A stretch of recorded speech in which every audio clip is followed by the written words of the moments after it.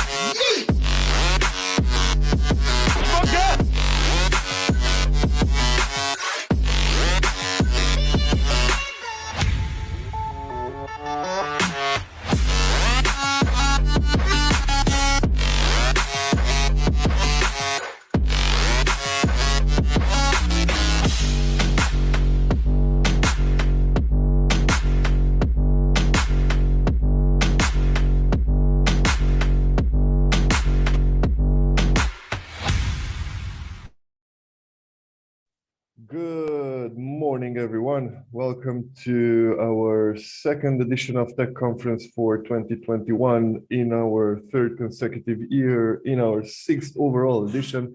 Welcome everybody. I'm really happy to see that at least on YouTube we have close to 300 spectators right now. So we're starting in really hot. I'm going to pass over the virtual microphone to the co-founder of Hipther agency, our manager Zoltan, who's gonna give you all a really warm welcome speech. Good morning, Zoltan.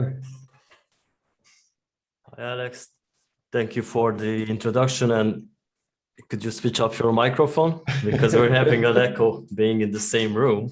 So I would like to first congratulate you for this awesome speaker lineup that you created for this special edition of Tech Conference. Most of you who know me already know that I don't like giving welcome speeches. However, today I prepared something very special because you know I'm fanatic about the utopia and dystopia theory. So I just want to share with you something to kickstart a tech conference, which in our current era is very important. So in a study from 1978, which was titled Utopia and Science Fiction by Raymond Williams, there are some very interesting points which were raised. So if we analyze the fictions that have been grouped as utopian, we can distinguish four types, as you know. So A is the paradise, in which a happier life is described as a simply existing elsewhere. B, the externally altered world, in which a new kind of life has been made possible by unlooked for natural event. And C, the will transformation in which a new kind of life has been achieved by human effort. And D, the technological transformation in which a new kind of life has been made possible by technical discovery. So you may think that we are at D right now, because due to the pandemic and all those technological push that has been going on lately, not to mention the consciousness growth of people generally, but there are some dangers, and with everything there is also negative effects. So each type of utopian distinguishment has a negative side, which commonly is expressed as dystopia. So let's go with A, where in utopia it was a paradise. In dystopia it's the hell, in which a more branched kind of life is described as existing elsewhere. B, the externally altered world, in which a new but less happy kind of life has been brought about by unlooked for and uncontrollable natural event. C, the willed transformation in which a new but less happy kind of life has been brought about social degeneration by the emergence or re-emergence of harmful kind of social order, or by unforeseen yet disastrous consequences of an effort at social improvement. And D, the technological transformation in which the conditions of life have been worsened by technical development. So Raymond Williams also summed up all this beautifully by saying that it is tempting to extend both categories until they are loosely identical. And it is true that the presentation of otherness appears to link them as the modes of desire or warning, in which a crucial emphasis is obtained by the element of discontinuity from ordinary realism. So nowadays, we must accept the fact that there are always two sides to every story, and we must not discredit critical thinking. Otherwise, we will all end up going one way, in one direction, and that might be governed by personal interest or wrong decisions. So we will have lots of founders, company founders speaking here in the next 2 days, and business development managers. So first thing that we need to consider is that when creating technology or services, you should ask yourself, do we really need another software or form of software that shows us what type of potato you are, or stuff like that? Or are you doing more harm because you may contribute to the increase of social anxiety or increase of mobile device usage, which has been now proven to link directly to some medical problems? This is also a problem of our society. And so there is a very thin line between utopia and dystopia, if you can draw your own conclusion about what I said earlier. So maybe some of the technology that was created over the past years have created so much harm that it cannot be fixed. Among this, you may also find social media addiction, cyberbullying, fake news distribution, manipulation, surveillance, even by official sources. So are we heading in the right direction? Can we fix this? I'm sure that we can, and I'm sure that with open hearts and minds, we can all contribute to a better future and somehow going in that thin line between utopia and dystopia. So I invite you to join us here today and tomorrow and engage in the productive discussions, which were now drawn up by my colleague. I really like this step that we have taken, that I'm not personally involved in creating all the programs. So I'm happy to have a little elf with me here in the room. So I will not take this any longer, and I will give the virtual microphone back to Alex to kickstart the first panel. Thank you. Thank you very much, Zoltan. This is quite the food for thought. So for the first hour in the morning, it's really some sensitive stuff we're talking about here. But I think that what better way to talk about the bridge between utopia and dystopia? What better way than art? So let's just dive in the first panel of the day, where we're talking about virtual reality in culture and arts, how to modernly approach the classics. So I'm going to give a very short introduction, or actually I'm gonna just let themselves introduce themselves. I'm gonna let my members have some words about their work, their history, their tendency to art and VR. And I'm gonna start over with Marko Savkovic. Please share a few words about yourself, about your work. Hi, can you guys hear me? Yeah. So yeah, my name is Marko. I'm working with HTC Vive and with HTC for 10 years now. I've been involved in the creation of many exciting devices over the years, and recently, finally, 5K capable VR devices, both standalone and PC VR. So it will be my pleasure here today to cover the aspects on how VR is finally ready for art. Great, great. Thank you very much, Marko. Andrea?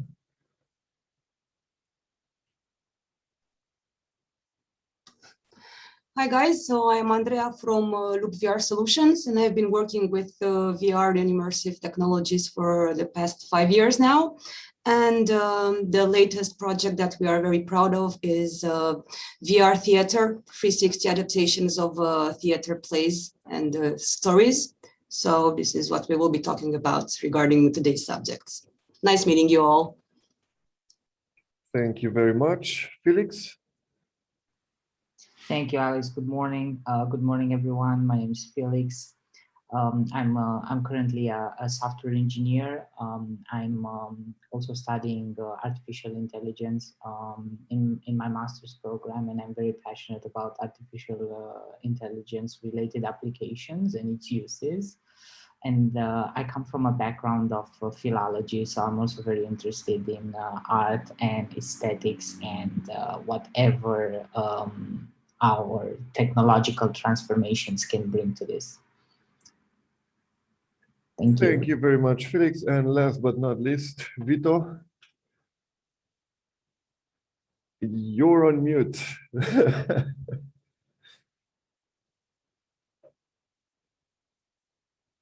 and you're still muted.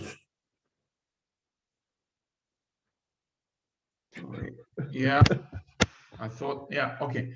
So, hi, everyone. My name is Vito Milivremovic. You can call me Vito. And I'm a CEO and a founder of VRL Art, which is a platform for galleries, artists, museums, collectors, universities to create and showcase virtual exhibitions. The platform works on the web, but also in VR. And we are now closely collaborating with HTC on the release of the new headset. And we are very actually happy that we have a 5K resolution headset. So Marco, cheers to you and to your company. So anyway, our platform is imagined as a metaverse of galleries and museums where people come in. And what you see behind me is a screenshot from one of our virtual exhibitions. This is not a photo. This is a rendering, real-time rendering of one of the galleries in one of the exhibitions that we have. So. Okay, thank you. Vito, I kept you as the last one to get to talk about yourself because I want to kickstart the discussion with you, considering your background and your expertise. Tell us a little bit on what is the role of museums and galleries in social life, just as a whole, just as a general notion. And afterwards, we're going to dive into VR implications of this.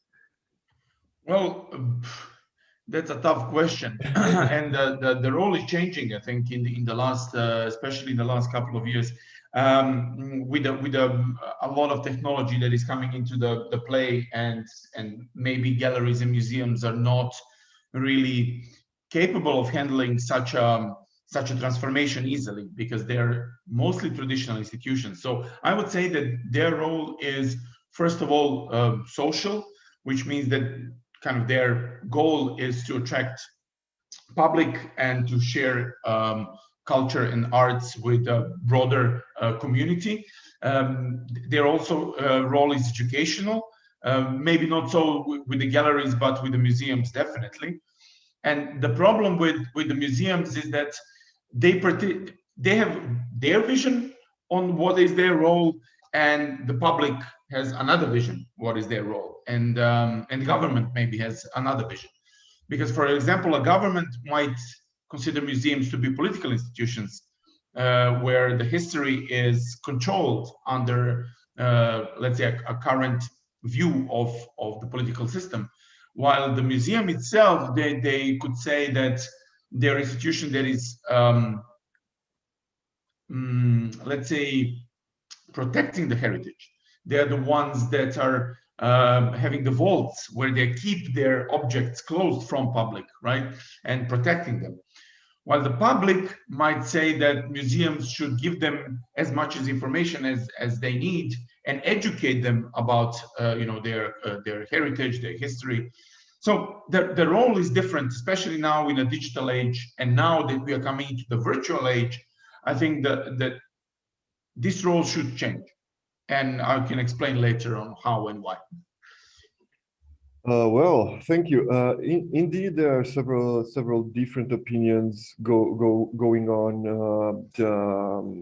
The view of the institutions themselves are 100% sure that it's different from the view that the general public has, and the view that tech enthusiasts like us have on this.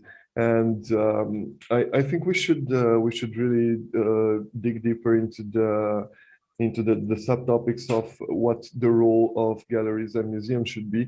And I think here Marco would be the best one to share a little bit more on what is the history of VR usage in the arts spectrum, so to say. So we are really curious to know how VR technology evolved over the years. What's better now? What's maybe worse now? And how is it compared to a few years ago? Yeah, well, the most important thing is that VR and AR and technology in general will not make museums obsolete. They will actually draw more people to physical museums. So there is no, let's say, danger for museums when it comes to technology. However, it can open up many new possibilities to showcase art pieces that really cannot be shown at all times, either due to security or weather. And at the same time, or crowds, I might add. Sorry. Yeah, or the huge crowds. So in the past, VR was a very expensive experiment. It was something that you could actually organize for a specific mini event. On the other hand, in the past few years, we did see an explosion of different solutions on the market, and now it is more accessible than ever. At the same time, we are seeing changes where those devices are not being only used for games. Of course, gaming is always breaking the barriers on the market. Whenever there is a new thing, whenever there is a new graphics card or anything else, the early adopters will actually push the technology through. However, now even the most conservative verticals like the pharmaceutical vertical or manufacturing and of course arts are now ready for this to become mainstream. We did our part when it comes to evolving and revolutionizing what the technology can do. So the latest devices that we launched 3 weeks ago, for instance, have sRGB color gamut, color accuracy, wider field of view than before, and they exist in a standalone and PCVR variants, which means that the experience can be fully untethered without any cables, and the level of comfort and hygiene can be maintained at the highest quality, being able to replace very quickly the face cushions and clean them, not only because of COVID or the pandemic in general, but simply because in order for everyone to feel safe and comfortable, those things need to function properly. So going back to the technology in arts, it's definitely there. We see a lot of really good examples on how physical can coexist with virtual, and how it's actually getting younger audience and maybe people who are not frequently going to museums all of a sudden drawing them back into the museums and galleries. Thank you very much, Marco. I think we skipped a little thing, and the best person to fill in the spots here would be Andrea. How is it how's the VR in relationship with theater? That's another whole different branch of art and culture. And if we had some input on the galleries, on the museums, I'm really curious to find out how's the relationship with VR based on someone working in the theater field. So. Well, as Marco said, we are developing more and more ways to get away from just the sole gaming industry regarding VR. So it's just the beginning. Like we like to say, so imagination is the only limit. Regarding theater, basically the sole problem is the mass adoption. So it's the only problem that we may have at the moment. Hence, the general public does not have access to VR headsets, but it's a good start to familiarize them, and maybe just start with standalone headsets or the simple ones where you place your phone. What we did so far is work with the theater directors and screen players and all sorts of writers to simply play with perspective, because when you switch the perspective of, you basically get the public and you place them into one character. So we place you right in the middle of the story. And this is why we have such an infinite playground regarding VR and 360 videos for the moment, because it's really expensive to create 3D environments from scratch. And, at least theaters in Romania don't have those budgets, but it's a very good way to start playing in this area. We have very reluctant people, you know, that are not very open to the idea because they are mostly afraid that VR will come and take over the live theater industry and everything. But it's just a complementary way to tell a story in a total different way. And I think that in a few years, everybody will be able to understand and actually get the idea that 360 videos and VR are just new media tools to tell stories in a whole different way. And it's very interesting what's happening by placing, you know, the public into one character and into the middle of the story. I see. So now that we have all this covered, let's jump in a quite the difficult question, and I'm going to address it directly to Felix, because we go way back, and I'm sure that if one of you has to throw knives at me, I'm sure Felix is going to do the best job. What's the difference between using VR to enhance the experience of users compared to the use of VR to enhance the experience of the institution itself? Yes, Alice, thank you.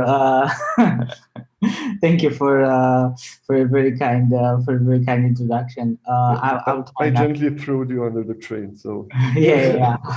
I'll try not to throw an axe at you. So let me if I can continue upon I think a very important idea that Andrea was mentioning before, which was that maybe some institutions are going to be afraid that the VR experiences will be replacing you know, traditional theater going, or even traditional museums or anything like that. And I think one important thing that we as tech enthusiasts should do, or have the responsibility to do, is to disseminate the idea that irregardless of the fact that you have a let's say a very powerful smartphone at your disposal that has millions of songs on it, you still go to concerts.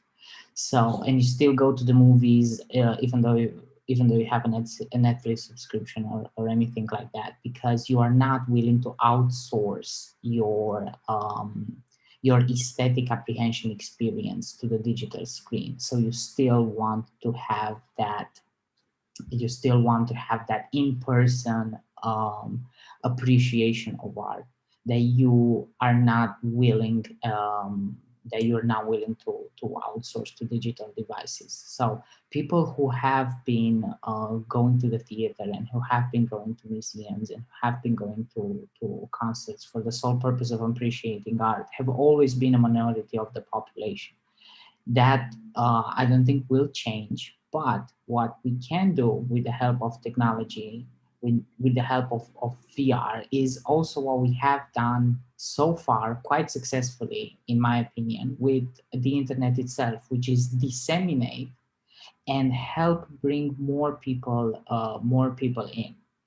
And now you can talk about also the difference between using VR to get into contact with existing traditional works of art, or using VR and using AR and using all of the technology that we have at our disposal to create completely new, let's say, digital native works of art, so works of art that are pertaining entirely to the digital field. And this is another discussion in itself, and maybe someday we can have a panel about that entirely. But but up until now, I think that we need to find public discourse that balances these ideas of disseminating on the one hand, and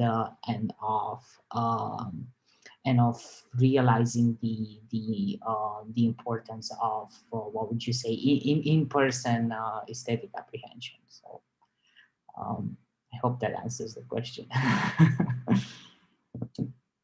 Well, it kind of does, Felix, and thank you for connecting things like this. Well, right now, I do have another thing on my mind, and I'm inviting you all to debate on this. Do you consider that we're talking about the times where we are living in, not the past, not the future? Do you think that VR technology and VR content should be used as a trailer or as an incentive to the real thing? Or do you consider that it would be best to have all content in VR as well? And if we are touching this question, I'm really curious to find out your opinions on, should there be any content that is VR only and not present in real life? So go ahead, please. I mean, this is already happening, you know, especially if there is a piece of art that cannot really be accessible throughout the whole year. So we already have situations where museums are basically showcasing certain pieces by constant, let's say, VR campaigns. At the same time, there is not really that many limits on what you can do. Finally, the good news with the technology at the moment is that we have more than a few rock-solid solutions. And more importantly, we all know that museums and galleries probably don't have their own IT departments, at least not the smaller ones. So it is extremely important to be able to remotely manage those devices. You know, what if you as a provider of a specific solution or as an artist that you basically get your art in a form of VR or AR to the museum, and you need to manage this somehow. So this is, let's say, the latest topic, the hot topic of the whole VR ecosystem, is how to effectively manage those devices and how to put the new content, how to maybe convert the VR device into a fixed purpose device, you know, use effectively the kiosk mode. How to swap batteries really quickly, how to clean the devices between many participants, you know, how to maybe create collocated multi-user experiences where many people need to enjoy art together. So those are all of the things that, fortunately for us, our ISV candidates and ISV companies are doing with various galleries and museums around the world. So it's already happening. I wouldn't, you know, we are not in a position to limit how those technologies will be used, and whether a museum will decide to use a particular application as a teaser and something else as a permanent installation. So it's really up to them. But for instance, the latest generation of devices can handle 8K 360 videos. So this is one aspect. The second one is a proper VR. Then you have augmented reality, augmented virtuality. Many options exist on the, I mean, not only for modern and digital art, but actually to be able to make classic art accessible to a wider audience. And finally, you know, whenever you go to a museum, it's almost always empty.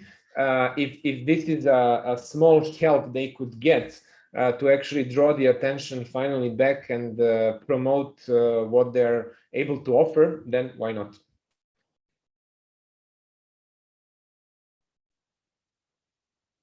Vito. Yeah. Yes, I was just about to unmute myself. So, considering your question, I had a thought that I want to share with you all on what is going on in our company when we are talking about VR and art. So, you know, our search engine optimization guys, when we are constructing the websites and talking about, you know, what is the name and the title of the page, how it's going to correlate with, how it's going to be connected with the Google search and etc. So they say, like, their most search terms for VR art, but we are not VR art company.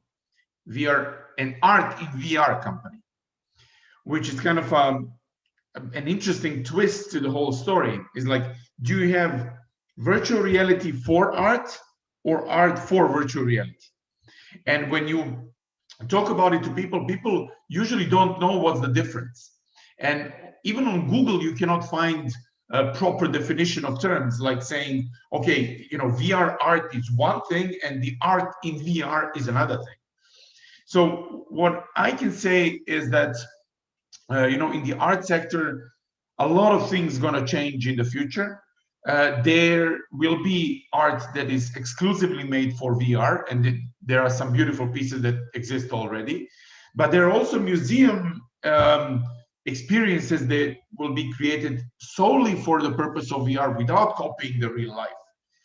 While still we need this connection with the real life, but as we start to experiment and as we start to grow our VR experiences, we will demand more things. We will demand better and more innovative ways to engage into VR. And have in mind that museum visit or a gallery visit is usually a pretty passive thing. So when you go to a museum, you are not interacting with the objects. You are not having, unless you have a guided tour, then you interact with the tour guide, but basically you're not interacting with the content itself. While in VR, what you can do is you can engage with the content. You can have a participating role in those storylines and these narratives that are created. So this is a completely new, I can say it's changing the future of arts and culture scene without museums and galleries knowing that actually the change is going to happen. And this is maybe one of the biggest problems, is that, as I said previously, museums and galleries are traditional institutions. You know, when we go to our, my partner and I went to Art Basel for the last couple of years before COVID, of course. And when we approach galleries and we want to talk to them about entering VR, they're like, yeah, you know, this is not for us, you know, or for example, the resolution is bad. We tried it once. This is not good, you know. You know what? Marco told you, we have 5K resolution now. Resolution is not a topic anymore. So it looks like a real thing.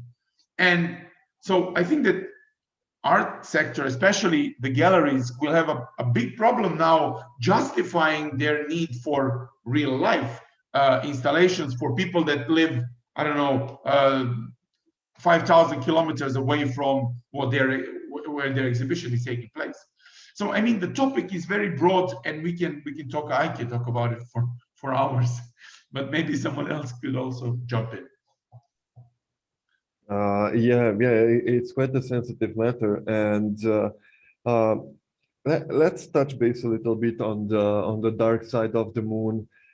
What do you think that are the most common fears or the most common disadvantages in using VR?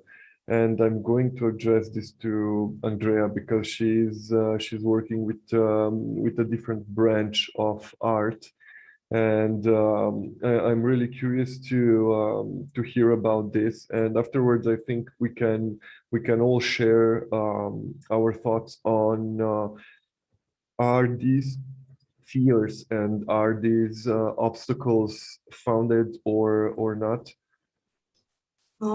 It's very interesting with the dark side and the bright side of the moon, because I will also be touching the earlier question that you asked about the VR trailers and experiences.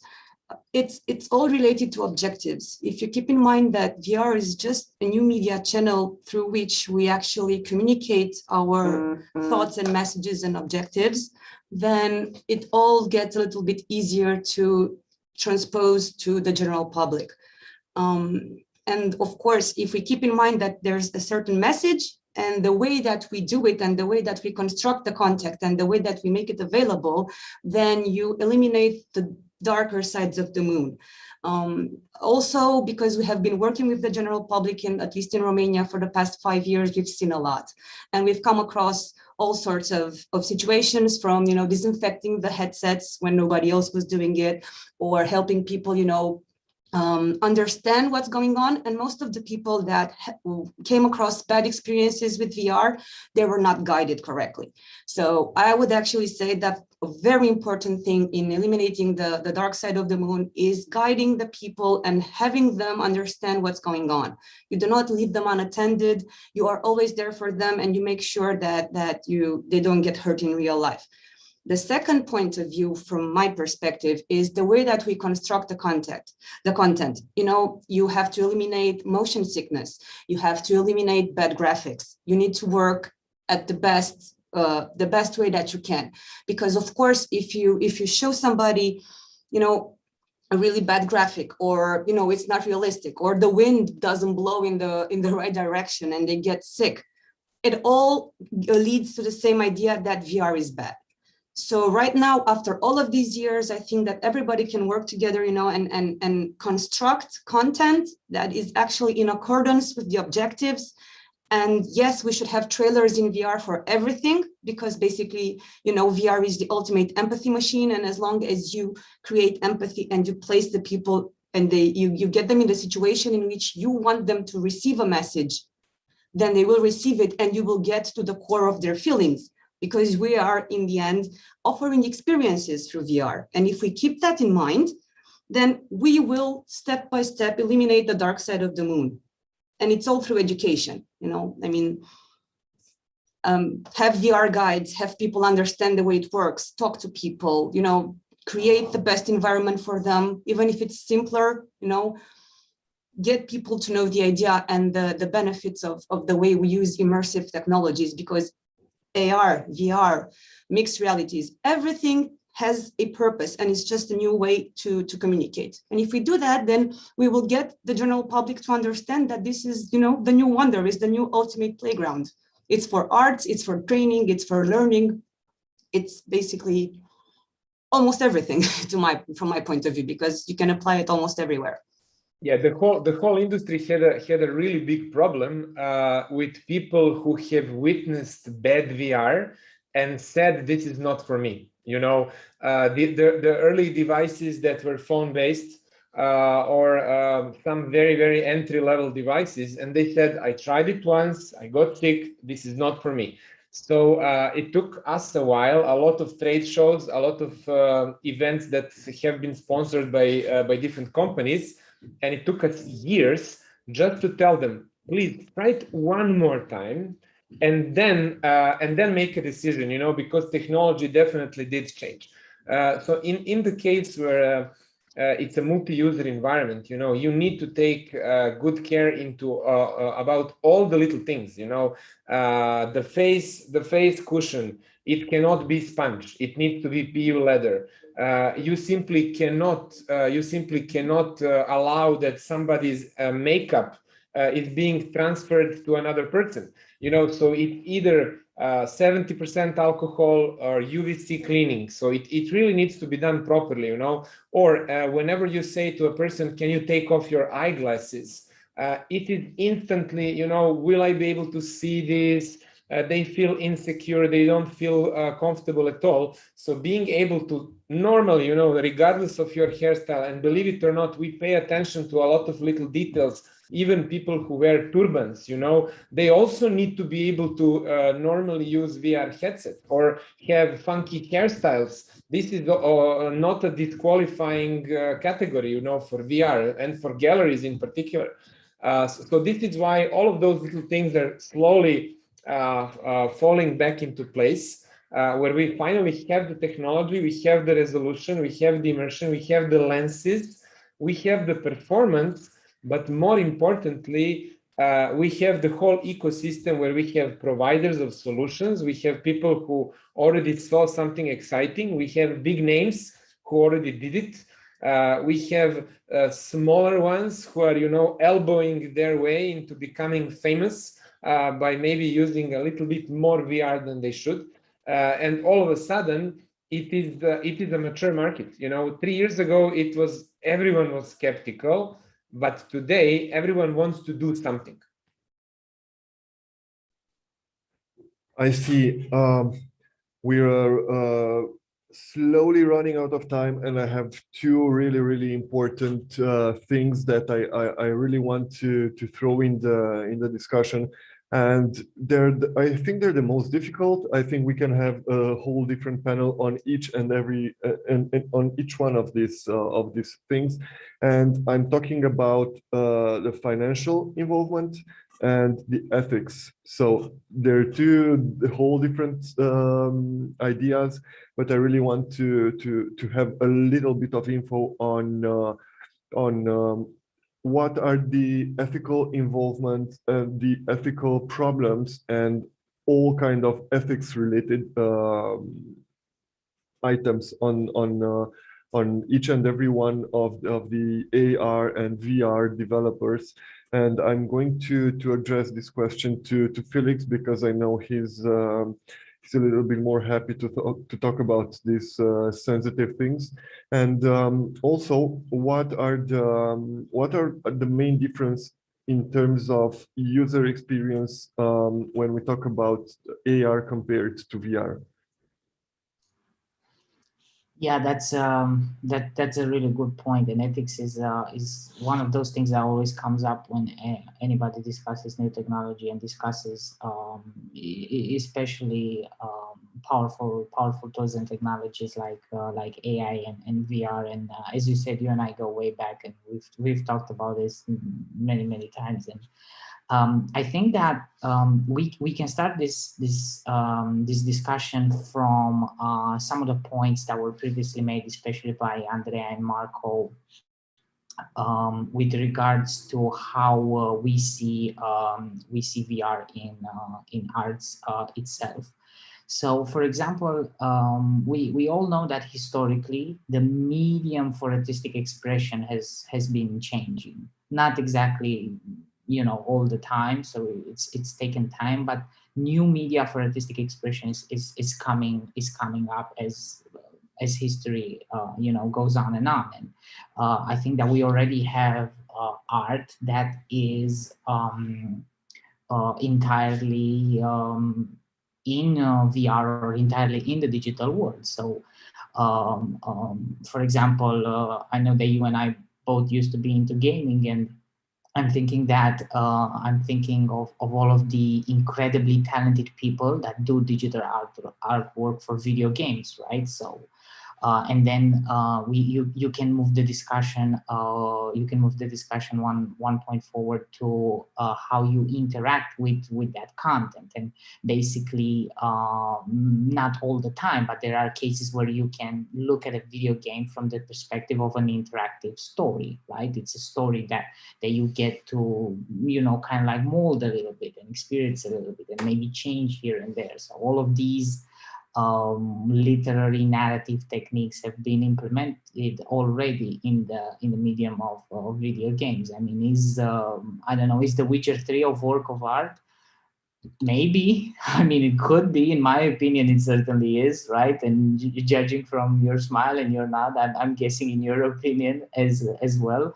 So that's for sure. Let me come back. Yeah, for sure. Thank you. So let's come back now to your question of ethics, right? You can look at this again. You can look at this at least two main ways. One is how you use the tool, and by the tool I mean, what are you hoping, as Andrea mentioned, what are you hoping to achieve with the headsets? What are you hoping to achieve with the software, with the VR technology, and so on? In which case, then yes, we can have a discussion about the ethics of how we use the tool, which is the same discussion we're having about the ethics of how to use any tool. But then you can look at it strictly from the perspective of the artwork itself. And I think at that point we should, my answer is we should decouple the discussions. We should decouple the ideas of art and artwork from the ideas of ethics and morality, simply from the point of view that historically, politically, anytime we tried to couple the two, it ended up pretty badly. So that's that's not something I would encourage. I mean, once you start about the ethics of artwork, then you start talking about degenerative art, and then you start impinging on people's freedoms, and we definitely don't want to go there. Yeah, that's pretty much my stance on this. Thanks for the insight, Felix. And I was talking about the financial involvement earlier, and this is the last thing that I want to discuss with you guys on this subject, just because time is pressing us, because all that we've talked about in here could last for a couple of hours at least. When I'm thinking about the financial involvement, I'm actually thinking on considering that VR is not something that comes in handy for many countries, for many societies. Do you think that for a smaller institution, if we compare the investment needed to create the VR content, or to create the VR medium for the spectators, compared to what financial benefits the VR can offer, do you think this is something sustainable when we're, especially when we're talking about smaller institutions? I think Marco, Vito, Andrea, well, basically, any one of you can jump into this one. Well, I think we could be talking about baby steps. I mean, you don't have to go big or go home. You can definitely start with baby steps. What we're doing is trying for smaller companies to maybe offer 360 VR, like, video production. It's a start. It's something that can, get the public used to the idea, or get the company to maybe touch their objectives, because once the objectives and the goals and the purposes of the content are met, then things will start going from there. It's a very uncertain question from my point of view, because it all depends on how you're doing it and the way you're serving it to the public. But baby steps would be my point of view in this case. Vito, I know that you are currently working on an actual gallery, on an actual product of VR usage in art. What's your point on the financial involvement? Well, we have there are different I'm not asking ways. numbers. I'm not asking numbers. No. I can give you numbers. No problem. Just ask. What we've constructed is a platform, which means that people come into it, they pay a monthly subscription fee, and they use it. So they can create their virtual exhibitions without the need to create their own virtual gallery. They can use pre-existing galleries that we have. The question here is if people want to create their own virtual spaces, or they want us to create that for them. So the prices are actually not that expensive. I think that the technology is now affordable, and I mean, we are talking about a couple of thousand of euros for a simple space, or maybe tens of thousands for very complex spaces of completely imaginary virtual museums. But we can have a pretty optimized processes where we can come into the real life gallery or real life museum, do a 3D scan, convert that into a virtual space, and then do the fine polishing of details, optimizing the models. So I think this is when you compare this to your regular renting of your gallery space in real life, or the expenses that you have in real life for having a gallery, this is not comparable. I mean, you cannot have a virtual space rented in real life, even in third world countries, for like 300 euros. This is impossible. And even if you get the space, it will not be huge. While in VR, you have a really big spaces where you can hang a lot of paintings, a lot of artworks in a completely, virtual gallery. So I think that people will start comparing these things. And what I believe will happen is, I mean, we haven't touched in the arts and culture space there is an elephant in this room. And this elephant is called NFTs. Okay, so NFTs, for the people that don't know, these are cryptographic tokens, which are usually called non-fungible tokens, used as a representation of the art pieces, so that people can trade and buy art in digital world. They sometimes represent the real art piece, sometimes they represent the digital art piece, but all together, this is a new concept that's been out there for years, but the art market just woke up from the dream that there is no digital space. So they ended up in a completely new reality where you can buy and trade art completely online on the blockchain. So anyway, why I'm talking about the elephant in the room is because when people, I mean, they already started using NFTs, but as we move the whole sector into the trade of NFTs, we are basically moving them into digital and virtual. So in that regard, the value of the virtual space will become bigger than the value of the real life space. Once you can compare the figures and numbers of sales that are happening in digital and virtual compared to your real life. We are not yet there, but the numbers are growing, and the value of digital art and trade of art in the digital space is growing. So, I mean, I can talk about that also for hours or days, but yeah, just pay attention to what is going on in the NFT sector.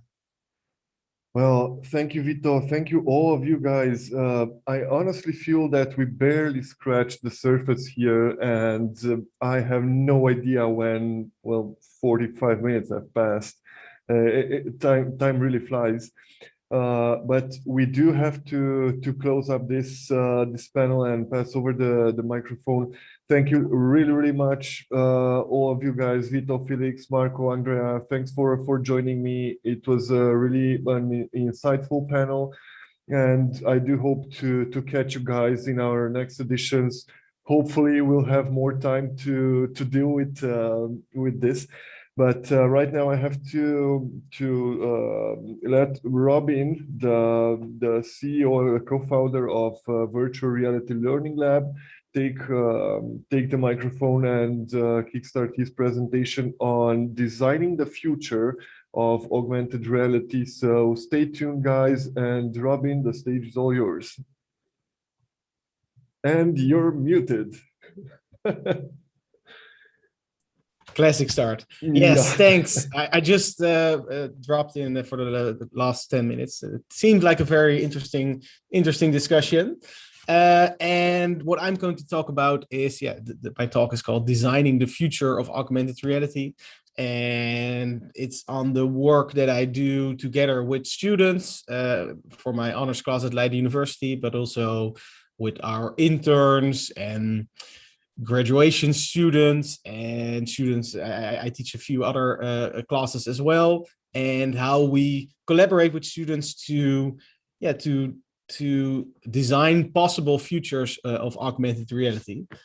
So let me share my screen.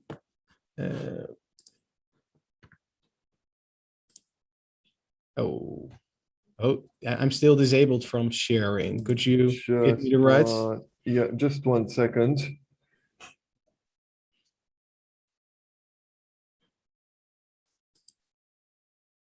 Yeah, so let me see.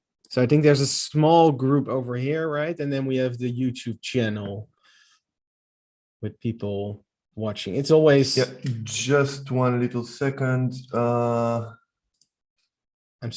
trying to get a feel of the people who are with me. It's always hard with these digital talks to get a feel from for who has joined in and what their background is. So hopefully I've prepared something that's interesting for you. Oh, Bagamiash. Yes, I think no.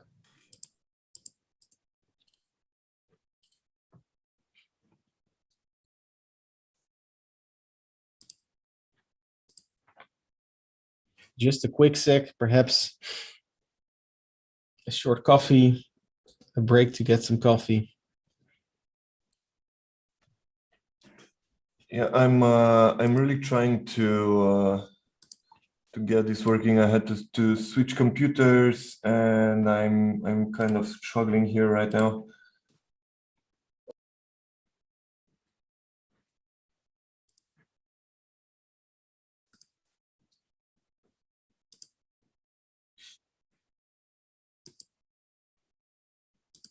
Usually it's in participants and then more, right? But you probably already tried it.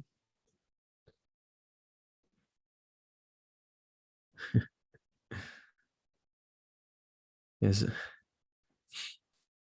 Alex has multiple personalities in this Zoom meeting, I think.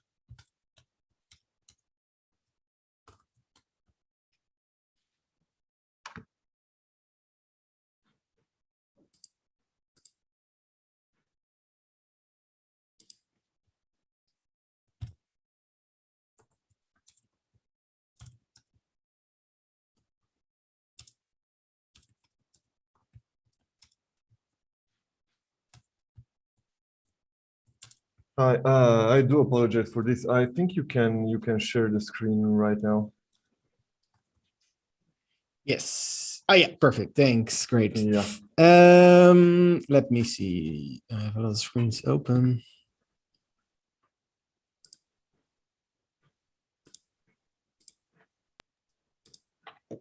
Yes. Okay.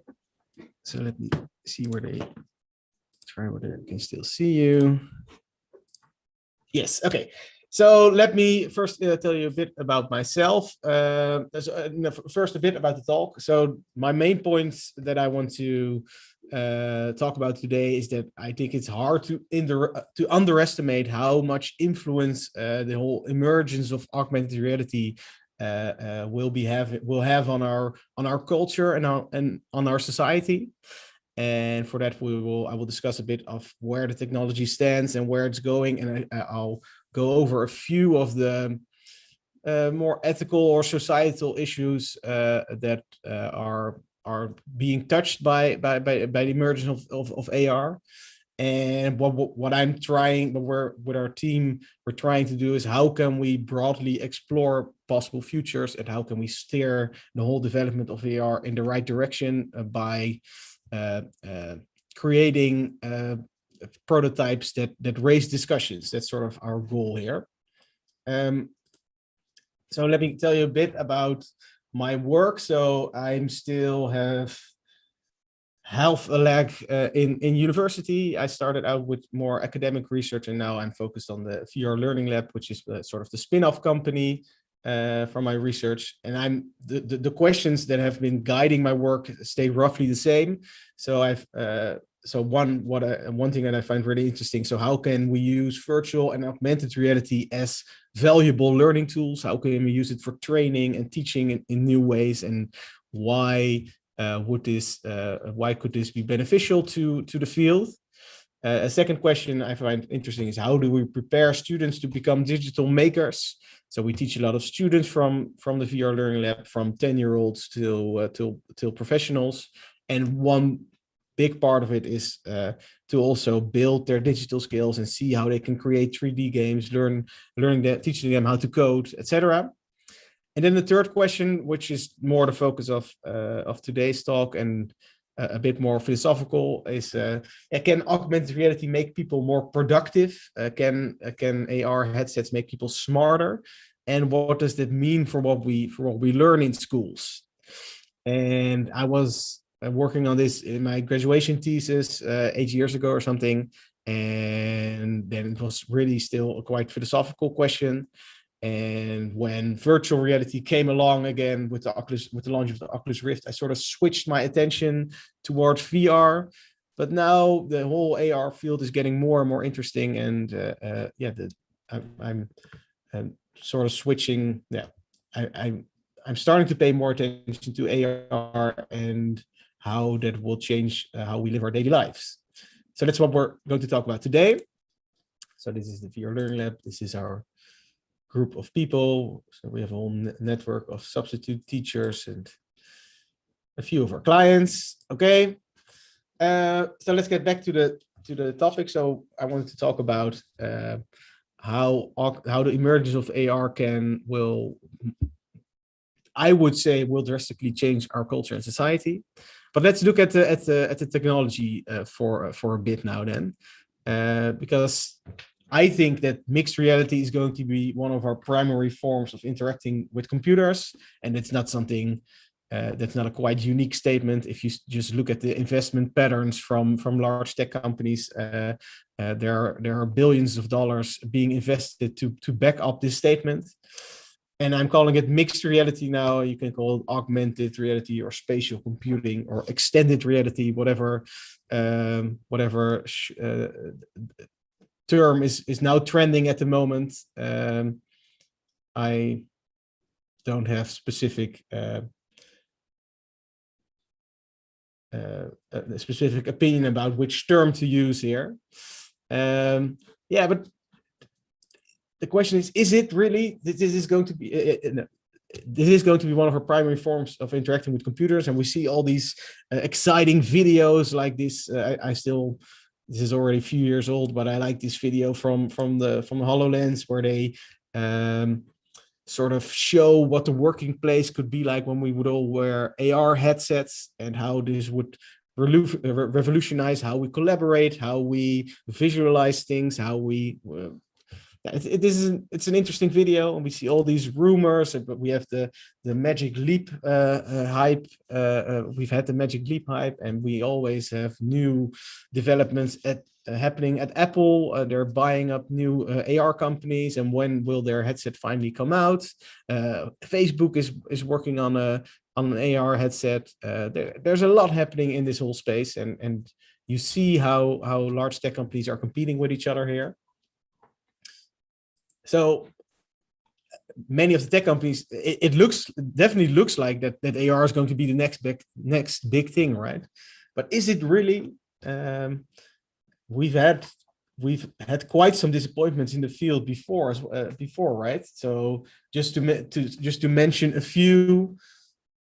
Let me see whether this chat question is important. It's for sure. Yes. So we've definitely had disappointments in the past. So Layer was a Dutch company who made. This is a video from 2009. I often show this to my students. Let me just skip through it. To reality with this new medium.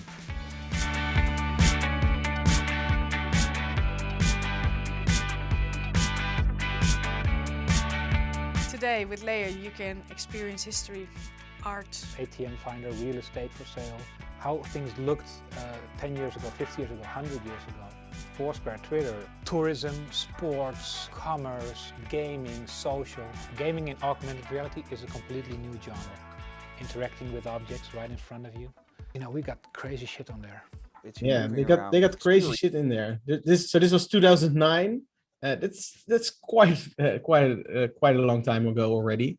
And yeah, the promises that were being made by tech company and by VC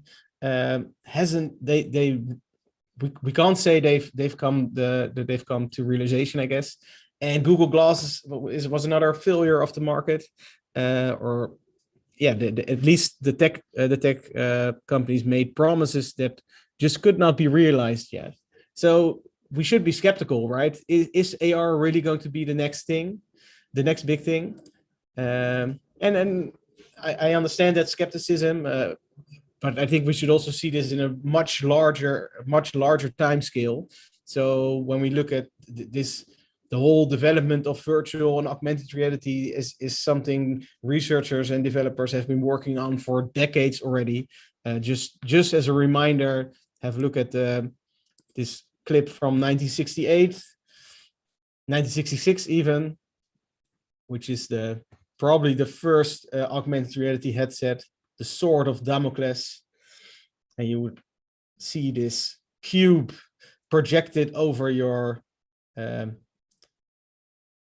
vision of the real world. So the first the videos demonstrating the first AR projects were still filmed in black and white, which sort of shows ironically how old this field is. And we should view these developments at a much larger time scale. And I think that it's quite clear that mixed reality is going to be one of our primary forms of interacting with computers. But when is a very big question, because 10 years ago, it was being promised that in 5 years, we will have AR headsets that can do this and this and this. And the promises, the promise of whatever might happen in 5 years is always tempting, but we should be really skeptical about when this revolution will actually happen. And it's a hard question. I think the most the opinion being shared the most, I think, is now in that we move to major adoption of AR headset in about 5 to 10 years, which is something I would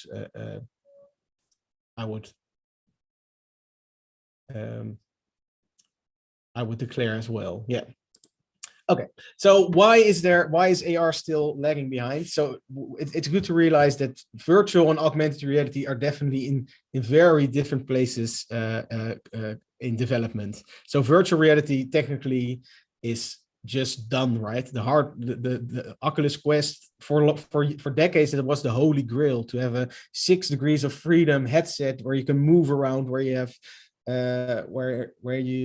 where you don't need a separate computer anymore, where you have controllers that you can use to pick things up, which is affordable for most people at €400, $400. So in the whole VR part of the spectrum of mixed reality, technology is not really the limiting factor anymore. There are different factors there, developing software cheaply, convincing people that it's actually worthwhile, and yeah, it's much more finding applications. It's much more a business challenge now to convince people to use VR for certain challenges. But in AR, that's a really different. That's in a really different phase, because there are tons of technological challenges still there. Some things work and some things work brilliantly, and other things just are definitely not there yet.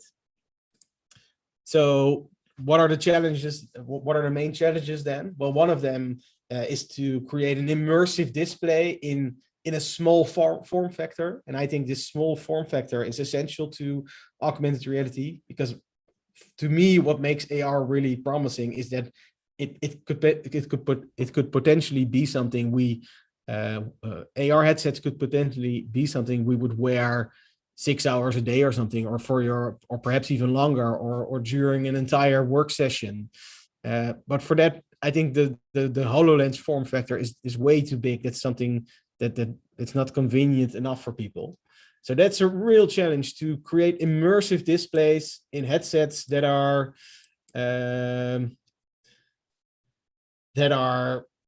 fashionable, that they are actually something you want to wear, that people want to wear, that have enough battery life, that can have an immersive enough experience. So Google Glass definitely wasn't there yet. It was a tiny screen at the top of your field of view. It had horrible battery. It was expensive. It was. I think they should also have hired a fashion designer to make it look to make it more stylish, I guess. But that's a real challenge, to create this immersive display with a small form factor. So that's the first big challenge. And the second big challenge is to actually sense the environment. And that's not one challenge, that's a whole range of challenges. And some of those challenges have been overcome in the past decades, and some of them definitely haven't yet. So as this XKCD sort of illustrates, it's sometimes very hard to distinguish between that. A client can suggest an app and say, yeah, is this doable, an augmented reality app? And you say, yeah, sure, it's a few hours of work, but they might then add an extra feature which makes it which would cost years of research to develop. Because sensing the environment for computers is just really hard, and this is something people are really good at, and we tend to forget how hard it is to teach a computer this. So a few of the patterns just to name a few patterns you can sense in the environment. You have QR codes, you have images, text, GPS. Those are all patterns. Those problems have been solved, and face recognition is pretty is a solved problem. Is a solved problem as well. But when you look at 3D objects, it's already a lot more difficult, right? So we have these AR applications on your phone. You have now which all make use of either ARKit or Google's alternative. And they can recognize surfaces in the area, and they can sort of make sense of a wall. But when you start looking at paper cups, or perhaps even glasses or vases or strange objects, it becomes a lot harder to map those in the room and actually recognize what it is in real time. That's full of unsolved problems. And this is essential because to me, sensing the environment is essential for augmented reality applications, because to me, what makes an AR app valuable is to have a meaningful relationship between the virtual and the real. And for that, you need to sense the environment. Okay, let's move a bit faster to it. And so one of the main technical challenges now, and the challenge where people say, if whoever, which company has the best technology here owns the space, is something called the AR cloud, can be conceived as a more detailed GPS location, where your phone or your device, AR headset, knows exactly where it is at every time, and you need an enormous database of the world for that. So matching the camera and sensor input to the world, to this AR cloud, that's a huge technical challenge. But that allows for so much opportunities for multiplayer experiences. You can use the whole world as your sort of scaffolding for all sorts of information, and we will see we can. Seeing the companies who invest in this space, we will see social media equivalents on the real world. So you can follow channels which leave behind different items in the world, which only you can see if you follow them. It's a very exciting development. So that's a very important technological challenge there still is. But this is a technological challenge that's going to be solved in the next few years. You already see local versions of this, where they scan the whole streets of a part, where they scan the streets of a part of a city, where this whole AR cloud functionality actually works. And so we are definitely, I think we're on the brink of a lot of developments in the whole AR space. And as I mentioned earlier, this is really going to affect our culture and society quite drastically. And what I like to do with students is think about this future, and also design prototypes to explore possible futures, because the future is not something passive that happens to us. We all create the future, right? So let me go to a few. I selected 3 cases which I think are interesting, are philosophically interesting. So one is what kind of effects will AR have on public space? So we saw previews of this with Pokemon Go, with squares being crowded with people who, because a rare Pokemon was in the area. Yeah, would we see this a lot more in the future? Can you just host a gaming event in any public space? Can you freely do this? Are there laws against this? Should there be laws? Should we allow this? Should we stimulate this? Should we prepare public space for these kinds of events? I think that's an interesting. Those are interesting questions to think about. And what I think is really interesting, so how do we design AR? Is it going to be a continuous distraction? Is it going to be similar to how smartphones are designed, with notifications continuously pushing us away from whatever it is that we're doing? Yeah, the smartphones have become a battleground for our attention. And even smartwatches, people mainly use smartwatches for notifications as well, to even draw your attention away in an even more intrusive way. I don't. Is that really what we want with augmented reality? I definitely would say no, and I think we should try to support the user in the situation they are in at this moment, not distract them from it. So you have all these. I teach students about user UX.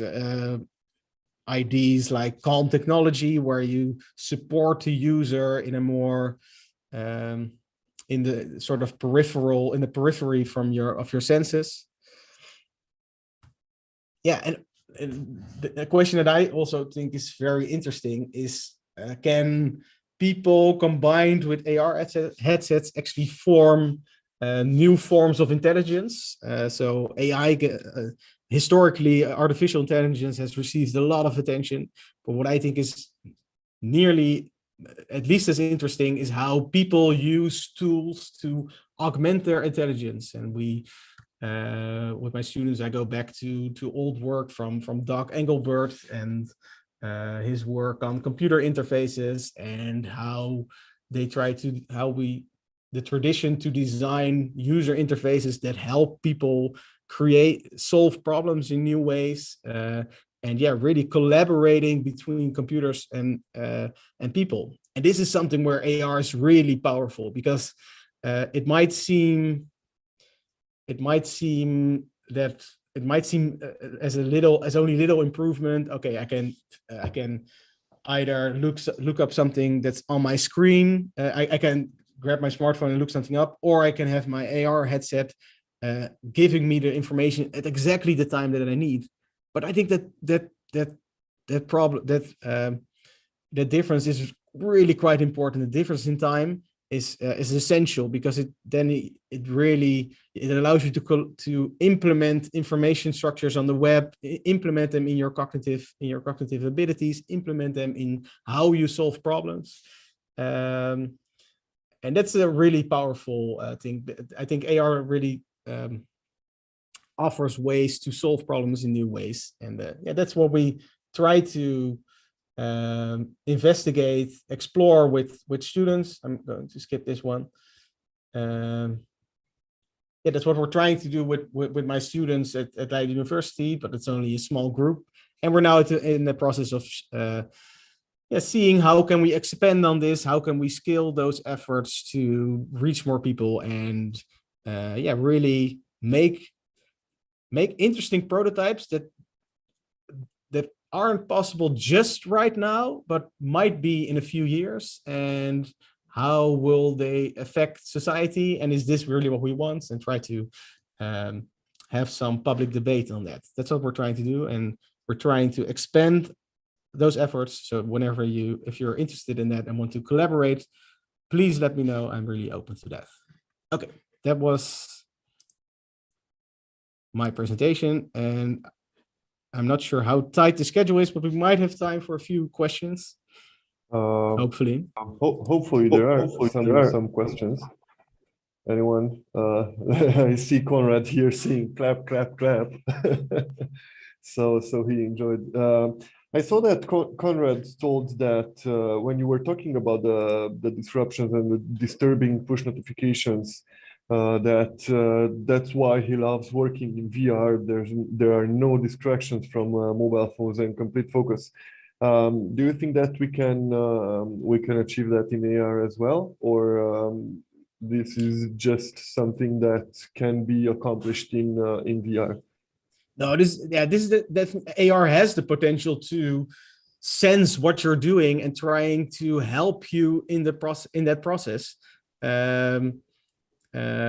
But we are fighting with the whole business model of just of disturbing what you're doing and actually giving you ads to grab. The whole attention grabbing model is a business model we continuously have to fight, and I hope that the general public will not have AR headsets, will not be wearing AR headsets in a few years, which are continuously disturbing them. So that's really tough to because that business model just works, right? So we have to sort of protect users from that by making good design decisions. But yeah, I'm not in charge there. The only thing we can do is sort of show that the possible future, show the outcomes of a design choice by making notifications standard in your AR headset. What kind of behavior will that result in? Yeah, I see. So thank you very much, Robin, for your presentation. You touched base on some really sensitive matters from my point of view, and I'm sure that our spectators are feeling pretty much the same. There are some things that we have to take in consideration when we talk about the direction that both AR and VR mediums are going right now. But unfortunately, we will have to have another talk on this subject. Right now, we are heading to the FinTech panel. We are having Stefania here with us, who's going to moderate this huge panel.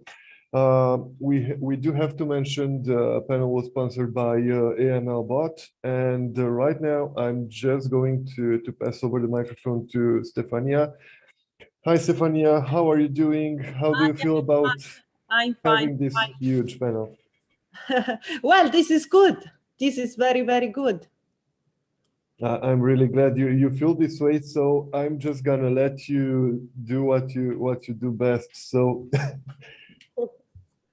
Right. So thank you so much. And I mean, it's amazing that we have got a big panel and we can discuss in depth how the banking sector and the fintech space is evolving. So because we have got so many speakers, I think the best way will be for each of them to introduce him or herself and about the company and why they think they have got an edge in the fintech space. If you can just keep it quite brief, so then we can go more into the question and discuss a little bit more about how the fintech space is evolving. So who wants to go first? May I try, if you wish? Go. I'm here representing Pewdify and IML Bot. First of all, we understand there's a huge opportunity related to with DeFi and with DeFi for neobanks. So a lot of banks are already working with crypto, and we are trying to make compliance for the banks as simple as possible. So that's what we do. Okay, very interesting. I'm sure that we are going to come back to how DeFi is working with banks and regulation as well. Nice to meet you, everybody. Okay, Kristaps. Hi everyone, I'm Kristaps from ConnectPay. So basically, we are an electronic money institution that focuses on the higher risk sector. We really do our best to focus as well on the customer experience for those B2B users that we onboard. What I mean by that is, so you have banks and neobanks that could be focusing on user experience, on the front end and so on, whereas we really devote a lot of skills and labor into kind of understanding the market and being able to provide the best service and as my colleague just said, it's the onboarding, the compliance factor that really is a necessity here. It's not the bells and whistles, but it's getting them access to the banking environment and make sure that it's lasting in the long term. Okay, very, very interesting. Eugene? Hello, everyone. Great panel. So I represent company Tap to Pay. So we provide payments inside the digital channels like social, messengers, and of course websites. And we as well can discuss a topic about the social commerce. Right now, this is a market that's growing about 31% a year. And it's 27, it's gonna reach about 600 billions. So really exciting. Yeah, wow. Simon? Yes, hi, Stefania. Pleasure to be here. Thanks for having me. It's great to have you. So, quick introduction about yourself and your company. Happy to do so as quick as possible. Simon Plunzer, partner at the law firm Plunzer Law. We are a Switzerland-based law firm specializing, among other fields, in technology and finance. And as you might have followed, in Switzerland, there are various initiatives in this field. So the regulator has just recently handed out licenses regarding banking, online banking and securities in the field of blockchain, for instance. So blockchain banks and neobanks are a hot and topical topic here. Thank you. Right, I'm gonna come back asking you about licensing and as the crypto space is evolving. So let's go in next. Conrad, do you want to jump in? Yep.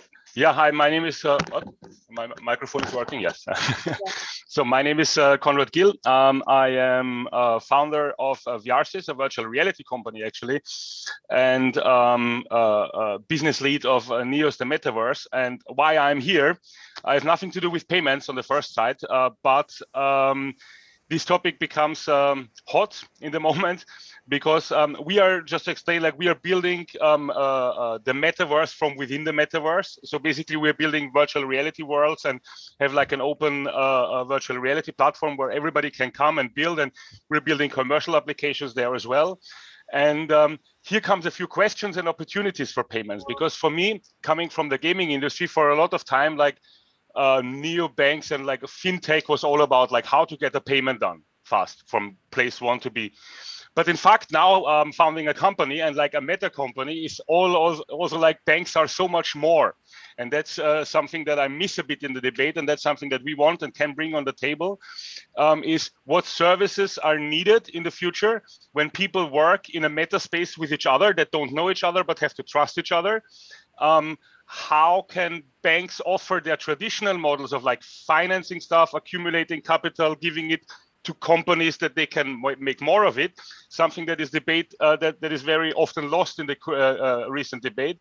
And in a moment, yeah, cryptocurrency somehow solves parts of these problems, but here again, that needs an interface, again, a payment company that can change that to like, I can buy a Coke or food or Fanta at the next grocery store.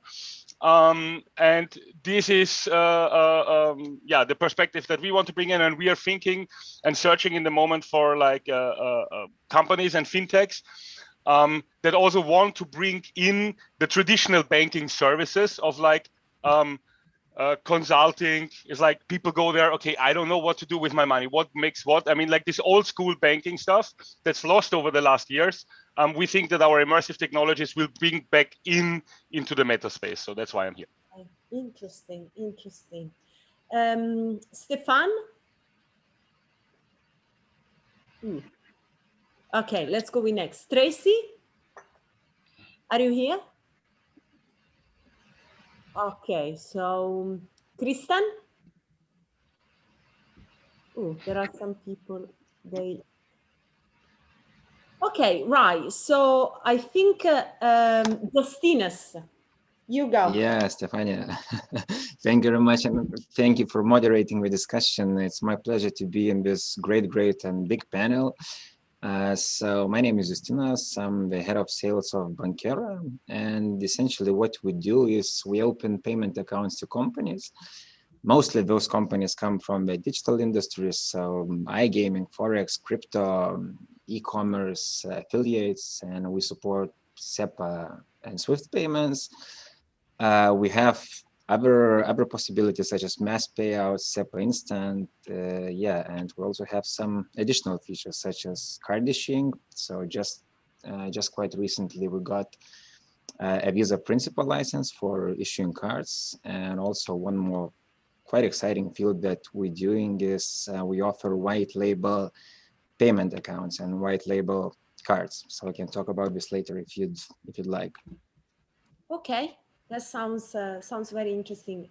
I think we introduce everybody. I can't see anybody else missing, so we can kick off with some question. Now, fintech space obviously is evolving, and the role of banking is kind of changing, but also is challenged by the emerging of cryptocurrency.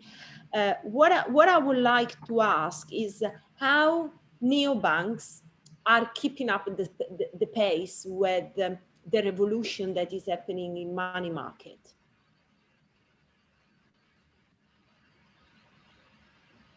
Does anybody want to jump in and comment?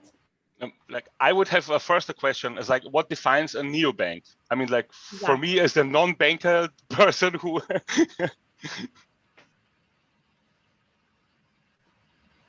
I'll jump in then to Conrad's question. What is a neobank?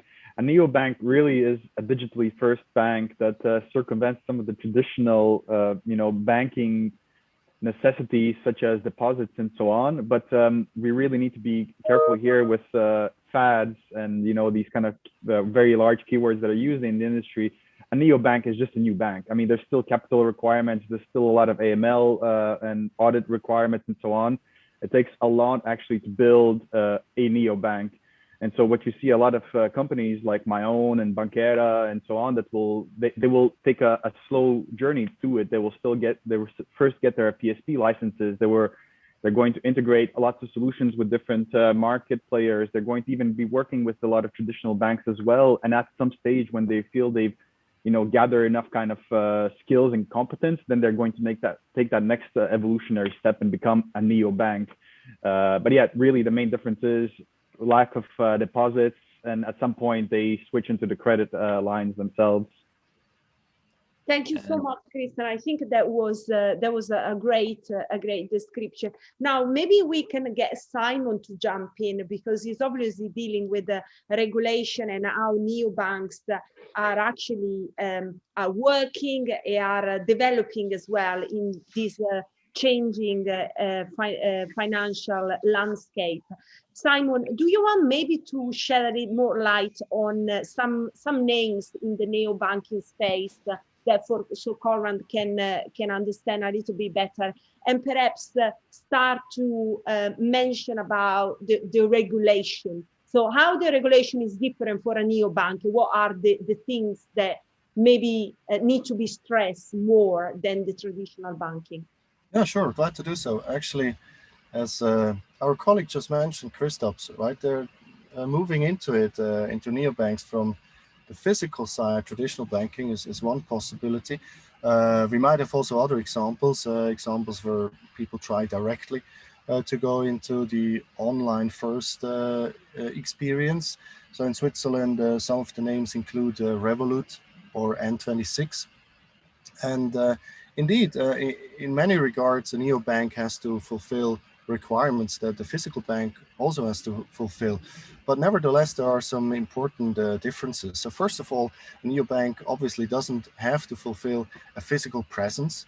So one of the typical aspects that traditional banks usually have with a network of branches. So a neobank typically doesn't have to fulfill that. A neobank is typically also allowed to accept public deposits that can be fairly high. And of course, the regulations will vary from one place to another, but what certainly can be added to say is that the offering of neobanks, depending on the jurisdiction, may be limited. So in some jurisdictions, this could be limited to, what we could call checking and savings accounts, depending on the regulation again. So they may not be permitted to have as broad a portfolio as traditional banks. That's one aspect. What I can also tell you, under a new FinTech license in Switzerland, a bank can have up to 100 million of public deposits, but it cannot invest these funds, and it cannot offer interests on these funds.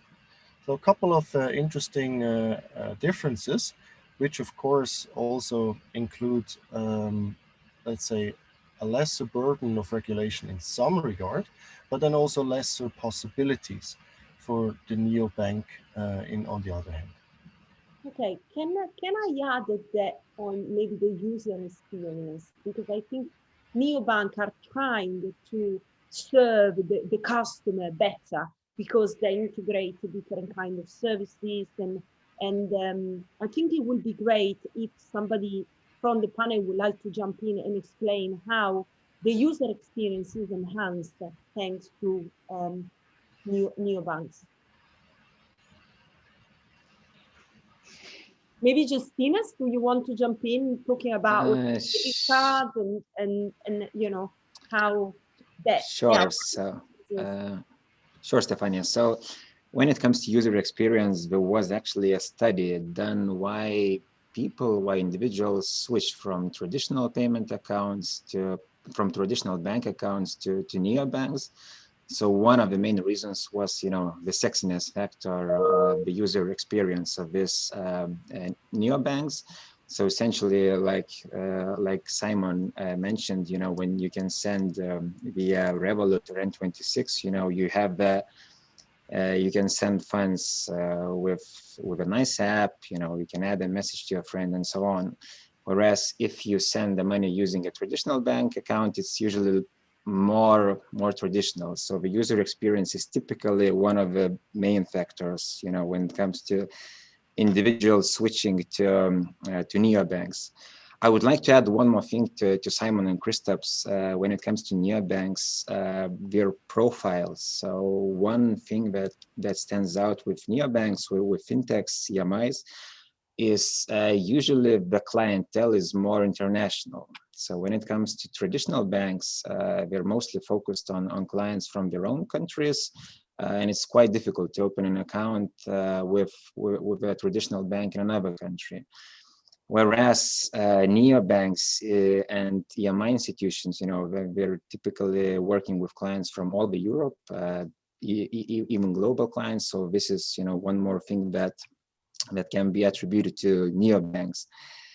And also, I would say the client size is a little bit smaller when it comes to traditional banks, because the traditional banks, they can serve from very small individuals to the largest corporations. Whereas when it comes to neobanks, they're typically smaller and medium enterprise oriented. So sorry for the deviation. I know the question was about the user experience, but just wanted to add those couple points. I think that Justinas was very important, because basically what you're saying is that neobanks are also more flexible and more open to innovation, even though they might have some limitation, but they are more, as I said, more flexible to jump into something new. Am I correct to say that?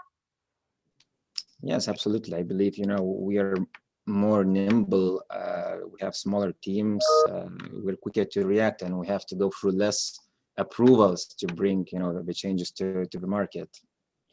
Saying less approval, it doesn't mean less regulation. Oh, not at all, not at all. We are very strictly regulated, so it's just I was talking more in terms of the organizational structure, that we're more flat oriented, we have less levels to get the decision released to the live environment. Okay, let's maybe open here the conversation about cryptocurrency and DeFi that Aaron mentioned at the beginning.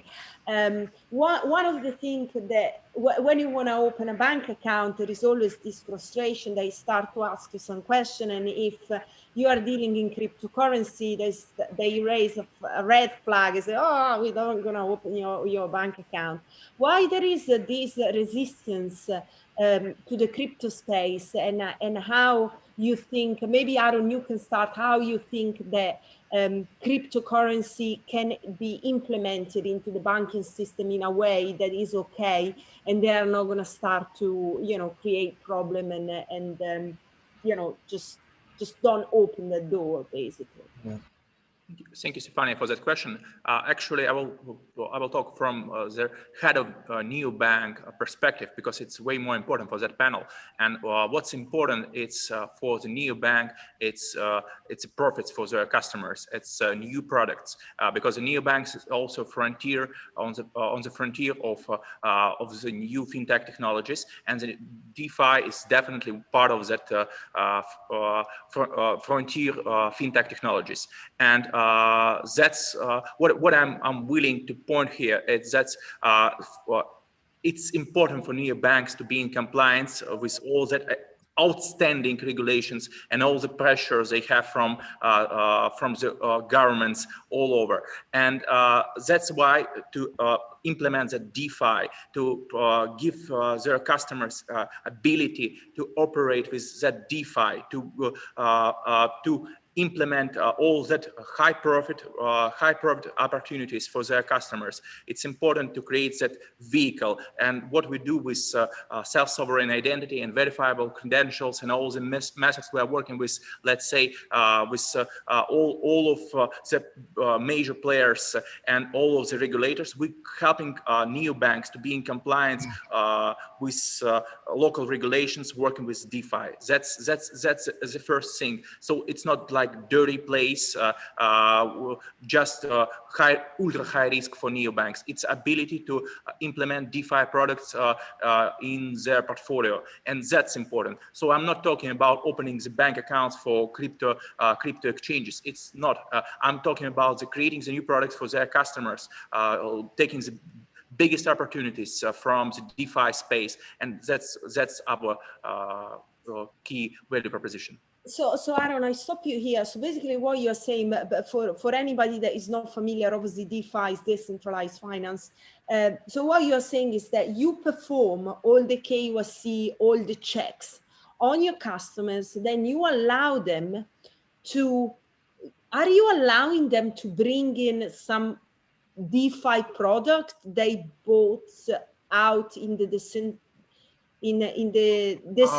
space, or do you offer them the services that, for instance, Uniswap is offering? Like no, we're not offering let's say Uniswap alike features. We're creating the vehicle or some let's say software technology that provides neobanks opportunity to screen all the cryptos they're working with, and also we're creating the vehicle for neobanks to implement that type of financial products. We create, let's say, ability to work with that financial instruments in compliance with local regulations. It's like it's very special, but it's not like they're playing with some dirty money. It's ability to definitely structure that instruments and implement it directly in their ABC systems. So you are basically creating decentralized instrument within the neobank, but giving them the assurance that you have checked all the people they are dealing with that. Yes, yes, and more than that. It's not easy to, let's say, explain everything in, let's say, in 10 seconds, but yes, its ability to work with all of that high profit instruments in compliance with necessary regulations for neobanks. And which neobanks are you in conversation, or you are? Actually, we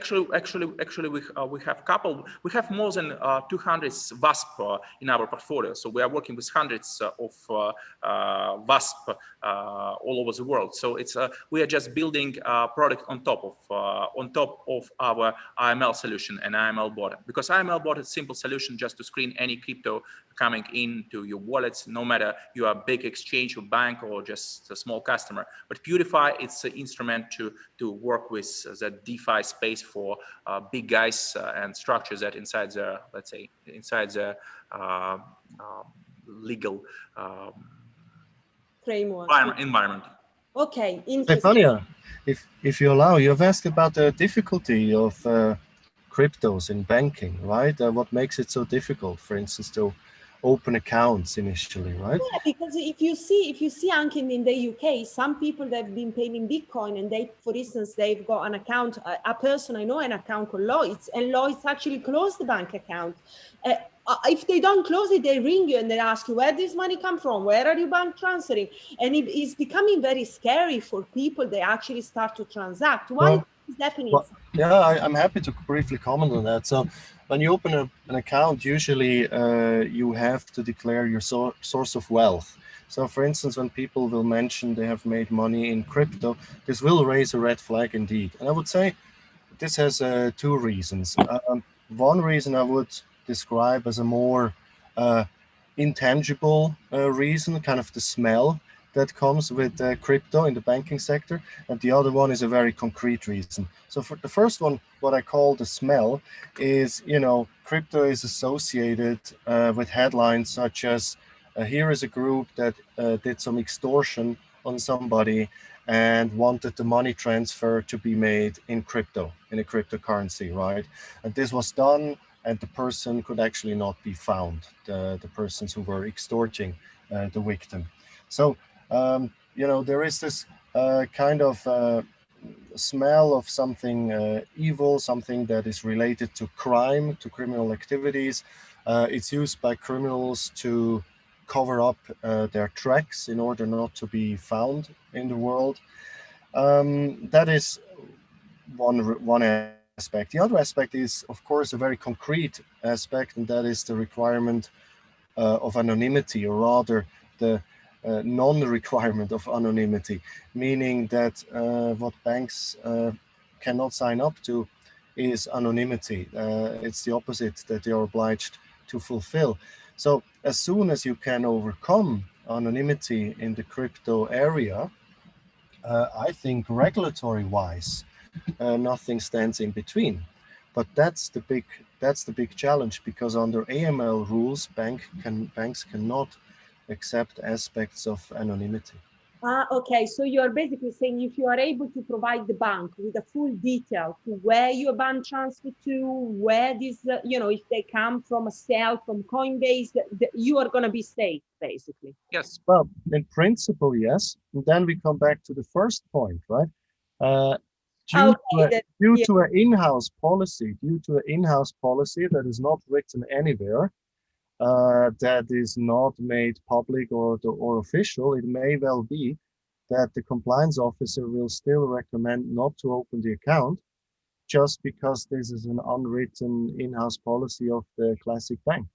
Yeah, but you know, this is kind of cutting out the banking system from the evolution of money, because crypto is here to stay. Okay, maybe it still have to develop more, but I think closing a door to crypto is just gonna it's just going to be very difficult.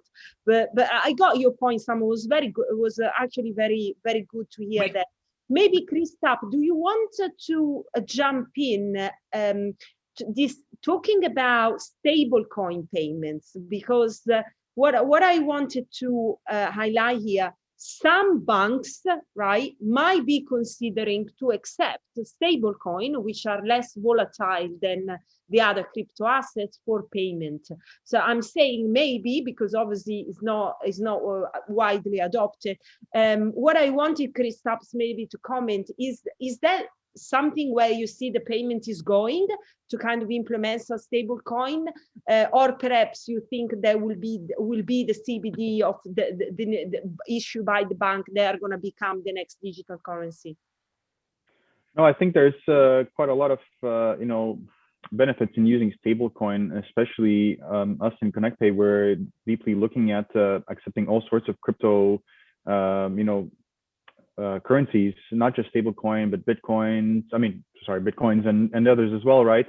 But there's a lot of challenges there because we are regulated by, the Bank of Lithuania, and I imagine this is happening as well with many other EMIs that are in our position. We need to thread a very thin needle here in what we kind of are happy to onboard ourselves, even though we think that we can understand the AML kind of backdrops of these companies. We do have a lot of paperwork, and some of these companies that do kind of do their invoicing and loads of stable coins, we can see where the funds are coming from, right? And we can with certainty almost say that we can trust this company, because in the end, that's what it is, right? That we can tell our auditors with the central bank that we know we've done our due diligence, we understand where these funds are coming from, where they're going. But then, for them to trust us or any other market player to this full extent, that's the tricky bit. And whatever happens in the sector, either with stable coins or other coins as well, we really need to make sure that the regulation follows there. And if the central bank is not going to be happy with this, you can forget about it. So that's where, CBDs might come in favor as well. So it's our kind of role with other players like Simon and Justinas and anyone else here is to kind of educate and work together with the central banks, either in Lithuania or in Switzerland or whatnot, to kind of make sure that we can all work with these things, because as you said, stablecoin is here to stay. Bitcoin is not going to go anywhere, and we just need to accept that fact and make it actually more usable. I'd like to draw some parallels with the gaming gambling world, the iGaming world. You can't just ban it, otherwise it's going to move into the shadows, and there's going to be a lot of complications around it. So what you've seen there is companies like Betson and others and ourselves working hand in hand with regulators, giving them an understanding and trying to shape the regulations and the policies has allowed us to move to an ecosystem where the risks are a lot less, and the payments are able to be tracked where they're coming from, and we can all agree that this is going to be, the policy is going forward. And I expect that it's going to be the same thing with stablecoin as well. Thank you. Eugene, do you have anything you want to add on the payment, crypto payment? Yeah, sure. We even did some tests early in 2017 and 18 to enable payments in our service, in a crypto especially. But in compare with like traditional payment methods, cards, national local payment methods, it was not super popular at that moment. And I'm not sure that it's gonna be popular like in this couple years in future. So maybe it's a really good asset for investment, for saving equity, but not currently in the payment industry because of commissions high and even very slow in terms of the transaction speed. So this is a real hard issues that not right now done really well in let's say for implementing for usual merchants, and for this reason we just close this. But we see that bigger players like PayPal and I heard like Square, they integrated supporting of crypto in USA. This is really good sign that technology will be developed much quicker, and this helps with the layer 2 transaction flow. It's gonna be much easier to implement in a production and for just usual people. Yeah. So, and really great then even card brands like MasterCard and Visa are trying to support this as well technology. So I believe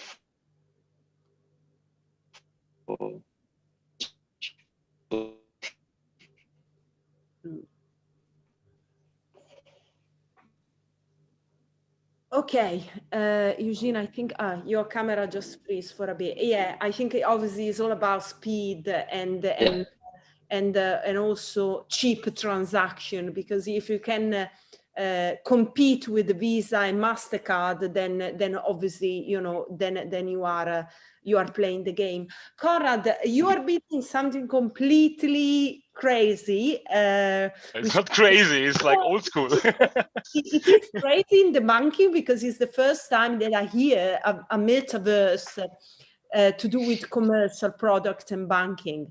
I heard about fashion metaverse, I heard about anything, but what you're doing is very pioneering.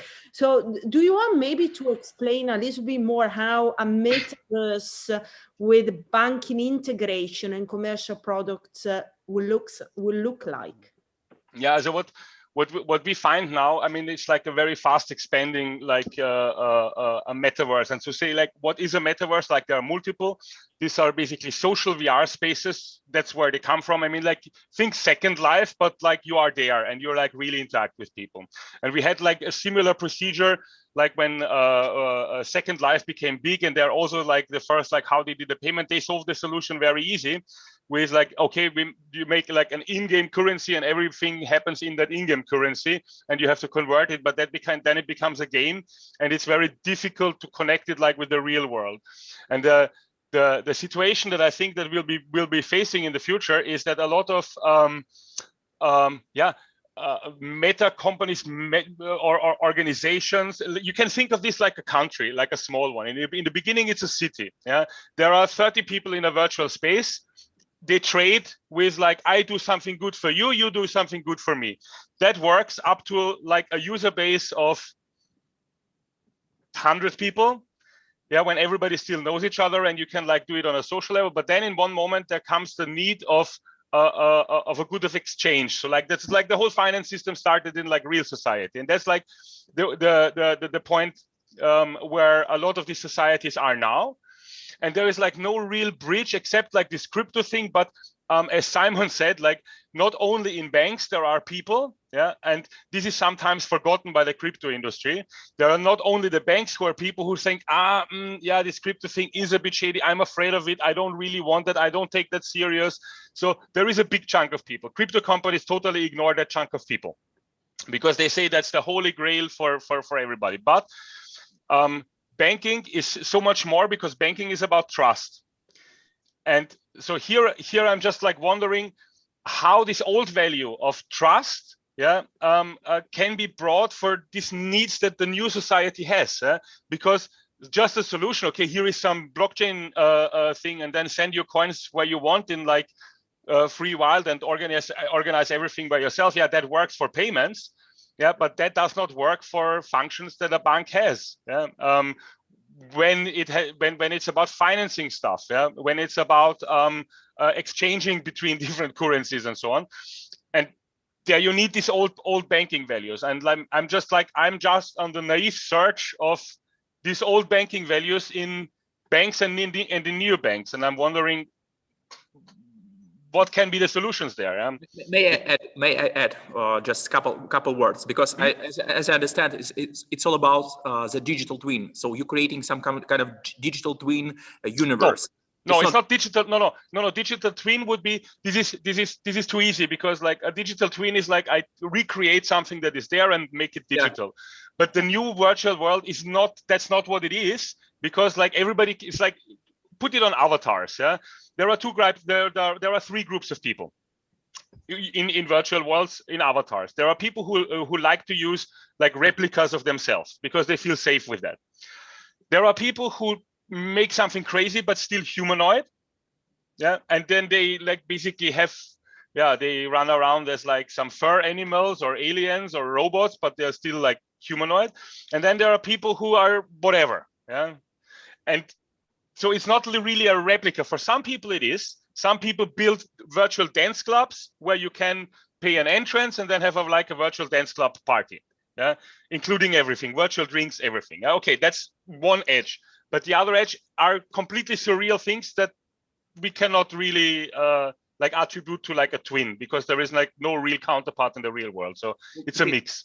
So you need some kind of decentralized reputation. I will send you beautiful book, but our answer is self-sovereign identity and verifiable credentials. So that's the future, how to implement the fintech in that type of virtual worlds. It's the easiest way to structure that type of relations, financial relations you need in that virtual reality. We're not selling our product right now. I'm just giving you the technology that could be plugged in and solve and create the bridge with regular world. It's answering your problem. But the question is, Coran, how different will be to, so it's basically the challenge is the integration of banking system or payment system within the metaverse. That's what you are looking at the moment. And a bit on this old values, because what we found out, let me compare that with gambling, because there is like very pure and very like clean, and it's very similar with banks and actually every service. So I think like we had before digitalization, as we call it, it was everything very physical and like based on the trust. So when I go to a bank like 30 years ago in a small village, I know my banker. I mean, like Simon can explain how old school Swiss banking works. Yeah, there you know somebody, you trust this person, he works for this bank, you have money, and then but it's all basically built on this human interaction and trust. Then came two things: digitalization and this Basel regulations, like my banker always said when he tells me that's not possible because then it's always Basel. Yeah. So there happened these two things, and the whole banking thing became like an inhuman, like anonymous thing. Yeah. And then you have like banks like N26 or like these things. Okay, they're doing banking as a service. Fine, you can have your account. Maybe you can buy some stock. You can inform yourself about the stock.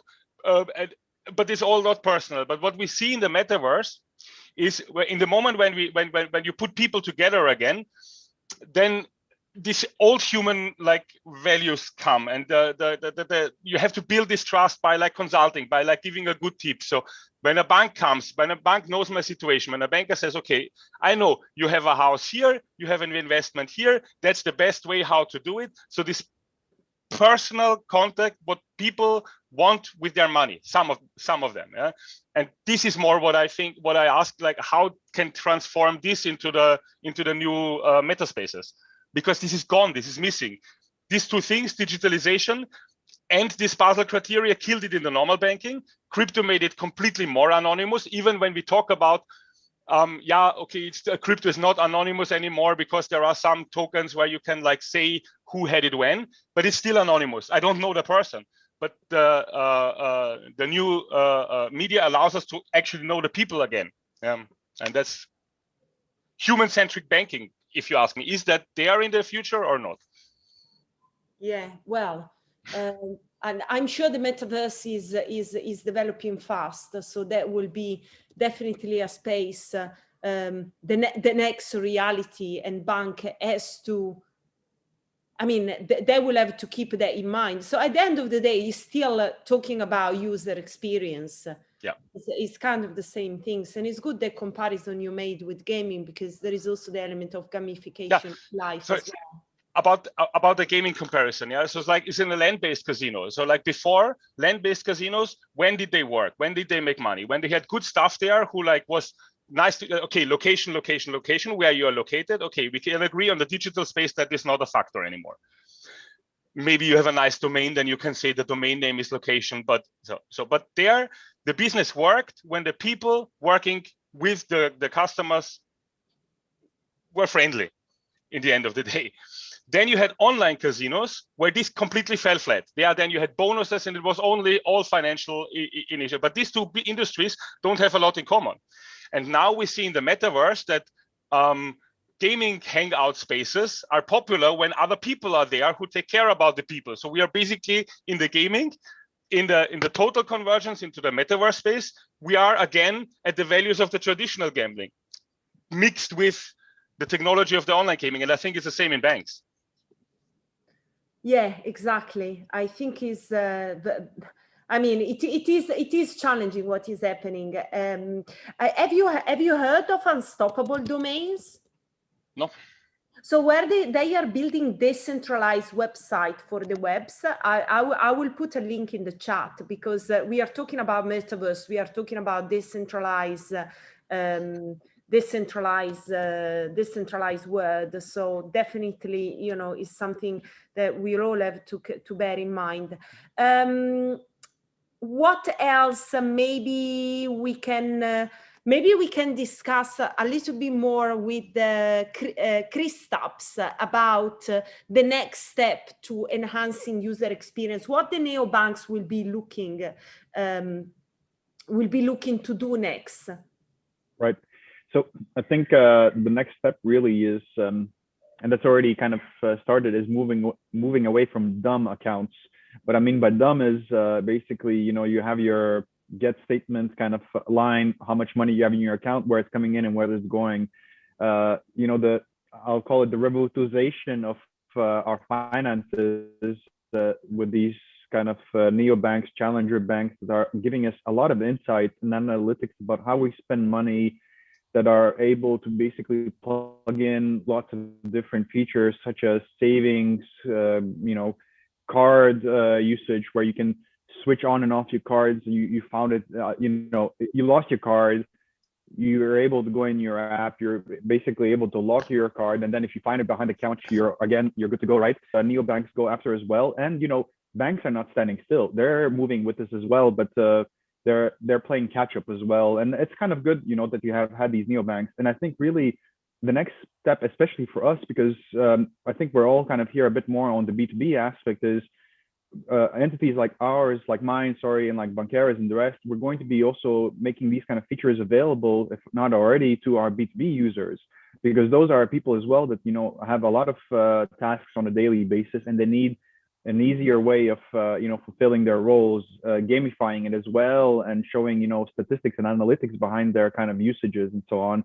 So I think really this is the next step, other than, you know, making the services acceptable to more underserved markets and so on, which is the traditional kind of field for neobanks. As Justina said, it's not anymore about, you know, your local, but it's already international. And especially when you're looking in our sector, this kind of financial nomads that are living in the US, that have businesses in Cyprus and that have staff in Malaysia, they need services, and that's where the neobanks are stepping in and being able to kind of answer to them.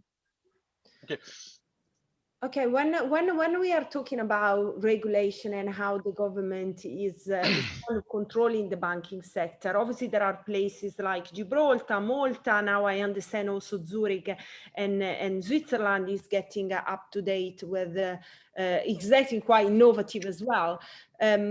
Do you think the government also in other countries are going to push forward, or maybe you can share your experience with Lithuania as well? I mean, obviously, you know, I live in the UK, and UK is still quite, you know, conservative. So you will have governments like the Lithuanian, the Maltese, and the Swiss, and so on, that are going to identify the financial sector as a key strategic interest for the country's development. We don't have here, you know, 100 factories that are making BMWs. We need to specialize in some aspects. And so the government decided that fintech is going to be one of those where a comparative advantage can be gained. It doesn't mean that they're just opening the sector, you know, you get a banking license and you're good to go. No, they have to follow up quite a lot with, you know, the various AML requirements. They're actually doing a lot of due diligence themselves. We at ConnectPay, we got fined last year, and, you know, hats off to them. They've done their job, and it's great, and it allowed us to improve. What I'm trying to say is they issue licenses, they've identified this as a strategic interest, and they do the follow-up as well. They make sure that the environment is safe for everyone. So you don't have an issue, for example, as you had in Estonia last year. They've, you know, passed out 3,000 different crypto licenses, and all of a sudden, you know, half of them got shut down because there was too much kind of mass, and they weren't able to kind of properly do due diligence on those kind of sectors. So in short, I'm thinking is there's going to be plenty of governments that are going to identify fintech as you know, a core interest of theirs. But if they don't do the background, the homework, and making sure that the environment is safe for everyone, you'll see them being the odd man out in the industry. You'll have situations that you have today for us, for example, when we see a bank coming to us from BVI or whatnot, we're not giving them a moment stop, because that regulatory environment is quite poor, at least in our understanding. I mean, for the majority, there's always edge cases where, you know, they have very thorough kind of policies, but you don't want to be in that kind of sector. You don't want to be, you know, a bank that comes from some smaller country where you know that they have very lax requirements, and you don't want to set up shop there because you know you're not going to get corresponding banking relationships as well. Okay, Eugene, I want to bring you in here because the phone now, mobile banking is everything. So for people, for instance, in Africa, emerging markets, your phone is your bank, right? Right. So up over to you. Yeah, sure. So it's real great question that we started about the definition of the neobanks and how like different through the traditionals. And as we see that traditionals usually have offline offices, neobanks no offices. In Africa that you mentioned, they even don't have cards, and very, let's say, very not stable currencies in countries. So what they use mobile balance for this. And I see this is really interesting that mobile, it's like really great channel to for bringing new functionality, new transactions, workflow, new possibilities to accept not only like traditional payment methods, but as well something new, something that we even don't know that it could be applicable for the payments. And I see that in close future, it will be even your biological, let's say, connector to the environment. So biologically, you can authorized in the systems, do transactions, and maybe you even don't need a bank for this, because somewhere in the decentralized system you will have your balance and connected with your biologically identifiers. So I see that it's really exciting time to see that how it's gonna implement it, and I see that it's gonna implement it in not well-developed countries, and it's great because we should learn from these like innovations, how these innovations will, you know, simplify lives in the developed world already. Let's say in US, for now using checks and others old style payment methods, but for different like not well-developed countries, they can use just a mobile phone. So really nice that we can interact with these technologies. And other thing that I see really revolutionize our, let's say, environment in Europe, it's like open banking.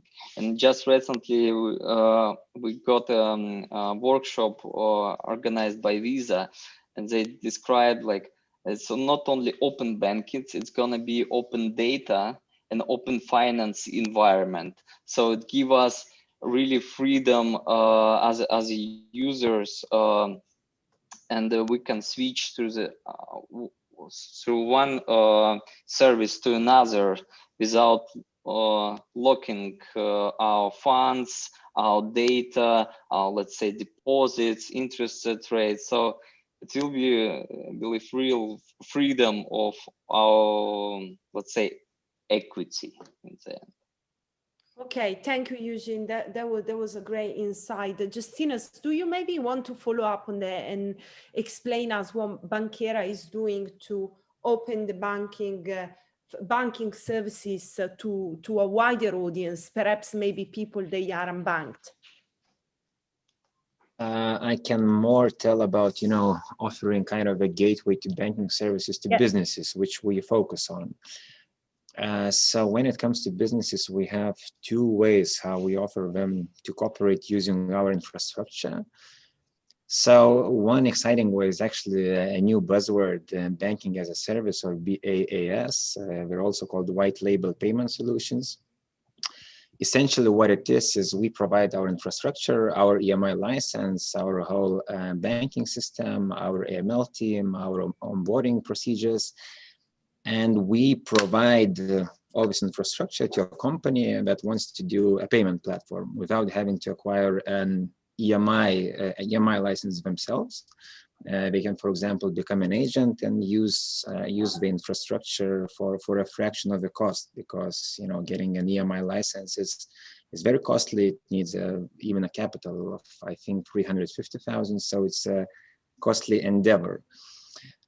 So this part of banking as a service is really growing. It's not just us in Europe that's offering it. It is many banks, Solaris, Swan, modular banks, so many Western banks are doing it, and I believe this is a very exciting opportunity for the next years.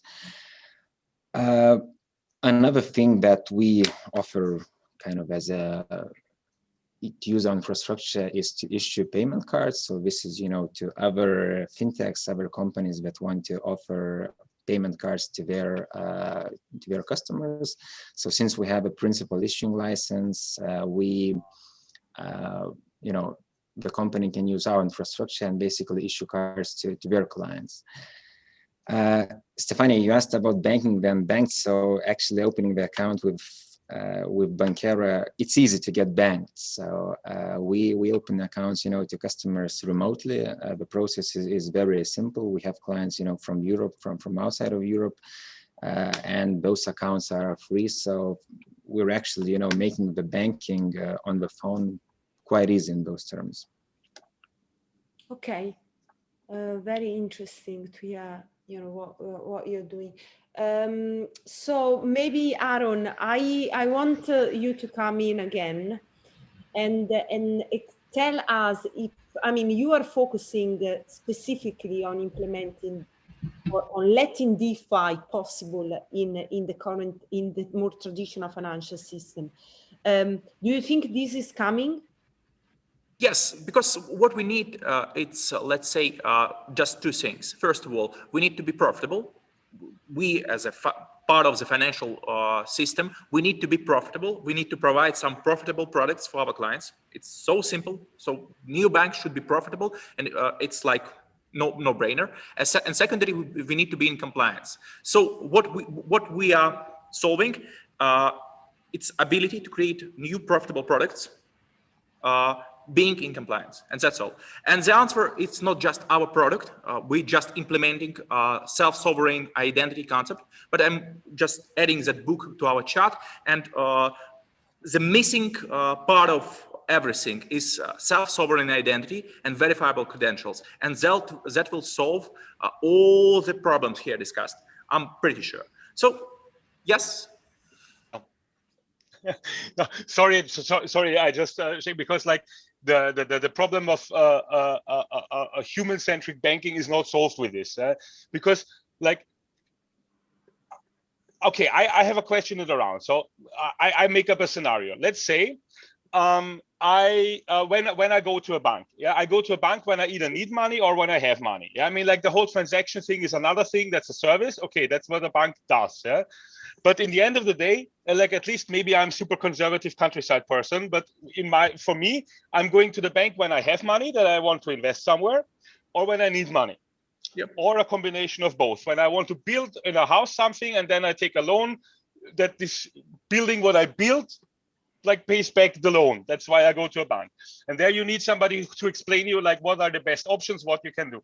Now we live in a world where all this is mixed up with crypto. For example, where do I go when I say like I have a virtual project or a real project, and as a security, because bank wants all securities, I have some NFTs, or I have like a share of a well-going operation within like a digital environment, and then like I have a very complicated investment questions, and I would like to search a bank where I can go and ask, look, this is the stuff, new age stuff. There is some NFTs, there is some crypto, there is a project here.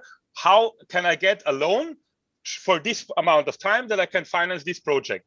Or I have all these assets, where can I invest them? Yeah, that they're all secure. Part of it in Switzerland, yeah, that it's super secure. Part this, and where do I go? I mean, like, don't tell me that a chatbot will answer me. Yeah. Because that will tend that maybe in 50 years. But still, chatbots are so dumb that they cannot find a unique answer to my question. Yeah. Actually, it's simple. Most of the banks should, I mean, neobanks at least, should create some legal tech labs. Most of them already done that job. So the legal tech lab and the, let's say, some kind of advisors from the bank, actually bank could work as advisor for their clients, explaining all that complexity, and maybe that's the service of the banks of the future. So it's because we know all that CBDC, central bank digital currencies, when the central banks willing, let's say, remove the banks as a part of financial infrastructure, let's be honest, by the end of the day, that's the plan. But still, what the neobanks of the future could do for their customers, providing the trust and advice. That's my opinion. Aaron, thank you so much for that. I mean, I wanted to carry on chatting because I know that Kristaps has got more something that he wants to say, but unfortunately we have to wrap it up because the panel time is finished. But thank you so much for coming together and discussing those important points on how all the banking system is changing and is evolving. It was amazing to meet you all. Thank you as well, Stefania. As usual, the good panels are always in need of more time. So I'm inviting right now Zonke to get a hold of his panel. The panel is going to be about the immersivity in the gaming industry, 2021 versus the future. How are things happening right now, and how do we think that the future will change it? So welcome, Zonke. Have a great panel. How are you doing? How is everybody doing? Hey, Alex. Thanks for having me, and thanks for the introduction. And yeah, curious as well to hear more about this topic in the next 40 minutes. To give a quick very unprofessional to not have the phone muted yet, but now it is muted. Not everybody was aware in my environment that I'm on a panel right now. So did I already see James and Stefan? I think Stefan I've seen. Oh, and Konrad, Jill joined the panel as well. That's what I heard. I will hand over the microphone in a minute after I introduce myself shortly in a nutshell. I'm running a Berlin-based company called NVR Space. We are focusing on virtual reality, augmented reality since, I would say, about 7 years now. We do not focus too much on specific genres and formats, so we are in the field of gaming as well. And of course, as a private person, I was always curious on how LBEs, for example, arcades develop more into the field of having virtual reality applications in there. So I hope we hear a little bit more about this in the next couple of minutes, how this developed in the last year and how this will develop in the next couple of months. So yeah, perhaps I can just hand over the microphone to Stefan. Are you here? Are you already? Yeah, I can see you. Loop VR, I think you are still muted. Hello, Zonke. Perfect. How are you? Good, again. Nice to meet you again. Yes, pleasure. Yeah. So it's the topic, it's immersion, yeah? So immersivity in gaming, especially.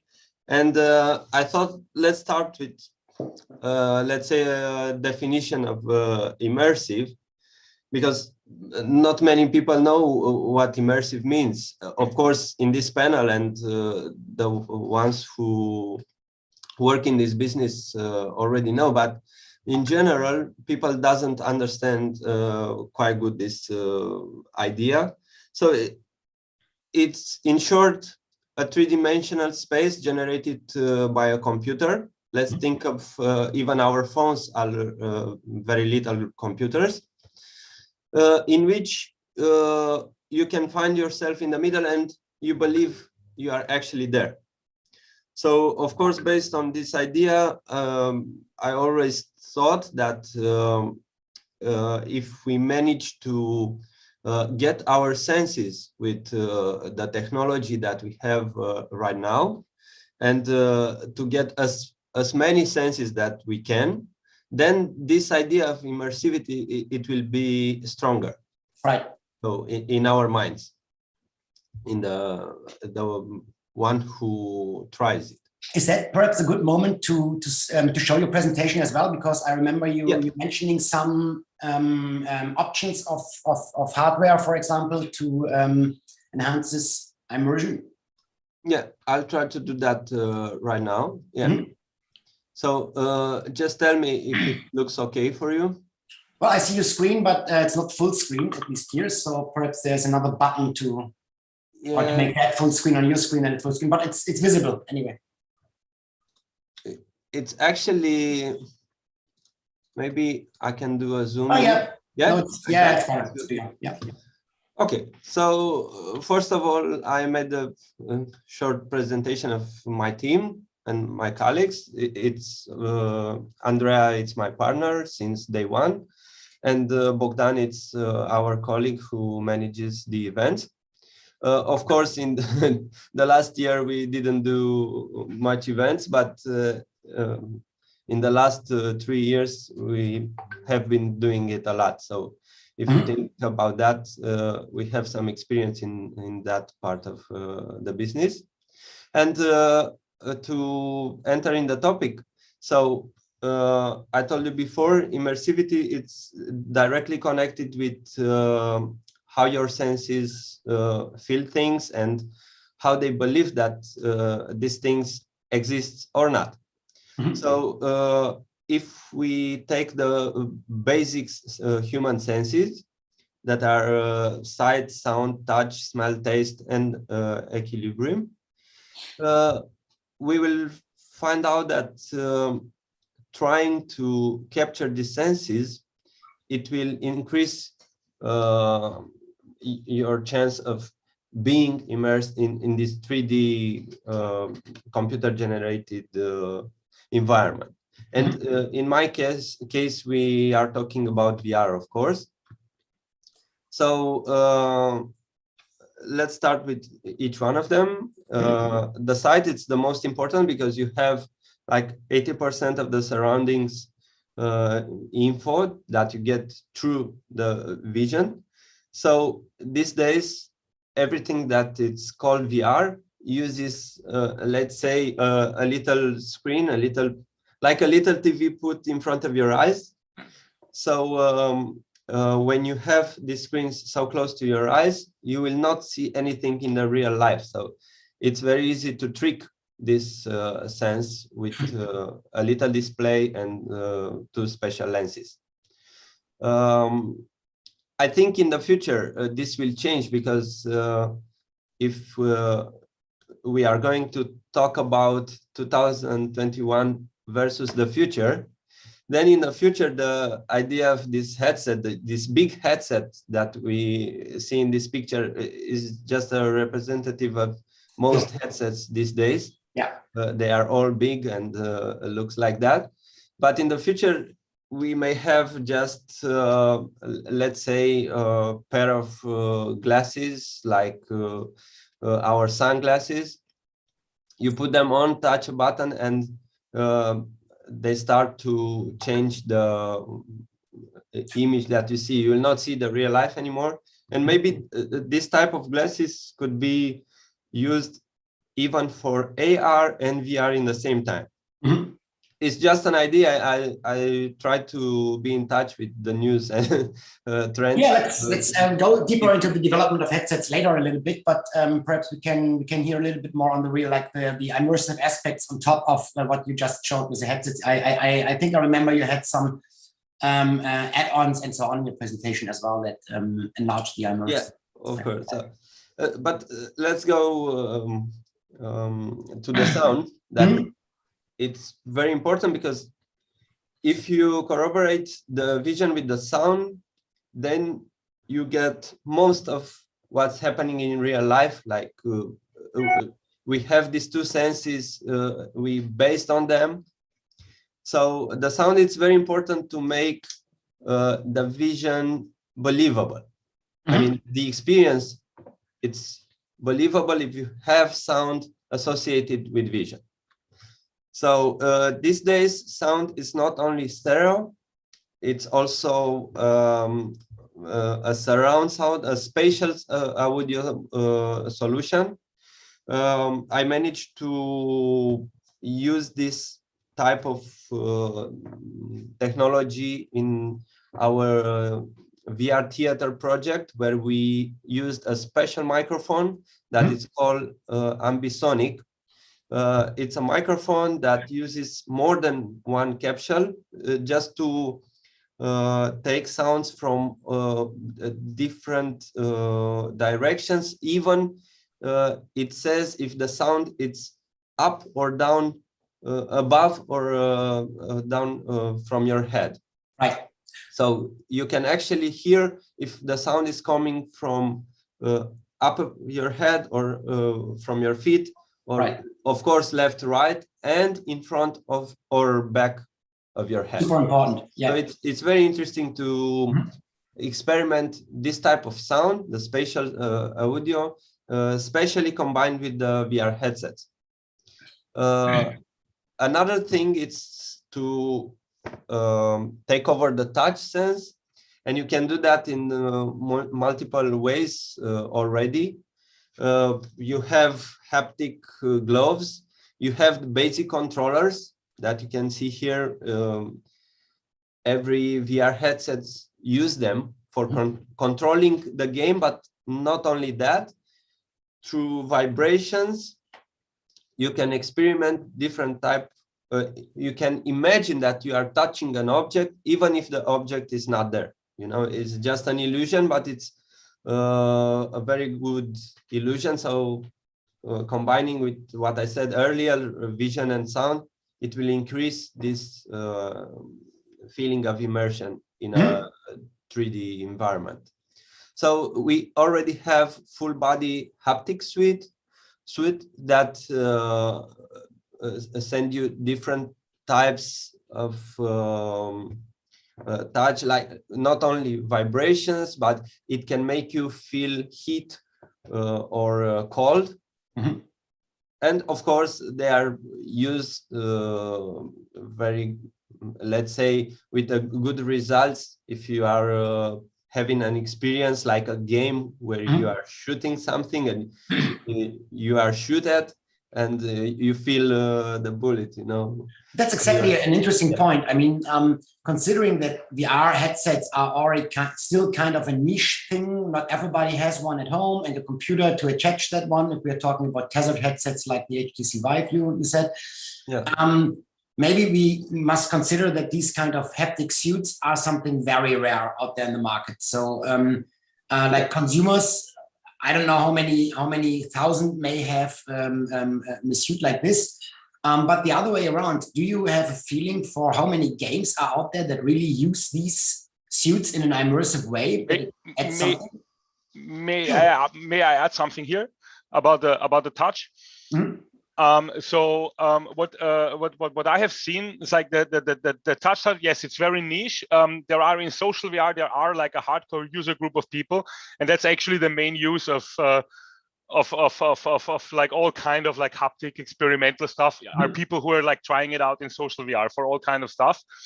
But when it comes to haptics, the interesting thing, what I have seen also on myself using like the social VR environment and working in the social VR environment, like that we developed something what we call sensitive touch. Okay. Where basically you have all this without haptics at the end of the day. That's super interesting. And perhaps we really interrupt at this point here and we hand over the mic later to Stefan to go through the rest of the presentation. But Konrad, as you have been introduced to me a few minutes before we started this panel as a new panelist here, perhaps we use this to introduce you briefly as well from where you come. I heard you talking earlier, but perhaps not everybody in this call, so perhaps you can let us know a little bit more about your background and why you have this solution in. Okay. Yeah. Sorry, I thought that like for me, because I was on the panel before, so like. Yeah, of course, but I don't know if everybody here. And sorry for interrupting, Stefan. I just like. No, that's how it has to be. It has to be interactive, huh? Yeah. I'm really curious. What is your opinion? Because I didn't hear about that until now. No, unfortunately, because I was on the other panel and I thought it was not, because usually when I was on the last conference, I joined from our virtual office. We're basically streaming into the Zoom call from within here, some invention that COVID brought us. But yeah, my name is Conrad Gill, and I founded a virtual reality company like 2017. That's also 4 years ago now. And what is now special about us is that we are actually entirely developing all our projects from within social VR. But doing like real life projects, but in social VR. So basically, you can think of our way of working like a traditional construction site. Yeah? You're all in one space. One person is doing the coding with a logic-based system that we have in our engine. The other one is doing like the textures. The third one is importing 3D models, making the scales, and we're building VR experiences from within social VR. It sounds super interesting. Like, is it more like a gamification in a serious product? Like, because it sounds not like a game that you're per se. Yeah, it's an interesting thing because like a lot of people think that it's like a game, but actually it is. It's basically in two parts. Yeah, like one part is like built like a game, like call it Second Life. We're working with a VR engine called Neos VR, and actually we are doing the commercial part of Neos VR. So there is this layer of a game, and a lot of people use it as a game or build games within there. So basically what allows you is to develop VR experiences, multi-user from within VR. Right. So there is everything from like simple games, what people made, from the arcade shooting galley, LA to blackjack or board games or hide and seek games. Think a bit like Roblox, yeah, but in VR. But that's one part, and this is like the free metaverse. Everybody can make an account and put in there whatever he wants. Okay. But we utilize this to make actually commercial projects with it. But with the same techniques and with the same people. So basically, we recruit developers from within the metaverse to work on commercial projects. Let's say like this. Okay. So that's more like it's a different angle on, because the topic is a gaming industry. It's a completely different angle. It is totally connected to that, but it's a complete different angle than creating games, adding hardware to have a more immersive thing. I know exactly what you're talking about because we're dealing with platforms like that as well a lot. And most conferences and festivals struggle right now with the game aspects in there because they have the feeling, oh, we have a serious conference here. Now it adds avatars and WASD controls, which we know from the gaming scene, which might be too gamified already. So it's super interesting what you're saying there. Yeah. And actually, I come originally from the arcade and gaming industry. So also that's how VR started. So our actually first product was like a VR cage that people in amusement arcades can play safe VR. That was our first project. And then we started to do this arcade stuff, but then we found out, hey, we are much faster when we are developing it from within VR and not sending Unreal files back and forth and needing for an update half a day, but like actually 1 minute. Yeah. So and then it turns out that it was more and more like like commercial projects. But yes, I feel the struggle here, yeah, because in the moment, and I really like that you said this with the WASD. So yes, in the moment when you use this, the people think it's a game. There is some, but where's the difference? Why a virtual tour where I click somewhere is not a game, but just when I move like in a game, because it's the best way to move in a virtual environment when you're not in VR is WASD. There is a reason why our games are like this. But yes, it's a very interesting field. This like how to explain people that is not a game, but at the same time you have to explain people. Everybody speaks about gamification. Gamification is good, but then when it comes to it, like implementing, oh, we don't want to game. Well, that's super interesting, but that's something that correlates again. I would say that people are recognizing that perhaps it's a generational thing, that a lot of people in the age between 35 and 45 who are now developing these things and creating business around it have been grown up with games and computer games and console games and so on. And so perhaps they add some playful things to the things that they create, and and now the technology is that evolved that we can create VR content in VR and use it both together because it's available. Yeah. And in the end of the day, everything is a game. Everybody has his game, yeah. And the person who is investing in crypto and super serious about it, yeah, about which coin goes up or down, is doing the same person like who is playing economical strategy game on the computer or going to a sports betting shop. Yeah, it's the same. Yeah. Is a car racing game sometimes as well a training tool for car? Right? I know. I mean, of course there are overlaps and not, but that adds another thing again, or it comes back a little bit to the question of the hardware that we talked about with Stefan earlier, and I would like to refocus on that a little bit, because again, we have to explain a lot. That's what you say as well, with these gamification elements in there. We have to explain to people that this is the way how you use these social VR platforms.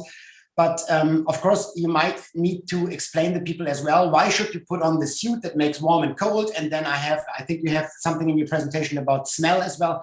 Does it really add something to everything? Or do you have right now more the situation that you have to still explain an audience why they have to put on all this gear to add immersion? Or does it take away immersion while putting it on, like the 3D glasses in the cinema that not everybody, but a lot of people complained about, that it's taking something away from their cinema experience with a little bit of add-on to the 3D. Just asking, and perhaps you can elaborate a little bit more, Stefan, on the haptical solutions that you wanted to present for gaming.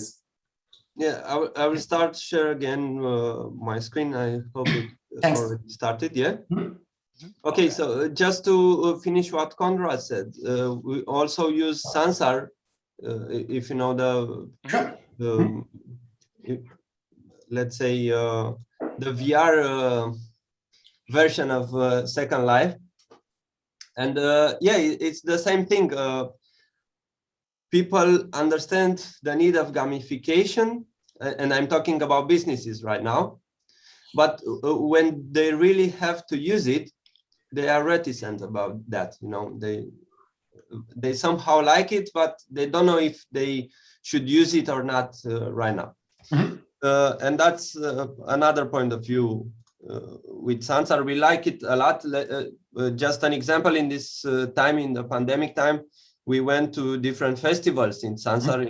It was great because we, at basis, we are an event company. So doing events in Sansar, it's a great way of networking and meet people and things like that. Not only for parties. So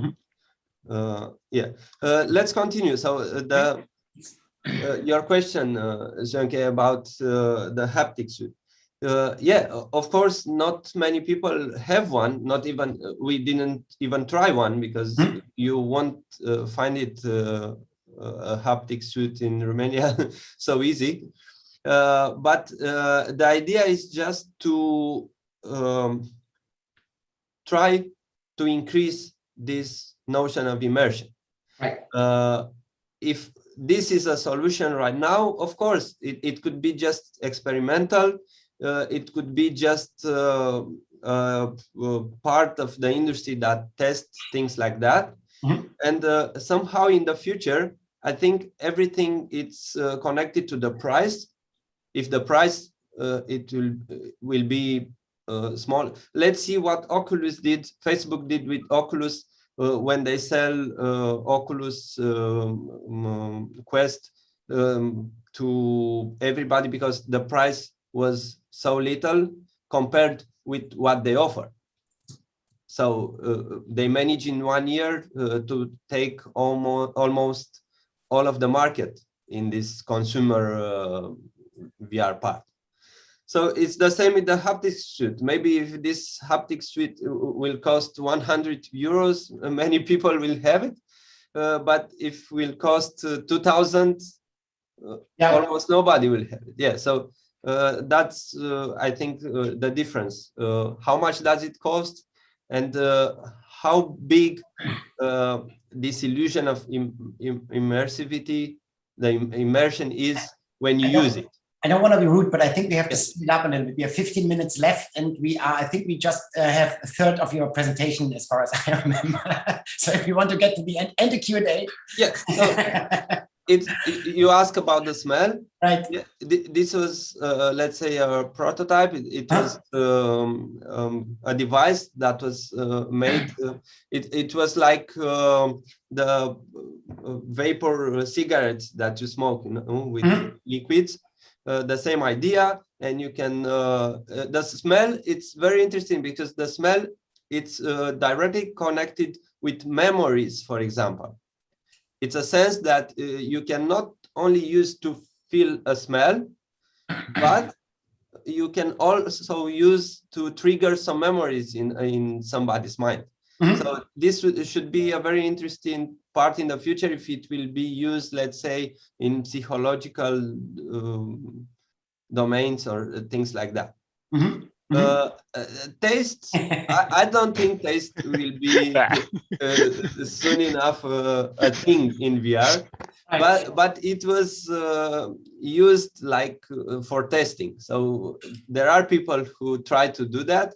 And it's interesting to see if you are eating in VR, do you feel hungry anymore or not? Interesting point, yeah. Yeah, and I understand that it's also a good delusion to use, but I don't know how it is. I never tried it, and maybe it will be a time until then.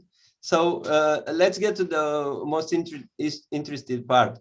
The equilibrium, it's of course used by us every day in our day-to-day life, but in VR it's tricky because if you see yourself moving in VR but you are staying in one place, then it's a chance to get motion sickness. And motion sickness, it's a problem for me, at least, having so many people put in VR. When they have motion sickness, they get out and left, let's say, a bad idea of VR. And this is not a good thing for VR in general. We should use VR for people to have nice experience, to understand that in the future, this technology could be very good for everybody if we use it right. So what I'm doing, for example, if I put somebody in VR, I try to see if it's okay to use an experience with unnatural motion or not. And let's say if the age of the person, it's more than 30 years old, I always try to put experience where I use teleport and not real-time motion. So there are devices who use different techniques to walk in VR. I use them. I also have a cat VR and I tried it before. And it's very interesting to do that, but you have to avoid this motion sickness somehow. So it depends from person to person. Some people doesn't have motion sickness at all. They can play even, let's say, cars games in VR and don't have a problem. And others who have this motion sickness problem, like myself. So what I observe in time, if you play the same thing and you train your brain, you can actually get rid of the motion sickness, at least in some of the applications. So I can actually play games that I couldn't play 2, 3, 4 years ago. Just experimenting again and again and again. But you cannot do that with a client that walks in your door, like let's say once. You have to avoid motion sickness for this type of users, the one-time users, just to promote VR better. This is my idea. So in the future, I try to see this trend where you can actually try to use only electromagnetic impulses from your brain to move something in VR. And it's doable right now, but it's not. I mean, if you see the videos and you see the this game that a company like Neurable did, it's something very, very, let's say, it's just starting to be something, because I think it has to evolve a lot to get to a matrix type of scenario where you can control everything with your mind. And you also can control your mind with the help of the computer. So we may be far away from this scenario, but it started already. Well, there's a lot of pace in this industry, and as we see what happened in the last 5 years, and I mean, you already had this outlook in, and that's the last slide. It's perfect, I would say, for handing over to Konrad again, because I have a question for him connected to that. But as you already pointed out, technology evolved in the last 5 years incredibly. If we see the difference between the Oculus CV1 or developer kits and what we have now and what is announced for the next couple of months that we can expect from Oculus and just released from HTC, I think there was an enormous evolution in the hardware, and so we can expect far more in the next 12 or 24 months in that case. Konrad, do you assume that we'll lose the WASD feeling because everybody is moving through the virtual venues, however you want to call it, by brain power? And do you think that smell and taste will be added to that, or is that a touch too much of immersion and perhaps not even needed in a game situation? I mean, I'm talking about games here that might be playful and not only always realistic like that, you know? Yeah, but like I somehow about immersion, I mean, like I have my own like gamer's perspective on immersion in gaming here, because like as a gamer, I come more from a strategy game background. Yeah? Okay. And when I play, for example, a game like I really like these grand strategy games. There is a Swedish company, Paradox. Like this stuff is what I like play for gaming and immersion. And for me, it's like I feel totally immersed when I see a map in front of me. Yeah. So you can be totally immersed when you play a game. For me, like I'm immersed the same way when I'm playing Crusader Kings, where you play like a kingdom in medieval times with maps and all the stories happen in your brain. There's also like immersion. There is a group which I call the thrill seekers. This group are those who like they want the maximum body experience. They want to play like a shooter game and feel a bump. They want to play a gladiator fighting game and at least feel a bump. About the taste and the smell, I'm not sure. We actually, in my old company, we experimented with smell in slot machines. So we had like a game which was called Coffee Magic, and we put like a coffee smell in there. And yes, that adds to the immersion. Absolutely. When it comes to virtual reality and like the total immersion with smell and taste, I think that this is a bit of a race between like external devices, like a smelling device, and actually brain triggers.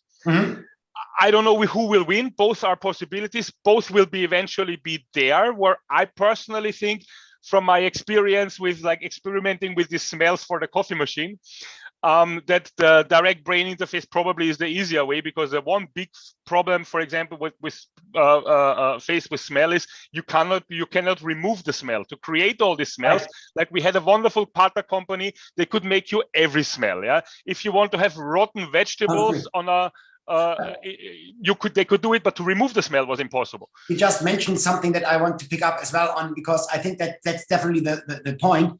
If you add coffee smell to something, it might be a nice smell that you perhaps do not smell immediately, but then you recognize, oh, that's this nice coffee, it belongs to the game. But if you're thinking about, and there's a lot of different games, if you think about the zombie graveyard, is that a kind of smell that immerses you into the game, or is it more something that distracts you? So perhaps it doesn't have to be added everywhere. Yeah.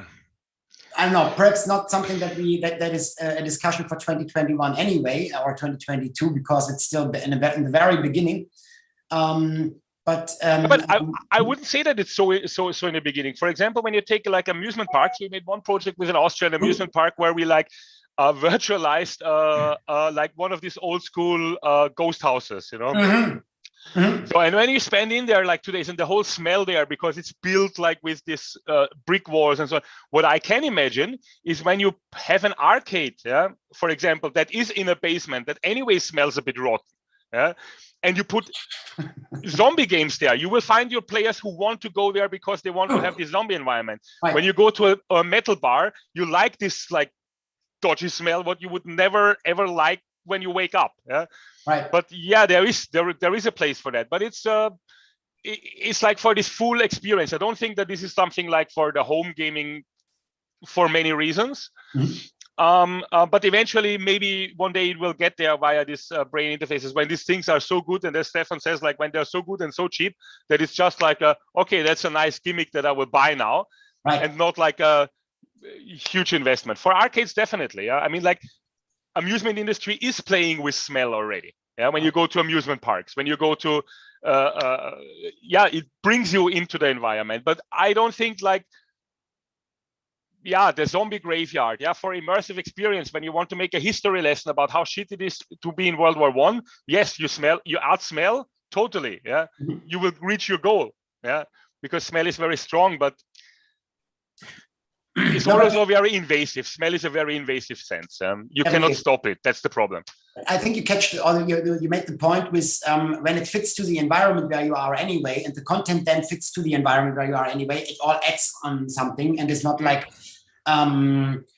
too synthetic or something. Like, for example, what I see at the Europa Park, for example, they just implemented their underwater experience, and there you don't really need so much hardware device. You need a handle to hold yourself, but the hardware is a VR headset that feels like an underwater goggle as it is. So and the rest is the water, and the experience is an underwater experience. So that I think is a very, very good example for.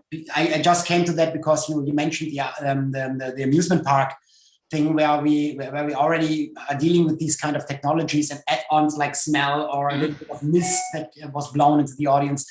Since yes, it's true.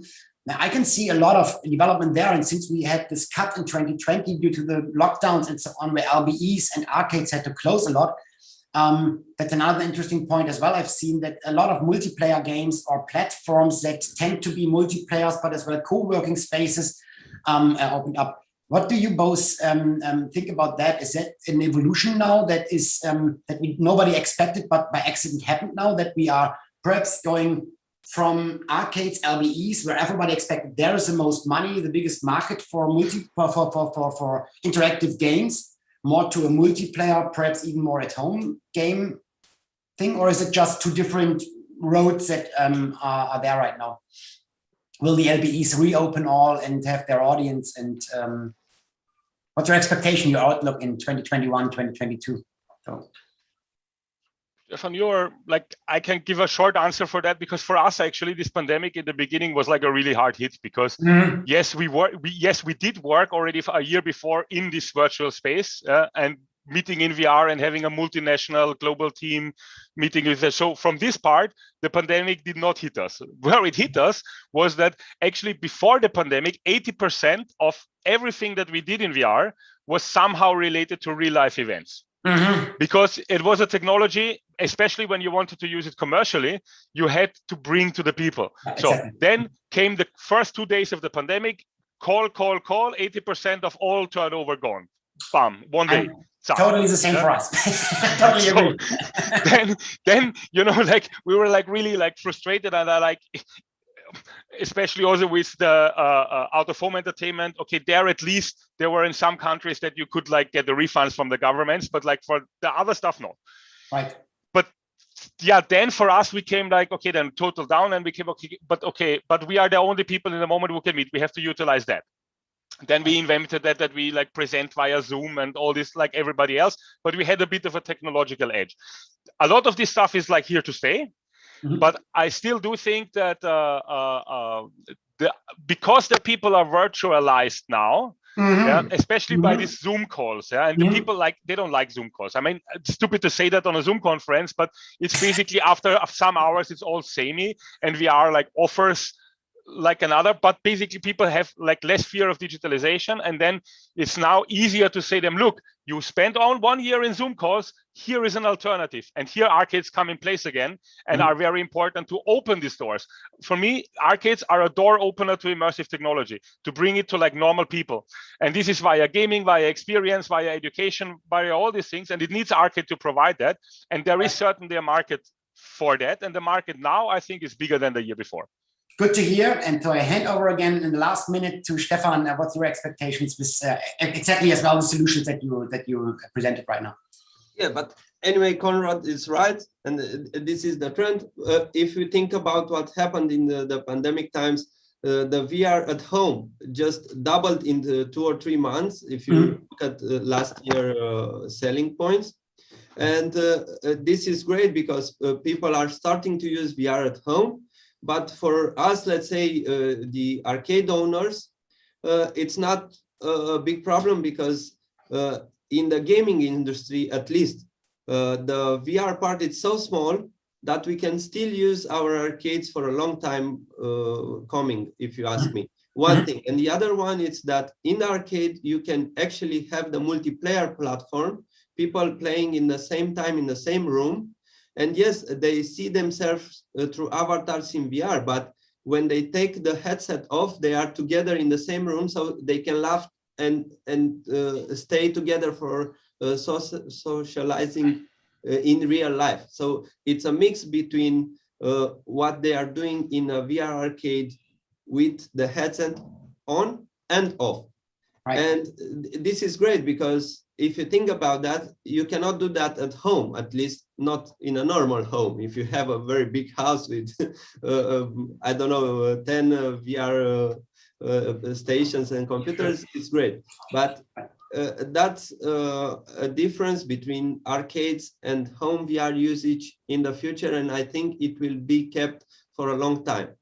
Even today, there are lots of arcades with classic computer games like, I don't know, Counter-Strike, let's say.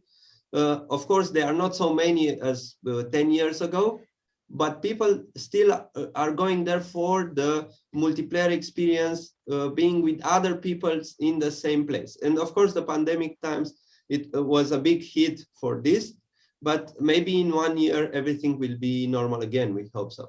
It's a brilliant last sentence, I would say, because it's already, I think we are already 1 minute and 20 seconds over, unless Alex and Zoltan don't say we have more, 5 minutes or something. Of course, I would be happy to take Q&A, but I think we are, there's Alex. Yeah. Let us know. Unfortunately, we're quite tight with the schedule, and I don't want to kidnap 5 minutes from our next speaker. We need another like in 2 months or something. We can continue this. Yeah. Talk about how it developed in the meantime, and so it would be the 3rd time Stefan and me talking about this. So yeah, let's see. So nice meeting you again.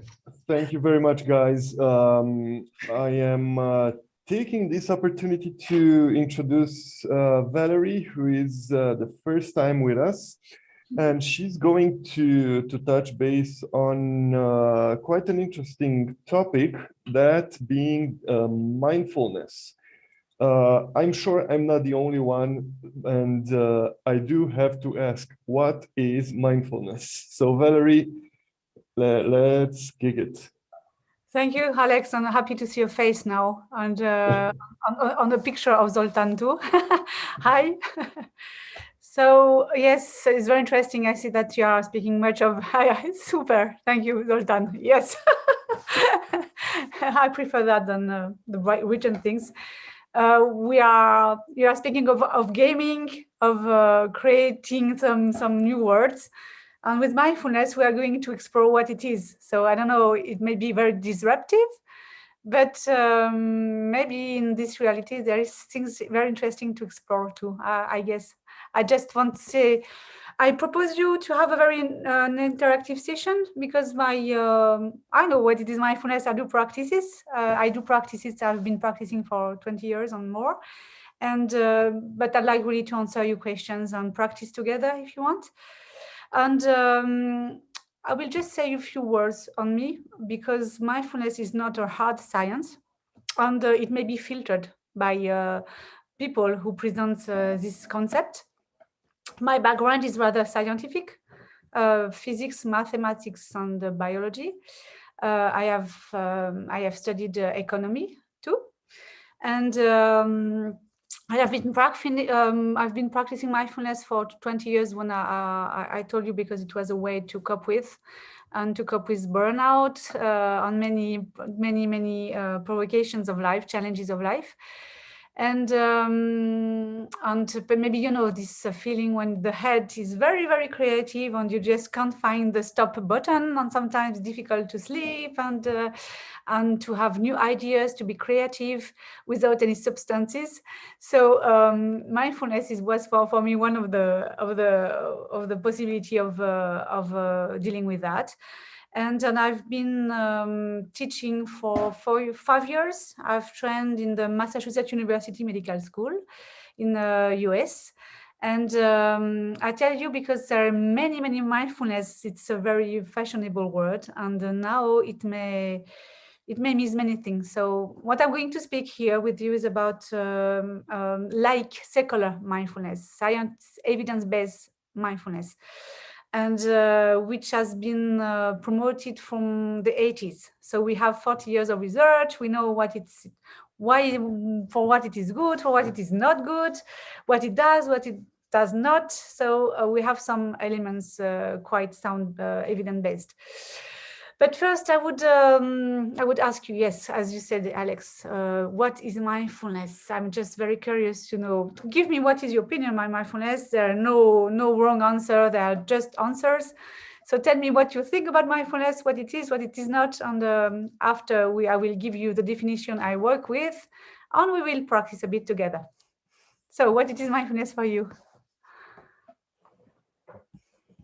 Yeah, I was actually muted. Well, I think mindfulness is a way of directing and conducting your process of thinking. That's what I think about it. So okay, it's about thinking. Okay, Alex, interesting. It's about directing something, but not really maybe the thinking, but that's a good direction to go to. Yes. Some other elements of definition? I don't know. Anyone else want to jump in on this? Oh, they're all meditating. I see people are trying to connect. Okay, Blanca.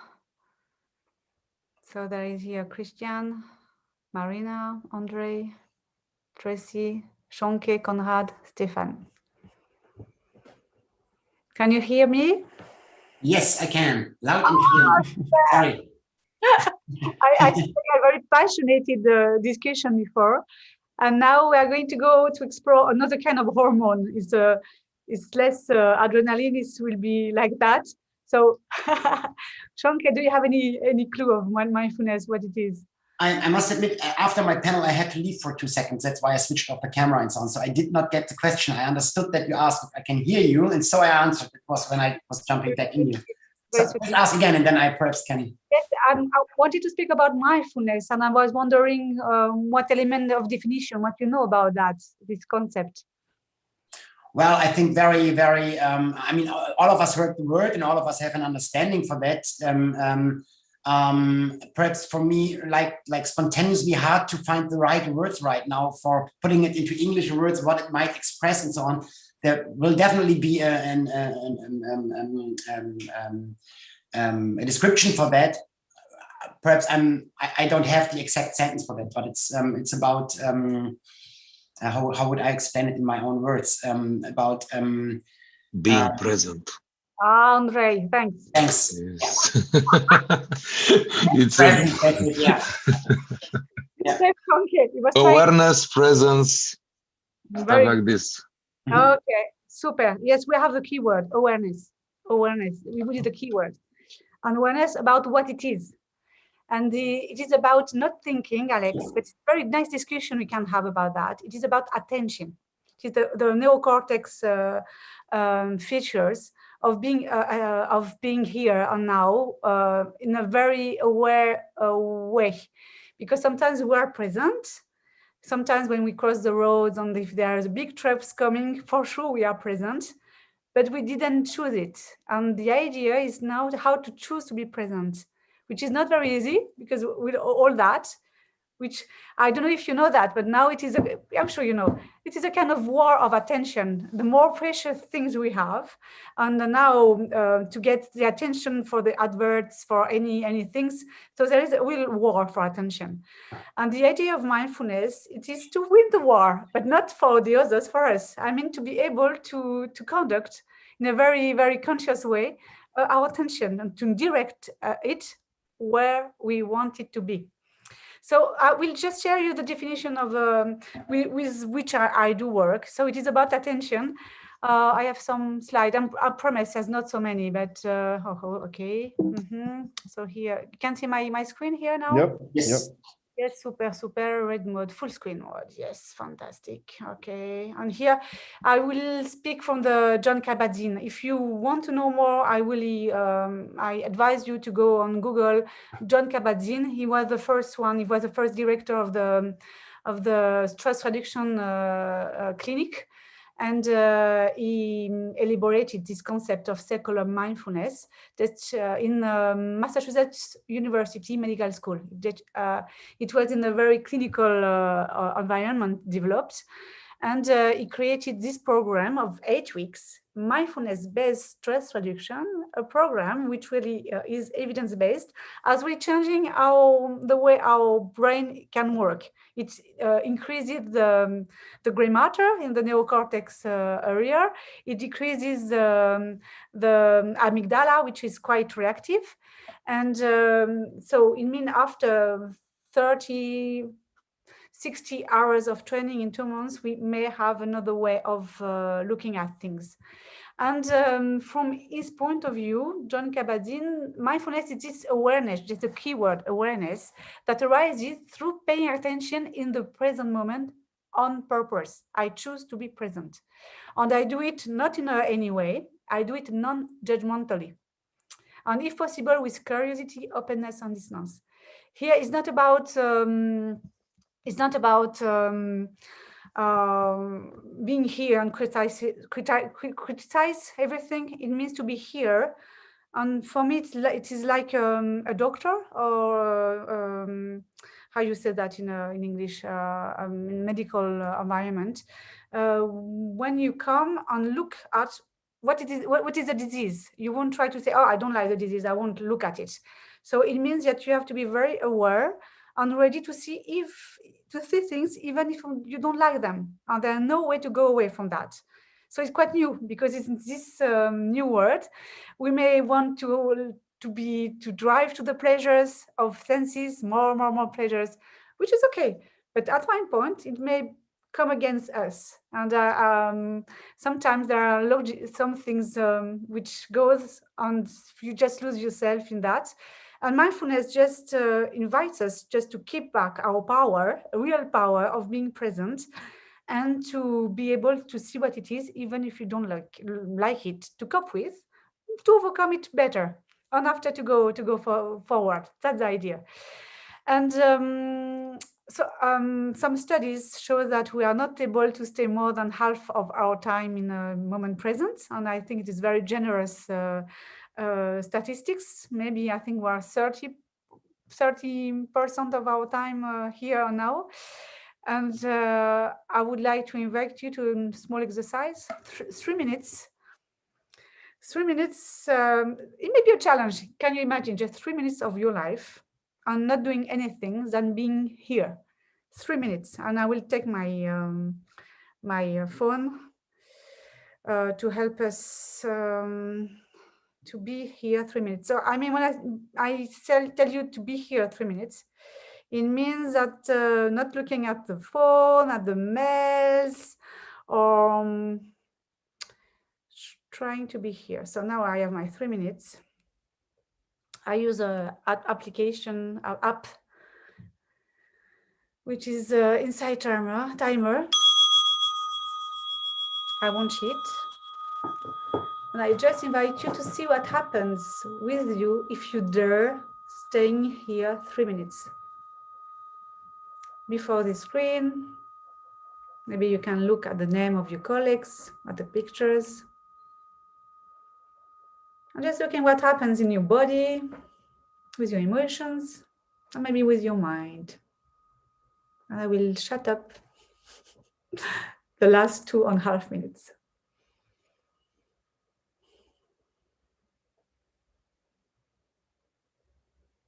As an experiment.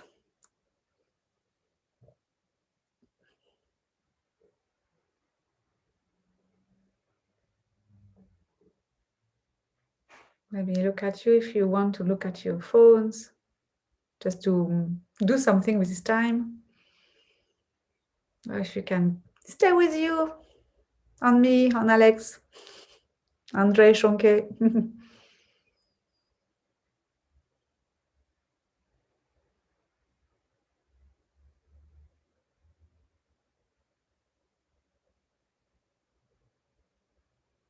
How does it feel? Relaxing. Okay, we still have 1.5 minutes. We're just observing, not speaking. Try not to eat your nails, Shonke. It's okay. You have 1 minute and 20 seconds left, just observing what's happening. It's an experiment.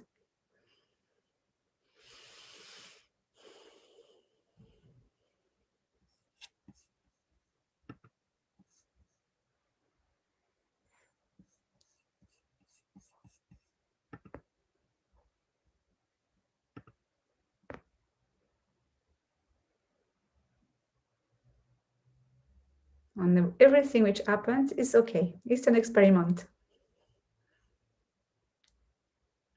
45 seconds left.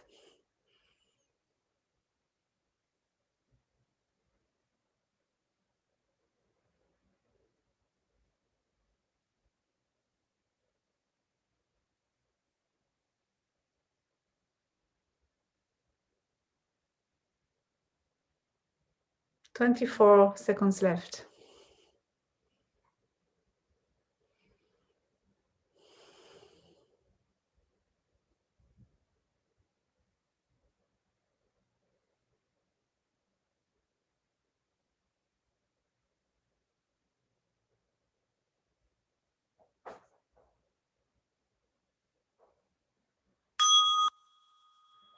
Finish.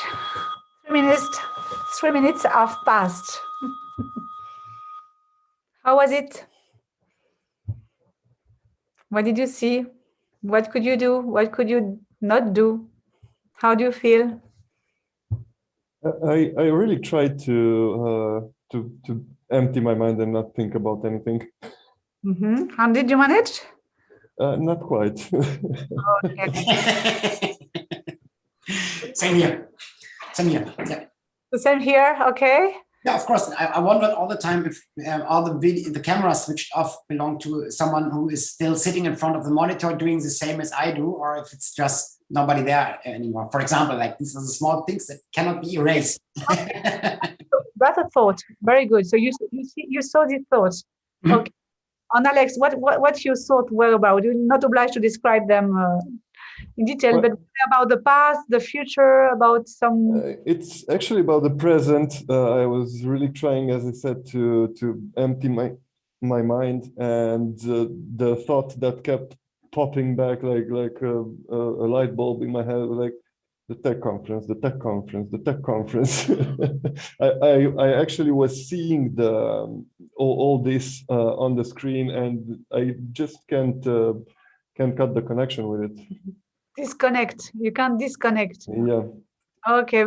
Thank you very much for doing this experiment with me in a very active way, and thank you, because what you saw, there are thoughts. We are speaking sometimes in mindfulness of the monkey mind. A monkey mind, this kind of thing, our brain, which is jumping in everywhere, and just for banana and anything. So can you see the monkey animal? And that's wonderful that you saw it. And mindfulness is not about killing the monkey mind. It's not about killing the monkey. It's about to live with this monkey. We won't try to suppress the thoughts. So thank you really for really seeing these thoughts. And what I'm going to invite you now, I'm going to give you some tricks in order to live with this monkey, because this monkey is just this wild mind we have, and the more we work with this mind, the way we do, the more we make it become a gorilla, not a monkey. So it's difficult to stop a gorilla. Difficult to, I don't know if you want to bind it, and so we won't try to do that. With mindfulness, we are going to try to live with that, and we are going to give some banana to this monkey in order to quiet it a bit. And after he may jump again, or we'll give him another, or give her, or give it a banana, and after another one, and in order to become to mat this wild animal. And what we are going to do, I'm going to show you an exercise. I'm going to guide you.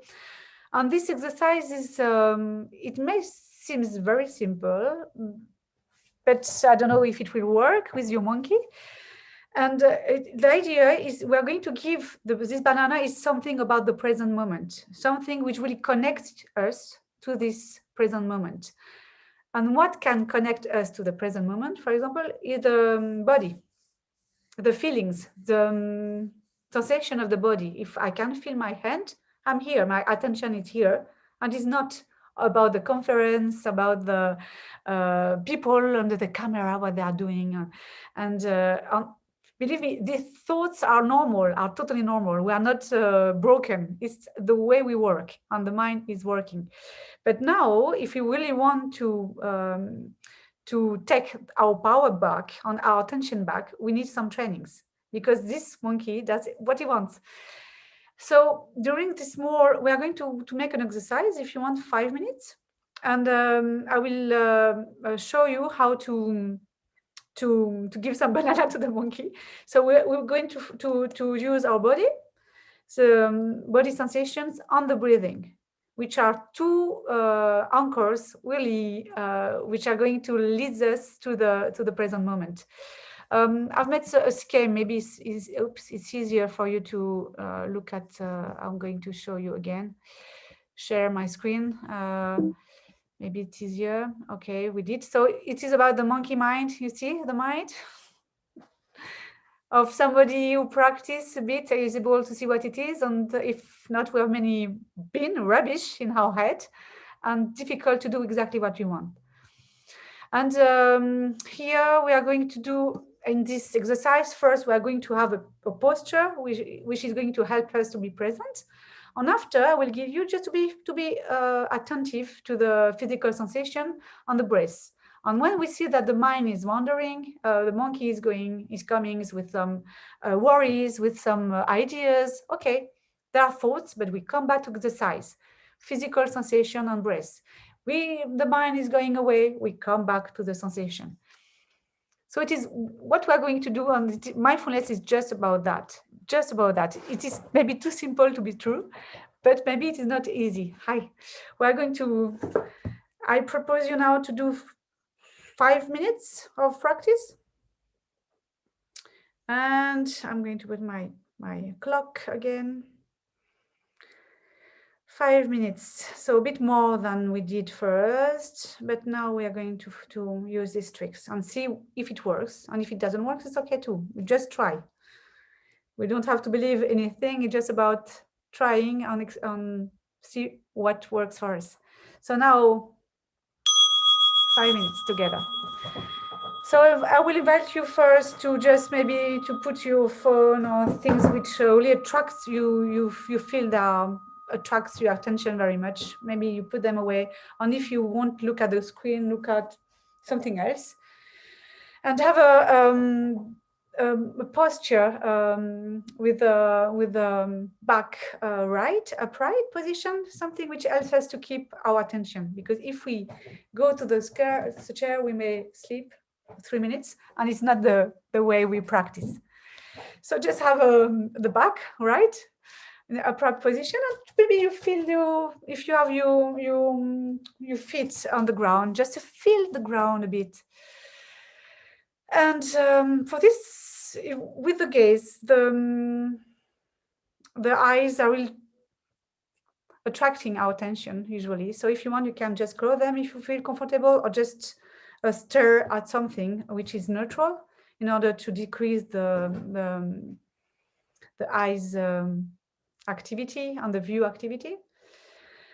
And I will invite you now to direct our attention, because it is about that, attention to the feet, and just look for if we do feel something in the feet.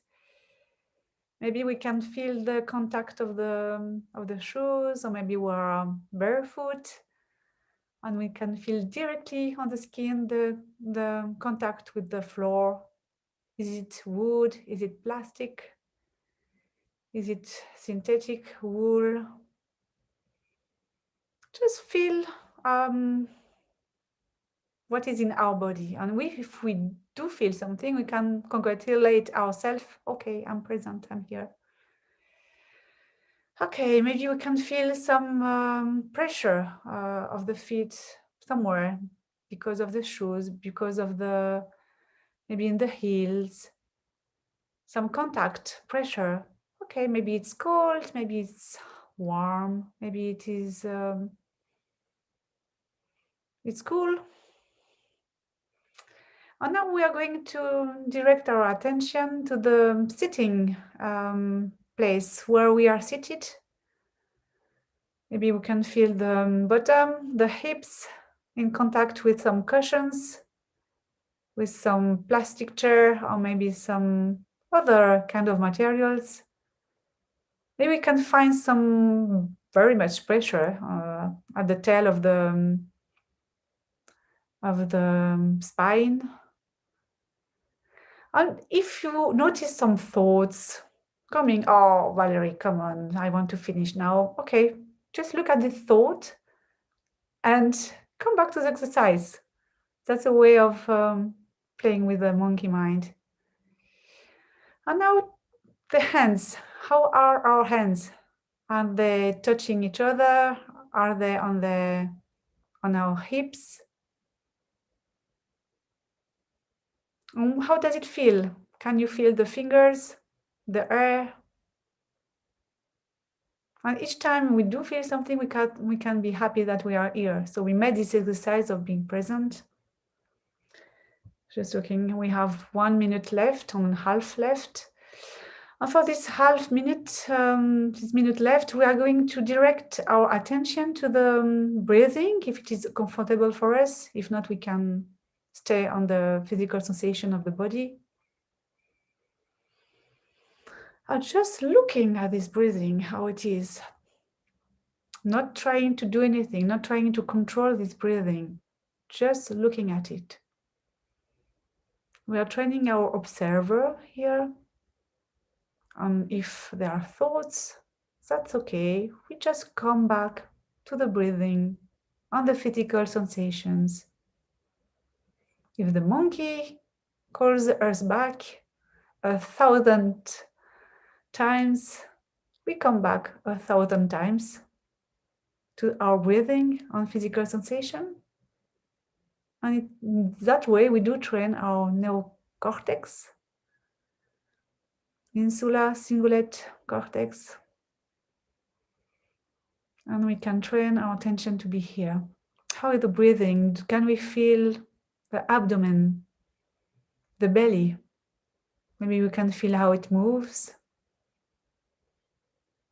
And maybe we can feel a global sensation in the body.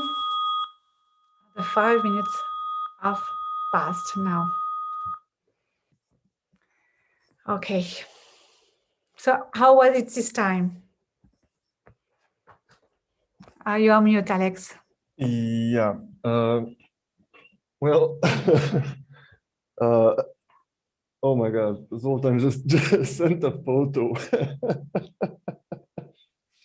I don't know if that was the purpose of the thing, but the analogy with the monkey was quite funny when you were saying, like, for example, feel the material of my shoes. I actually imagined curious monkeys going like this and looking at my shoes, you know. Yeah, it was. It's really relaxing.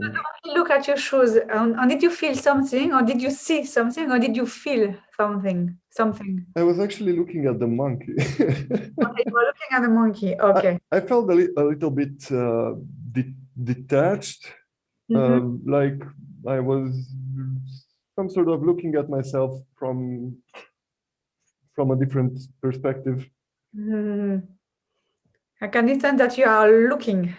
You are kind of yes, of view, inner view.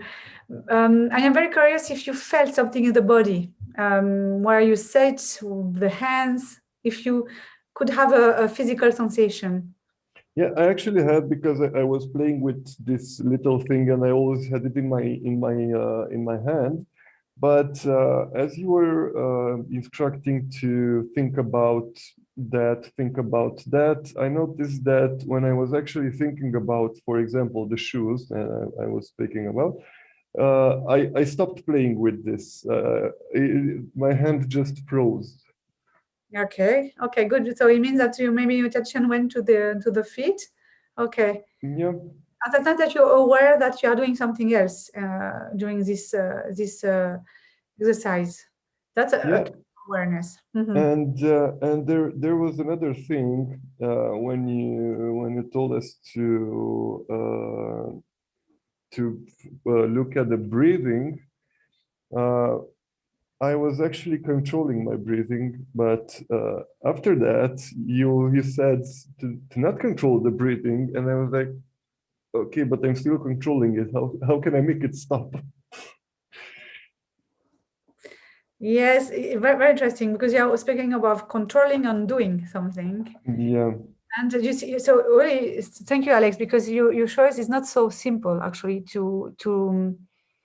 We are going to another brain networks when we are doing things, and we are doing the name is the DMN, default mode network of the brain. And now we are trying to train our brain to be present, and it is another kind of network. So it may explain why it is not so easy actually. But what happens, and I want to give you this good news, it is that if we want to be more present and benefit from this training, we can, because our brain is plastic, is a kind of a neuroplasticity. And it won't change now, because if it would change now, it would be catastrophic. But with some training, with some hours, 10 minutes a day, we can train our brain to be present and not to jump here on that. Because a jumping mind may at one point be to become quite an enemy for us. Because in the case of depression, of burnout, it just an agitation we just can't control anymore. And here, about the thoughts, we are okay. The invitation here is not to fight with them, not to stop them, but is to deal with them. I'm not controlling, because a monkey, I can't control. Just do that with your arm, do that. Not possible. The monkey, I would just give him a banana, and he will be quiet when I give the banana of looking at the breathing, looking at the body, or the sounds too are a good way to quiet, to make busy our monkey. And after, it will go again. So, but the more we practice, the more it will obey a bit and take the banana we give and be quiet. And we will be able to observe thoughts. So to become an observer, or not, and this observer is this not doing place. And the idea is not to do anything, but the idea is to do when we want to do, and when we want not to do, to be able not to do. I don't know if I am clear.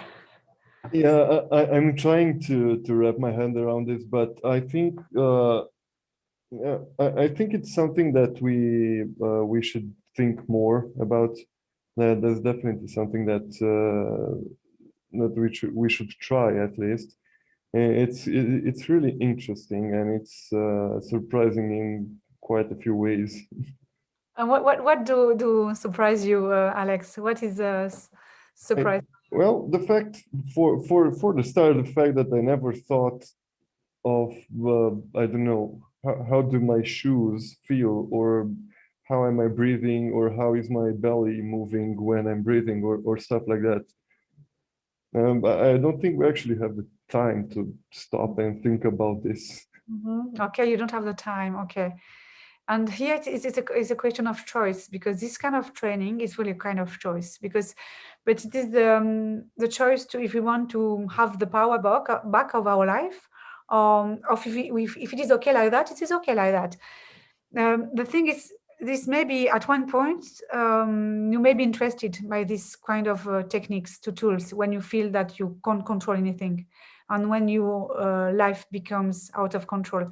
And what is very interesting, it is when you are in a very creative industry, and what is curious, it is that innovation is easier to access when you have this mind in the present moment, out of the box thinking. Really is much easier, because we are not reacting to all the thoughts. We are looking at the thoughts, and we are being able to, oh, this one may be interesting. Okay, I will explore that. But the thoughts are not the one who make the agenda. We are the one who make the agenda. And very surprising, you know, for example, Newton about the apple, you know, when he discovered these laws of gravity. Is a phenomenal law. Okay, all the apple, they are just going from up to down. It is genial, because it just looked to what it is, and because it had this open mind, it said, okay, but why it is always the same? So it may be something. And after he found, he spoke about this law of gravity. And many innovations actually are just sometimes under our nose, and it is about to connect things. I mean, to disconnect all these kind of ideas we are sometimes through storms in our head, and try to pick up the one we want, and to cultivate our curiosity, openness of mind, and about that. Zoltan, I can you see your face now? Yeah, I was happy because this is not my first mindfulness session, and I wanted to get the reaction of Alex, and we will definitely look into the feedback coming from the audience, because at the moment we peaked at 1,600 viewers. So if they all connected during the 5-minute quiet time, hopefully they understood what it's all about. So yeah, I have a few questions for you at the end. How can people reach you? What is the normal, the usual schedule you have in terms of teaching mindfulness? And could you maybe share a little bit of information around that? Okay, I'm going to give you a chance to share my data. Here is my mail, and here is my website. And actually, I do teach mindfulness-based stress reduction, which is the basic program. And after this program, it's a rather intensive program. It takes 1 hour a day for two months. And but afterwards, your brain really may be a bit different, because we measured the gray matter really increased in some areas of the brain. And I do teach this MBSR, and I do one-to-one sessions too for very busy people, or people who want really a more customized teaching or practice. Here it's okay. Yeah, and it's saved, and then we have your details on the website, so people can. Thank you, for No worries. I think it's a first that at the tech conference there's a mindfulness session during the conference, not afterwards. It's very, very interesting. It's embedded, very interesting. On mindfulness, I would invite you to embed. Very good. Okay. thank you so much. And I will give the word back for Alex to thank you himself as well. Have a nice conference and wish you the best. Thank you very much, Valérie. And I do have to say it's something that is not happening very often in a tech conference, and I do appreciate your input on this and the knowledge that you shared with us. And right now we're going to stick to the schedule, and we'll have to switch to the FashionTech panel. We have Jovita online. Oh, do we? Oh, okay. Hi. Oh, yes. Oh, yes. Yeah. So you do have Jovita online. Hi. Hi, Alex. Jovita. How are you doing? I'm good. Close to the sea now, so I'm a little bit on vacation mood, but could not miss the tech conference. Okay, I'm really glad to hear this. I was looking for Stefania earlier, and I saw that she went offline a little bit. So I think we're going to talk about some theoretics about the fashion tech industry just until she gets back online. Can you? Okay, that's fine. Understandable. Can you please? Oh, Stefania is here. Hi, Stefania. Hi, Hi. So very nice to meet you again, once again in Fashion Tech event. Exactly. How have you been? Well, I'm fine. I was telling that I'm a little bit, on holiday mood, but that's the event not to be missed. Okay, so, exactly. No, I mean, with everything that is happening in fashion, I think. It's definitely a space that people need to watch. Oh yes, oh yes. So today, actually, we are only two so I think it's gonna be a more or less a chat format, because we have been chatting, not only online but offline. So I think it's gonna be another pleasant chat with you, but just only online. So today we are having the topic which is called wearing tech and looking good. So we're going to discuss physical forms versus digital experiences. So of course, that's the topic, that could take entire conference in itself. So somehow we'll have to be a little bit more concise. And if you do not mind, I would say, our agenda to split into 3 parts. Just, let's discuss if you don't agree, but I'd say that we could, having 40 minutes only to discuss 3 parts. I think we could, get an overview of what's happening in the fashion industry, because a lot is happening actually now. So later on, we could, shed some light on the definitions around fashion tech, because we are having lots of, terms, tech wear, wearing tech, etc. And there's lot of mystification around that. So the second part could be a little bit on demystifying the terms on what is what. And later on, we could, for the ending, to summarize what are the trends, what's upcoming. So I think it would be useful for the listeners. Yeah, definitely. I think it would be very useful.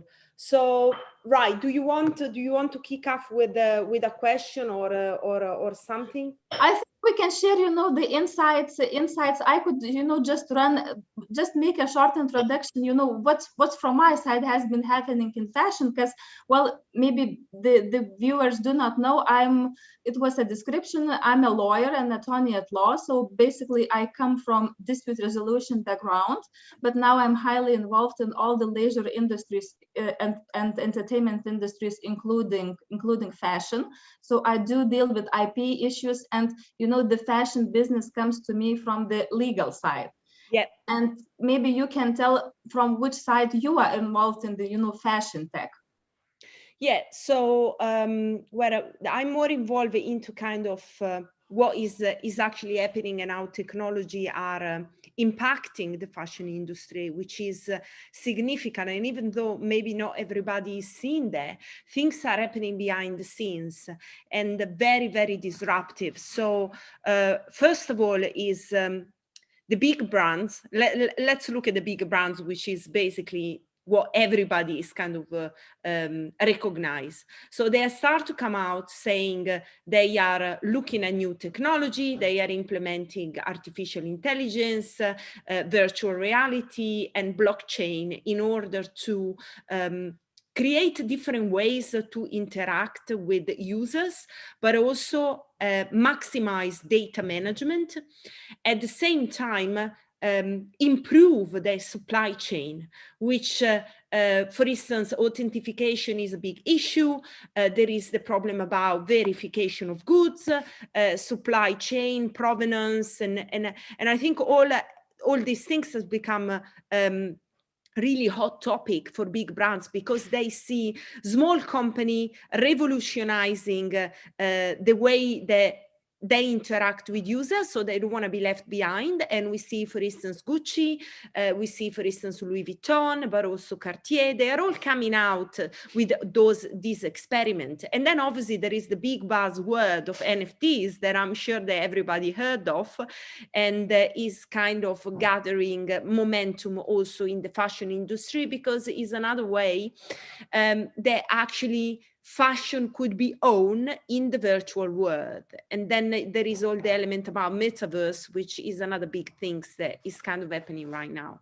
So a lot of is happening. And as we now speak about post-pandemic world, yesterday I've been attending actually another conference with the big brands as well.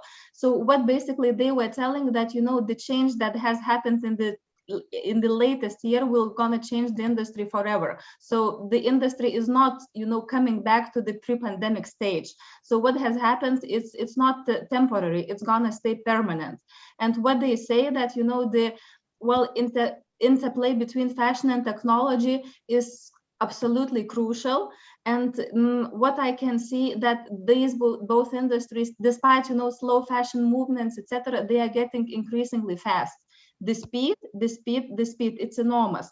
So speaking of the fashion industry, maybe you could share, you know, some thoughts, what is happening in the industry itself. I mean, at what places in the fashion industry technology steps in? I know it does step in every single stage, but let's say from the development stage, let's say from the raw material, maybe we can, you know, run through the cycle of fashion, because everything starts, you know, from inventing some kind of material, later on designing, later on, you know, selling to the customer, and we have a long chain, you know, of the things happening in the fashion. So maybe we should, you know, run through how technology is involved at each stage of the life cycle of, let's say, a garment. That's a really good idea. So obviously the main thing is to make fashion more sustainable. So sustainability is a big word that is crossing over every sector.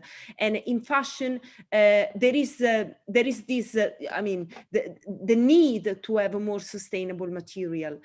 So we are seeing much more attention from brands about using sustainable cotton that has got a lower carbon footprint to produce material. But also there is recycling as well. So sustainability is also about circular economy and circular fashion. So we are seeing the use of pre-owned fashion, a material that is not new, but has been recycled from used material. So I think this is kind of like a very important element.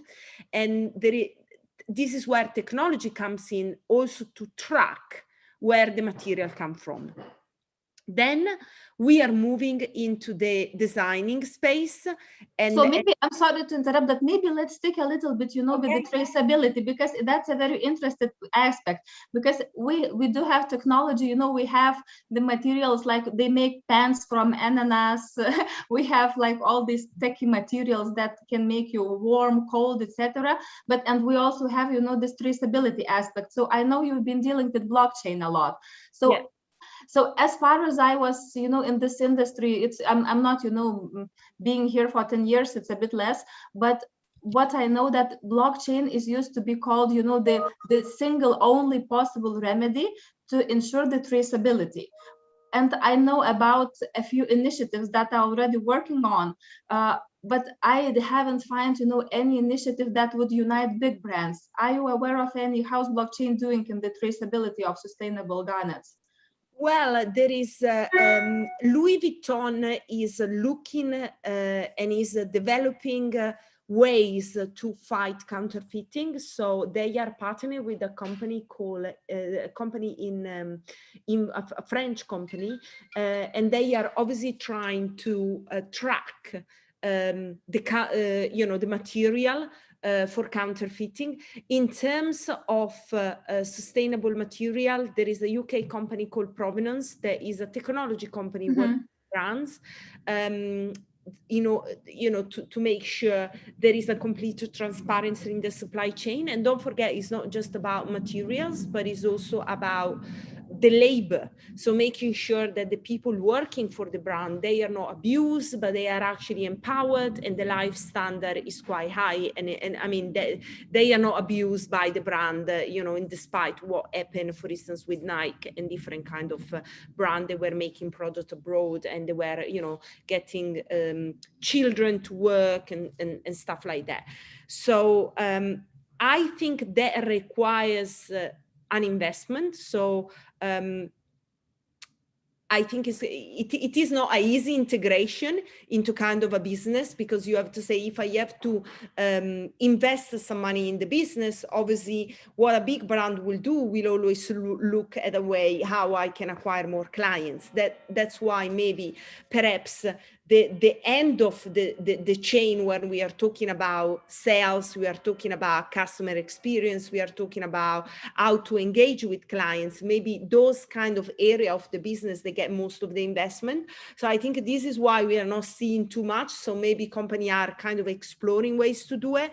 There are a few brands that are actually Collective, I think is another one that is doing something like that, but they are small brands. They are maybe using sustainable cotton, in order to use as less water as possible. So there are definitely brands out there, they are doing it, but it's not the main focus of fashion brands, I would say, because of this investment aspect. Well, you mentioned the investment. I've been lately searching about, what makes, the investors eager about investing to one or another company. So now the trendiest thing is sustainability. And actually, as you have mentioned, the sustainability KPIs, are all already involved into the investment strategy. And now sustainability is actually getting more real, demystified, because the investors want to see how actually the company is going to be sustainable. So this is a true fact that now the highest investment are attracted by the sustainable companies. Doesn't matter how big these companies are, but of course, always the scale helps. If you're a scalable company, it's always easier to attract the investors, but the sustainability KPIs is already on the agenda. So I hear what you say, that there's no unanimous blockchain or other technology. And I think, this traceability is gonna evolve, as a tree until, that's my own opinion, until some kind of the regulation steps in. As a lawyer, I have been watching some of the European Union initiatives. Of course, it's only about the EU, because, outside the European Union, you will not find the same regulation. But I know for a fact that France is introducing just in a few months a law which actually will regulate the sustainability and what can be called a sustainable item. And I think this parallel, of an apple or a pear that could be called ecological, I think, to our listeners could make a sense, if there is some regulation in place, what item, what t-shirt can be called sustainable. So basically, we can use the analogy of ecological fruits and vegetables, because now there is no, much debate of what can be called what. There is also shady activities. So I think this is gonna develop, as you say, until I'm seeing very interesting background, until some kind of the regulation will go in place. I'd say so. That's my remark as a lawyer. And we are seeing these developments at the EU level. But the interesting thing that fashion market, it's not only EU. Basically now it's China. So because about 50% of the luxury market in 2 years is going to be in China. So I'm not, trained to speak about law in China, but it's totally different field with sustainability, with data protection, well, we can keep this discussion for later on. Yeah, so, I think it is interesting to say that you are mentioning regulation, because they are kind of moving how innovation is actually getting implemented. If I'm looking at the world of cryptocurrency, it's all about regulation as well. Otherwise, there are big problems. So yes, I think definitely sustainability is a trend that is crossing over different sectors, and is about how a project is sustainable as well. Green economy. I mean, there is the need to make this planet more green, but also more sustainable. So that is impacting fashion as well. When you said there isn't any blockchain out there that is solving this problem, I think it's because tech people don't build for fashion. So in the technology space, there aren't many fashionistas, let's call it that way. So fashion is not one of the main objects of what they are trying to build and find the main use case. And in the fashion world, not many people are techies. So that is kind of been kind of a friction. But if we want to go into NFTs, that is a very interesting element, because it's a new way to own assets. And if we talk about bags, we talk about some expensive items, those are assets. And also, I think speaking about, since we are jumping already about the shared ownership as you are speaking, because so I think we should disclose what FTS means. I mean, because maybe the techie people are aware of that, but in case we have some fashionistas listening, so I think we should disclose what the description stands for. Yes, so NFT is a non-fungible token, which means is unique, and there isn't another asset identical to it. So for instance, and it is also a digital asset, right? So it's a digital asset that is very different from Bitcoin, where you can have many Bitcoin. With NFTs, your NFT, each asset is unique and different from the other one because it's yours. So NFT are minted, right? And they become digital assets. So let's say you could do that with any kind of picture, with any kind of, for instance, for fashion, could be any kind of prototype, becomes an NFT. So it's going to be transformed into a electronic copy that is unique, and because it's uniqueness, it becomes a collectible, and you can keep it within your within your crypto wallet. So if I have a provoking question. Sorry, Stefani, I have a provoking question. I was curious, as a person, do you think it's a future or it's a bubble? Because there is a discussion around that. Is it a future of collectibles? It is a future. There are no doubt that NFTs are here to stay, but because of all the let's call it the crypto summer, where we saw Bitcoin going through the roof, Ethereum and DeFi, NFTs obviously enter into a very a quite clear hype, where many projects, they went, marketplace, they went really up in value, and now they are coming now. If you look one of the NFTs marketplace, if you look at the chart of Rarible, then you will see how it started to go up in February, and it reached some crazy prices, and now is almost back down to where it was in February. So I don't like to call it bubble. I like to call it was a big hype, and also because not everybody really understood how the NFT works. And also you as a lawyer, when I'm buying an NFT, what I'm buying, this is the big question. I'm buying the copyright, I'm buying, I'm buying all the assets, what I can do with it. NFTs are being very popular within art.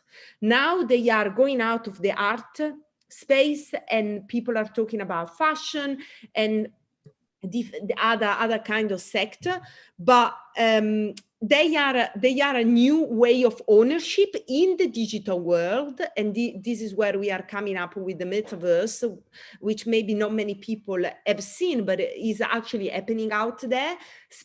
Coming from gaming, there is a parallel world that is called metaverse, where your life online take place, and this is where the NFTs, they are going to become more and more used. Well, you mentioned gaming. I was not going to speak about gaming, but I cannot, hold myself, because recently what I've been watching is a very strong trend. The industry is mixing, because films used to be films, gaming used to be gaming, and fashion used to be fashion. And what we can see now, so we see the fashion shows as a film. Well, I've watched a few. This is truly like the series of Gucci, like the Dior presentation. Basically, instead of a catwalk, you get a very well-directed, expensive film. That's basically a film industry. And what you get else, you do get, the fashion. We can, we have been speaking about this material fashion, like the fabrics, the pants from ananas, like the high tech, etc. But there are also this digital fashion. So where you can buy an expensive, I don't know, Burberry, some kind of trendy trench, and to put on some monster in the gaming. So I see, as a lawyer, I don't know how many, but that's a plenty of the IP issues, because who owns what, who is responsible to what, and how everything should be monetized, because until you don't want to monetize, so it's not that important who owns what. And here we have plenty of of very interesting questions. So about the emerging sectors of films and fashion, films and gaming, do you have any insights? Well, I think, as you said, the metaverse started from gaming, but now our life, it gets more and more gamified, let's call it that way. So if you see the new generation, they are much more into gaming, and they really understand the value of the metaverse, because, for instance, they will spend a lot of money to get a particular Gucci handbag or coat to use into their game. And this, for a brand, you might say, right, this is not really fun, because fashion is also touching, is also about feeling material. So that is a very important part of fashion. But there is this new world that meets the needs of the next generation to supply the opportunity to monetize garments and design, right? So, for instance, let's call it that way. If a brand is able to have a virtual line or ability to have virtual fashion, that will open a new array of customers for this brand, because they're going to be able to sell this virtual fashion to the next generation. And there are some really interesting experiments that have been done by the Materialize and Luxo chain in the metaverse. So, and also the Fabricant as well. So there are, and I would like to add something else here, because for a designer, for an emerging designer, an NFT could be a way to get funded as well. So we are talking about creator economy here, where the designer, he doesn't have to be funded by a big brand or exploited by a big brand, but he has actually got the opportunity to participate in an economy and get paid and get funded for his product, for what he's creating. And there are lots of marketplace out there. They started to look at fashion. So I think it is a nascent aspect of the industry, is definitely meeting the needs and what the next generation likes, but also what is actually happening with the world. Because before COVID, we never thought that we could basically working online with Zoom meetings all day through, but now this is happening, and why not? I could hang out with my friends in a virtual. Well, that's at least, you know, sustainable. So I have a joke over here, you know, while we're trying to solve the sustainability problem, you know, the digital dress, you know, you can put on your picture on the Instagram. Well, at least we don't have to recycle that one. Exactly. But, you know, they could become really valuable. And then there is this aspect about verification, because I mean, I wrote an article about that, and I still think, even though it's a challenging issue, I think it still be possible. So if you have some kind of a very unique assets, very unique fashion item, with an NFT, the NFT will be attached to the physical item as a virtual copy that verifies and prove, and it will add value to the physical assets that you have. So for instance, when you are selling, you can prove that that is authentic because you have got the NFTs, which is the virtual version of your handbag. Let's call it that way. And well, that's sorry, please continue, because I just have an idea. I'll put it on a shelf and I'll come back. So this is what I'm thinking.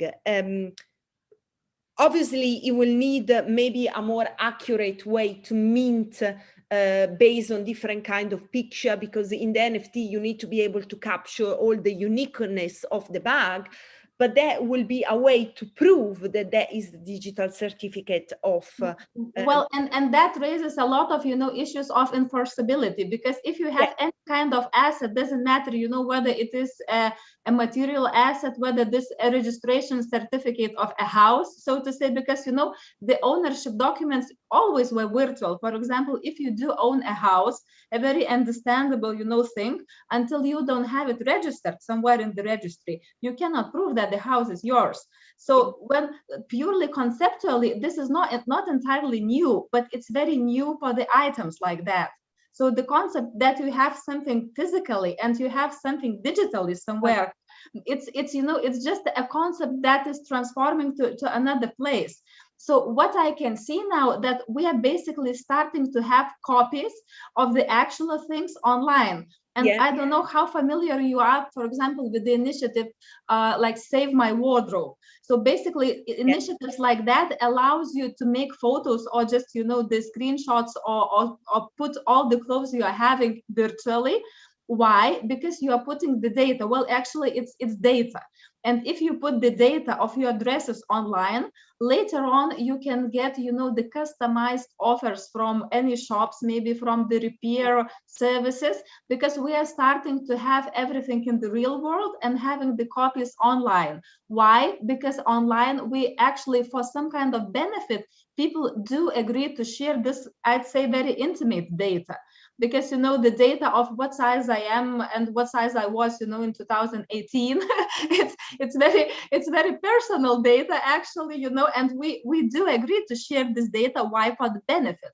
And I've been discussing, you know, with the big brands, with the actually legal representative of Dior. So they used to say, in luxury, we never used to ask the customer questions, because if the luxury customer, you know, who spends lots of grants a year, you know, for some purchases, the customer like that wouldn't like to be asked many questions. They used to like anonymity. And what has changed with the online, that the customers actually, they do want very personalized, very intimate approach to them.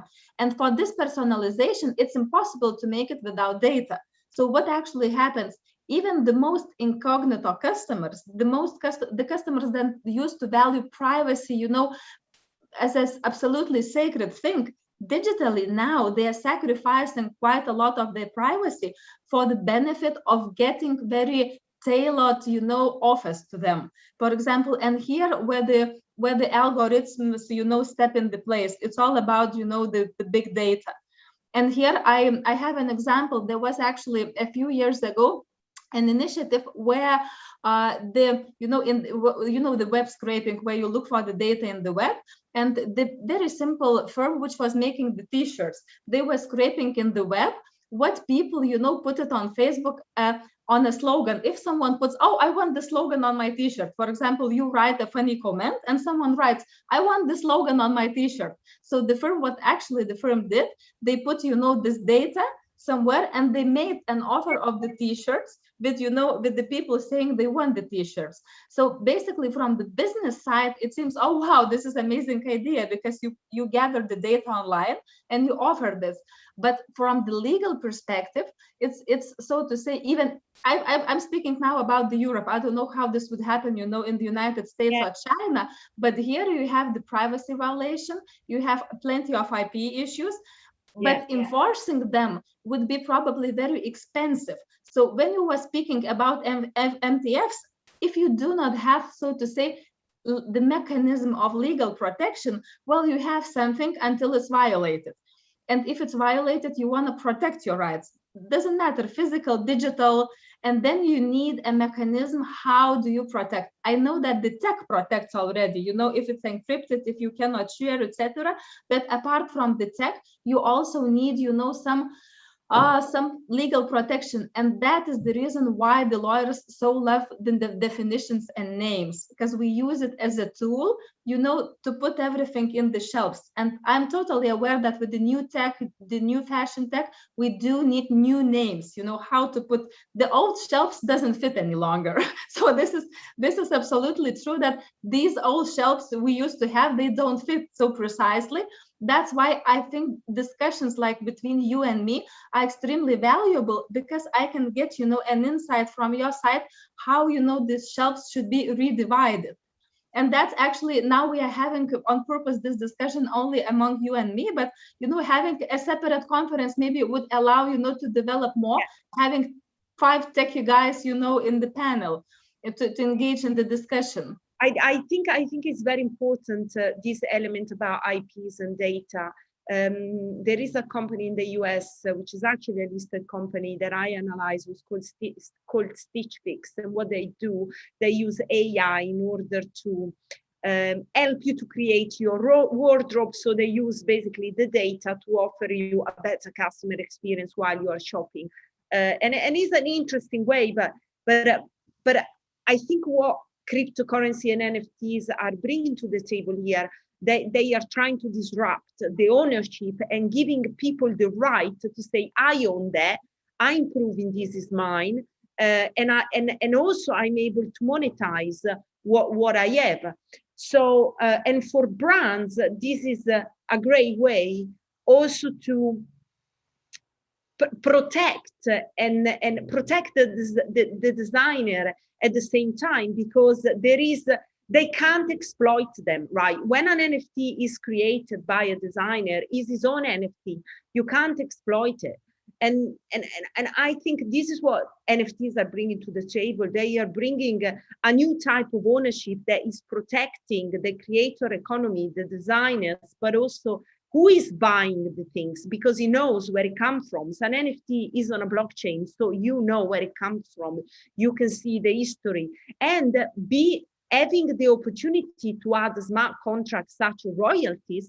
What a brand could do, and this is what I said in the article, if they are issuing NFTs version of a collection, they can retain as percentage of the ownership. So all the time the NFTs is bought by other people, passive ownership, they still gonna get paid a little bit, which is their royalties. And it is a very interesting concept, which I think big brands should look into, and is something that they can't wait to do too long, because the metaverse is here to stay. And it's going to become more and more, like we are talking now at Zoom, here, every conference on Zoom. I wouldn't be surprised if in a couple of years, I'm going to hang out with you in a nightclub and I want to have a Miu Miu dress. And that Miu Miu dress needs to be virtual, needs to be sold by Prada.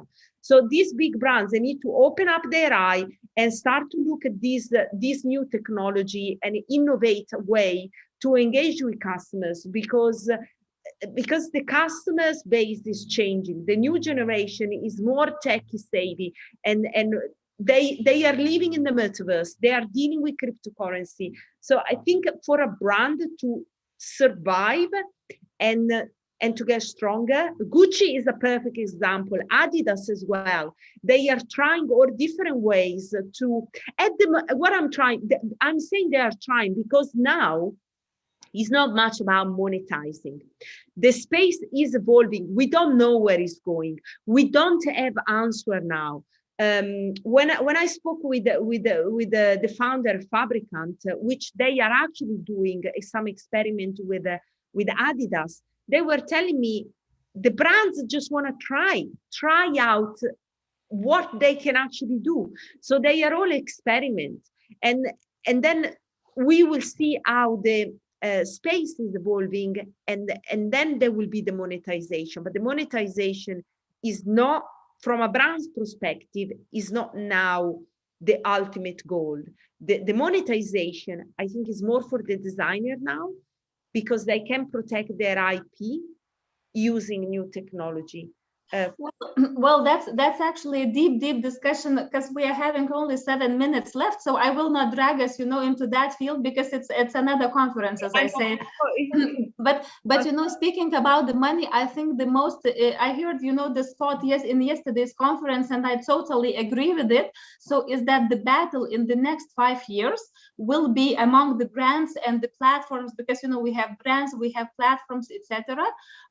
So who owns the relationship with the customer? Because still the customer is the one who generates the money, so to say, the buyer. And now the main battle is who owns the relationship, because that relationship can be monetized. And the relationship, if you would go to a store, which is a theater of the brand, as they like to call it. I really like the name, that a boutique store of Dior or Chanel is like a theater of the brand. So you could understand that the brand owns, the relationship with the customer. Now, if you're having like the platforms like Farfetch, for example, so I would dare to say that a big part of the relationship with the customer is owned already by the platform. So over here, when you speak with the MTFs, it's also a big question, where is the end customer? And who owns what kind of the relationship? It's all about, every day it's more and more about the engagement, intimacy, relationship, and watching where this relationship is happening. Because, for example, we have, as you said, new generations of customer. The luxury, for example, fashion, traditional buyer used to be like 39, 40 years old. In China, where it's 50% of the luxury fashion, we are having 28 years. So basically the generation of 10 years younger. So the pursuits of that generation is different. And I've seen that the pets, market is very rising one with the monograms of the doggies, personalized cat food, with the cat preferences, with the dog's preferences. Exactly. And I think it is all about customization, exactly, personalization, and a better user experience, and also creativity. I said creator economy, but it's really this ability of each individual to create as well. So a customer becomes also a creator. Something that I want to stress, you mentioned data many times. So what technology is here offering is empowering people to own their data. I think this is the big question. So it doesn't really matter if you want to share your wardrobe or the picture of yourself. You have the right to share if you want to, but you need to be the one that share it.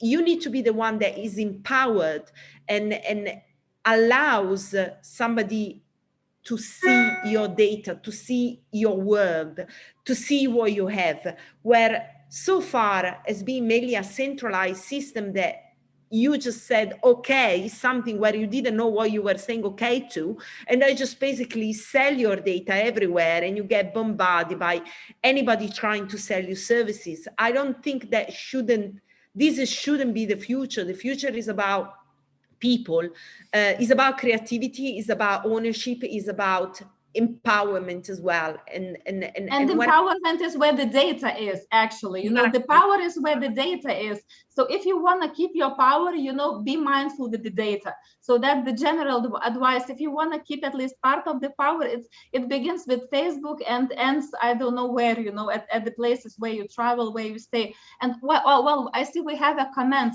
The Conrad has an opinion that, in my opinion, in the metaverse, it is more about customization and personalization. I don't see people paying for brand name accessories for avatars as much as I see people paying for an artist for a personalized avatar. Well, couldn't agree more, actually, but we cannot deny that fashion industry still is already, you know, trying to get in. So maybe not the gaming is pushing, you know, pulling, but I think the fashion industry is more likely to be pushing to the gaming industry.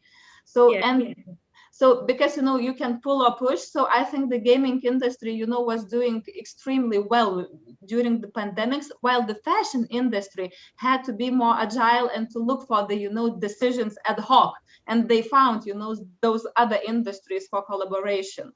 So, and we have a comment that to survive and transform a brand would need to open a metaverse flagship store, inventing itself new in the final medium. So, well, these are very interesting insights, but I think the collaboration is the future. Actually, it's not the future, it's nowadays. We're gonna see very little clear boundaries.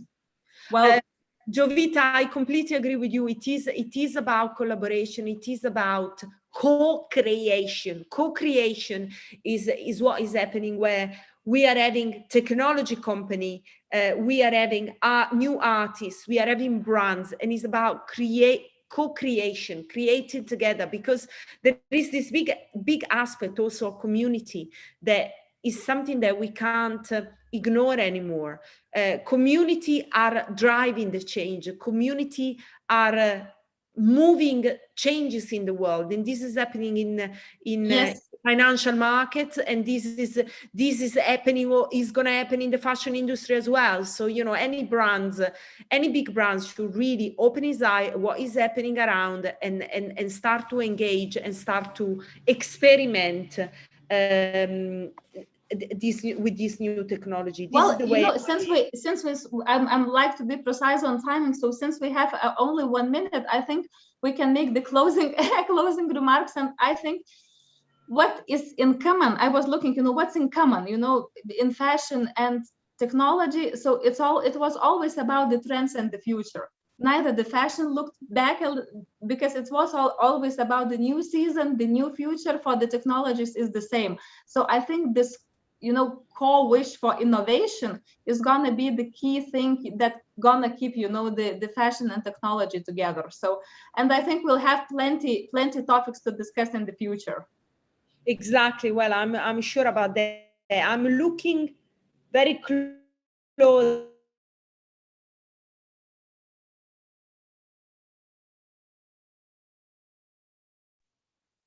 Stefania, I think the internet has failed. Yeah, it seems so as well. I'm wondering if Stefania is still hearing us. But, well, she was precise in finishing, at least. Yeah. So both Jovita and Stefania, thank you very much for your insightful explanations, for your insightful conversation. It really presented some things that I'm pretty sure that not many of us knew about. But right now we're switching sides. We're going to the medical side of things, and I'm inviting Dean to turn on his camera and take over the panel that is called Medical XR, the Haptic Experiences. I'm really eager to hear what you guys are going to share with us, and what are you going to debate on. So welcome everybody. Dean, the stage is all yours. Hello together. I suppose we have to approach a very interesting topic today because the medical extended reality is something that is pretty new in the field of healthcare and the overall medical industry. Probably we have to start yeah, just a little. Sorry, I just mixed the panels. I saw David online, and I just realized that actually he is the moderator of this panel. No problem. Yeah, we can switch the roles. Dean, I My feel for you. is tomorrow, but sorry, David, I overtake your role. No, that's fine. That's fine. You were winging it really well there, I thought, actually. But I'm thinking, if I get this wrong, no worries. I can do the moderating. That's yeah, sure. Just go on. Just go on. Okay. So what I'll do, Alex, do we have everybody? We've got Cheryl here. We've got Dean. I'm just trying to see if we've got Pradeep. No, Pradeep is not going to join this one. He has another standalone presentation tomorrow. I understand. Okay, that's fine. That's fine. Dean so and Cheryl will be Cheryl, Dean, and yourself. So let me rephrase that. What I was saying earlier is, and David, you have the stage. Seamless, Alex. Well done. Okay, so thanks for coming, everybody. I'm just going to introduce you to the people who are going to be in the panel today. So we've got Cheryl Ackner-Koller, who is the professor at the Department of Industrial Design at Konstfack University College in Stockholm.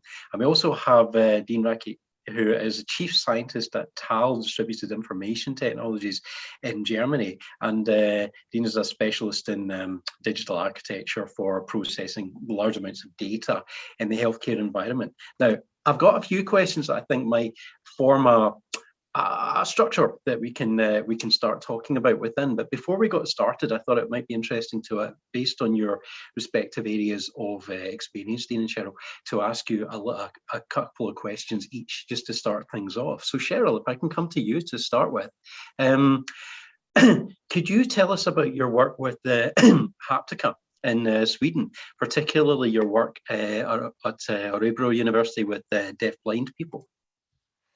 Okay. Really, the whole project started in another project, which was about nano, and that's where I met deaf-blind people, because we're trying to understand how many senses you can manage, with minimal input. So I can continue on that, but the core of Haptica is creating a platform, a research platform for 3 years, where the aesthetic disciplines work together and they research together. And coming from industrial design with dead materials, things that don't change very much, to the culinary world, which is in Örebro, in one of the first universities where the professional tasters, sommelier, were given a bachelor's. So it's quite a unique place, and amazing kitchens, and really so much aesthetics. And so the senses, smell and taste, are part of haptics. So the feeling in your mouth, and even the particles in your nose when you breathe. So that we've exchanged information about how it is to be a sculptor in the hands, and then the mouth and the nose. And that's one of our most important contributions. And then I'm back into vibration after I finished that off. So I do have some work that we're doing right now with vibration. So I have a new kit that I just developed. But I really go back and forth between those worlds, trying to keep track of haptics in the culinary world and in. Fascinating. Yeah. I actually was lucky enough to, I was in Berlin a couple of years ago, and I got to try out the Noctivagus, the dinner in the dark experience. And it wasn't a deaf-blind experience, but it was a completely darkened room. There wasn't, a photon in that room.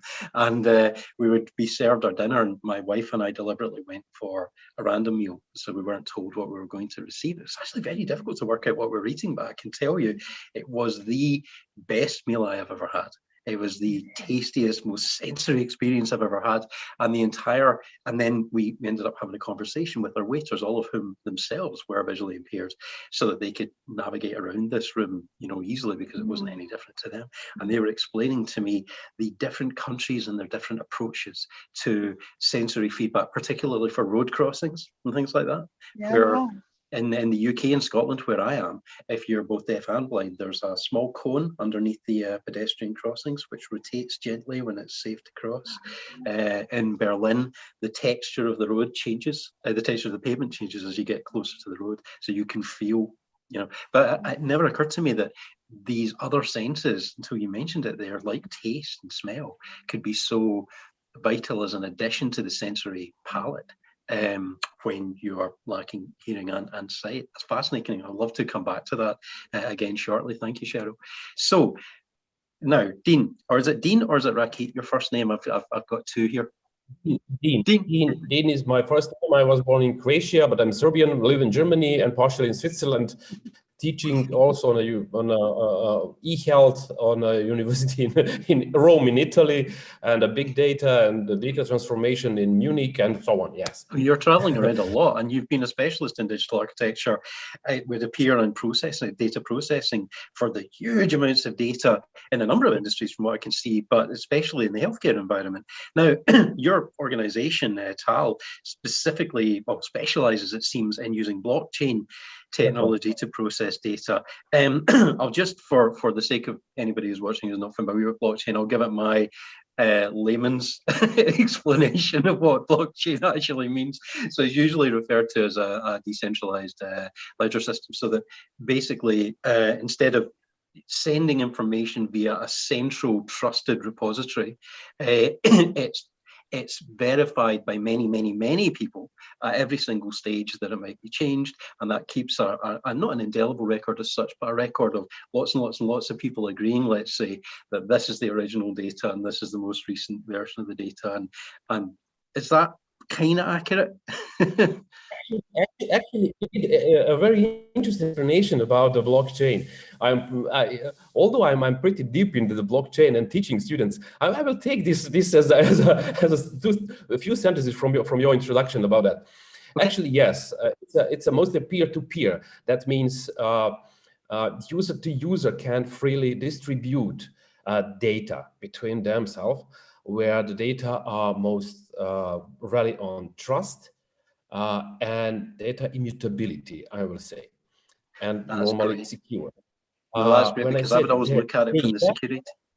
Sorry, I was just going to say, I would always look at it from the security perspective, and but you're talking about the sharing and the peer-to-peer sharing, and that's where it could be vital, because that kind of preempts my next question, which was, how would you say that blockchain lends itself specifically to haptics in the medical field? Where's the connection for you? That's right. It's a really interesting point, because we are pushing patient-centric data in the core, in the focus of every data transfer between different parties.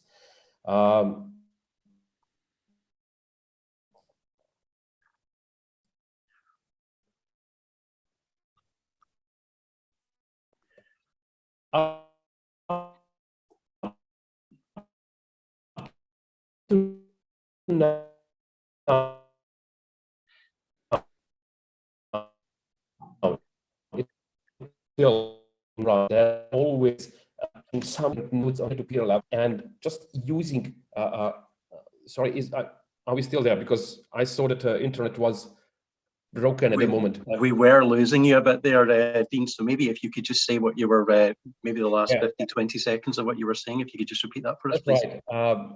Right. By using a blockchain, there is no more necessity for storing data always at some central point, because the patient-centric focus of data that each of us, so to say, like a person, we own our data, and we deliver our data at any kind of purpose that we need, at any kind of moment that we need. And there is no necessity to have a permission from some central authority that we can share our data, because we are owning our data. That's the most important point.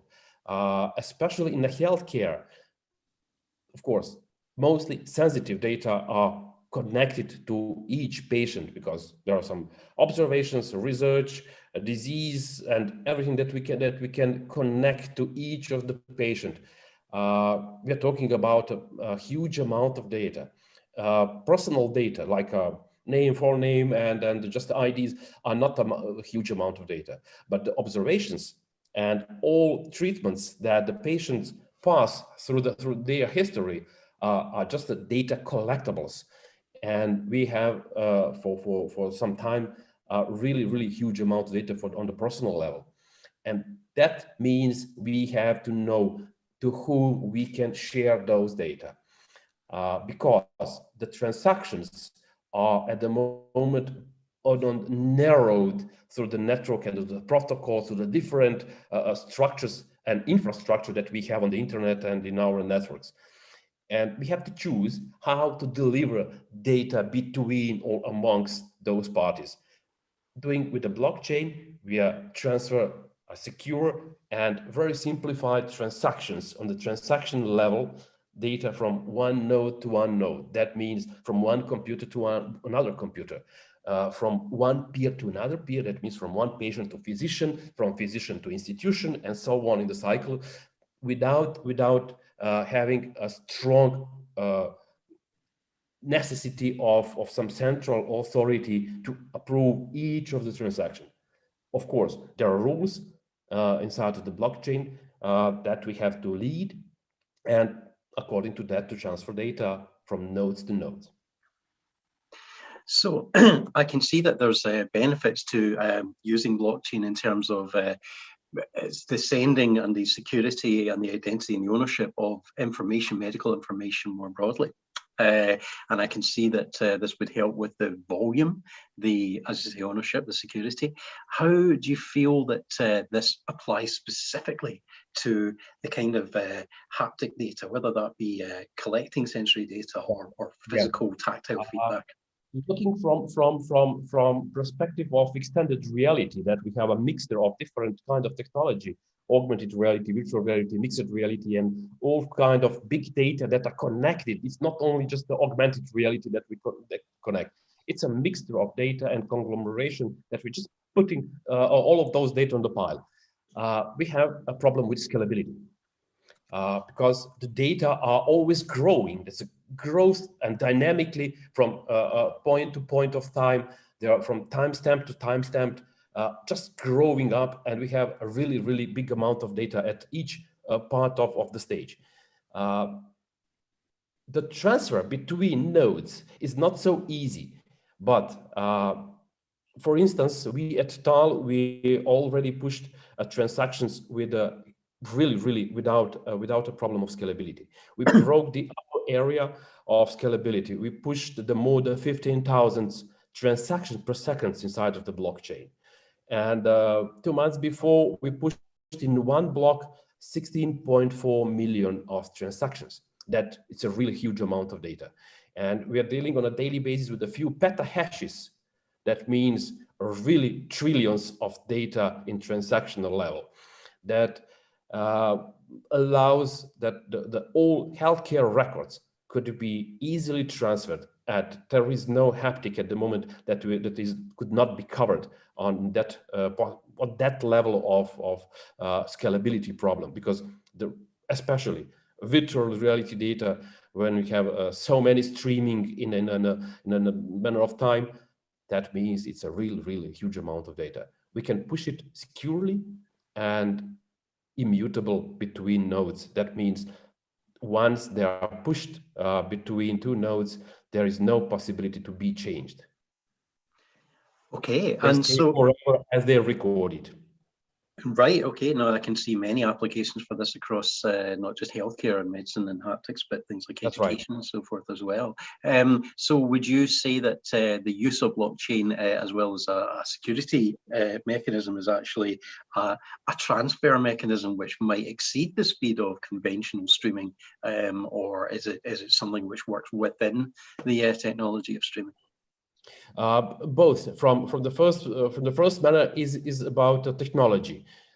we're allowing on that stage that the technology gives a possibility and opportunity to each user to trust that the information or data on each record level, on the lowest pattern level of data existence will be secure, and there is no possibility to be transferred or altered at any point of time. That's from the patient perspective is really important. Also from the end user, for instance, physician or some clinical studies, it's also important that those data are not altered through the transfer process from one point to another point.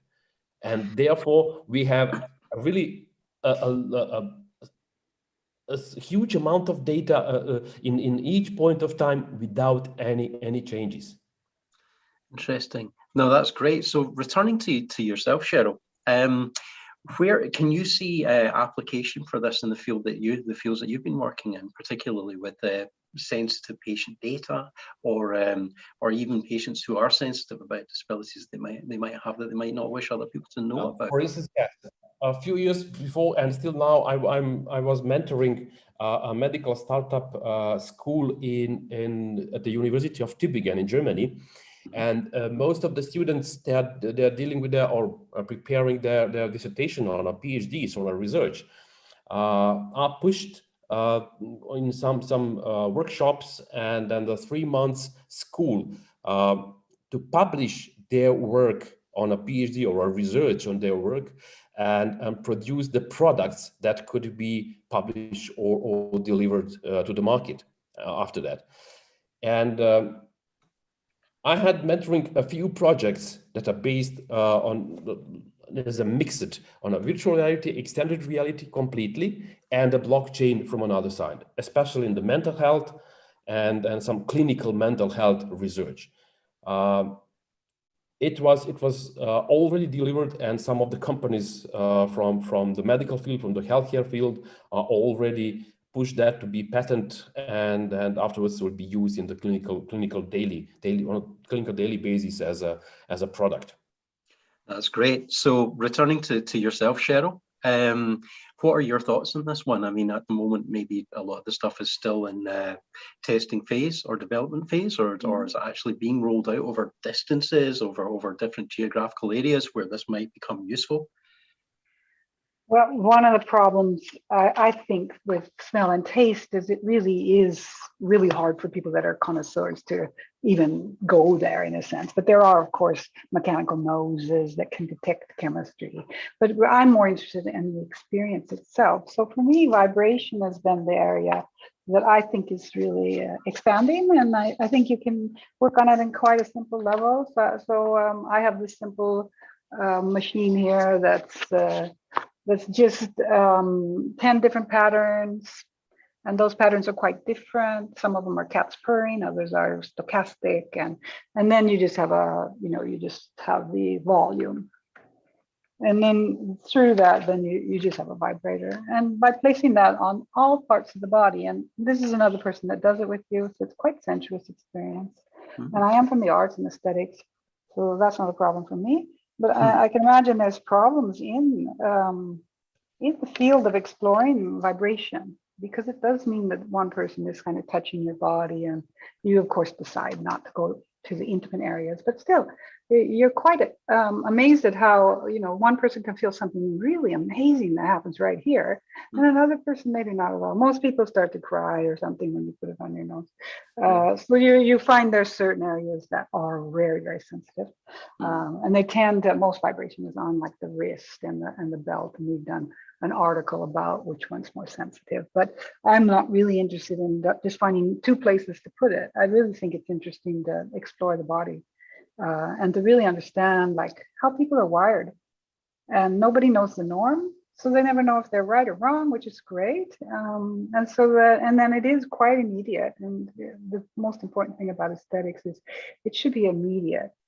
If it's not immediate, it's not aesthetic. That's what Dewey said, 1930.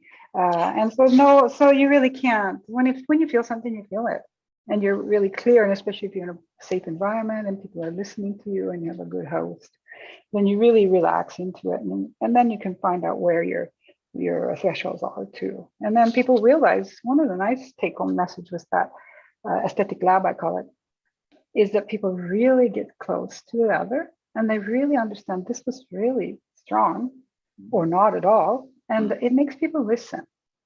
But it improves co-creation. So after they've done that, even if you're not going to do a product about vibration, it makes people like, oh yeah, you feel things differently.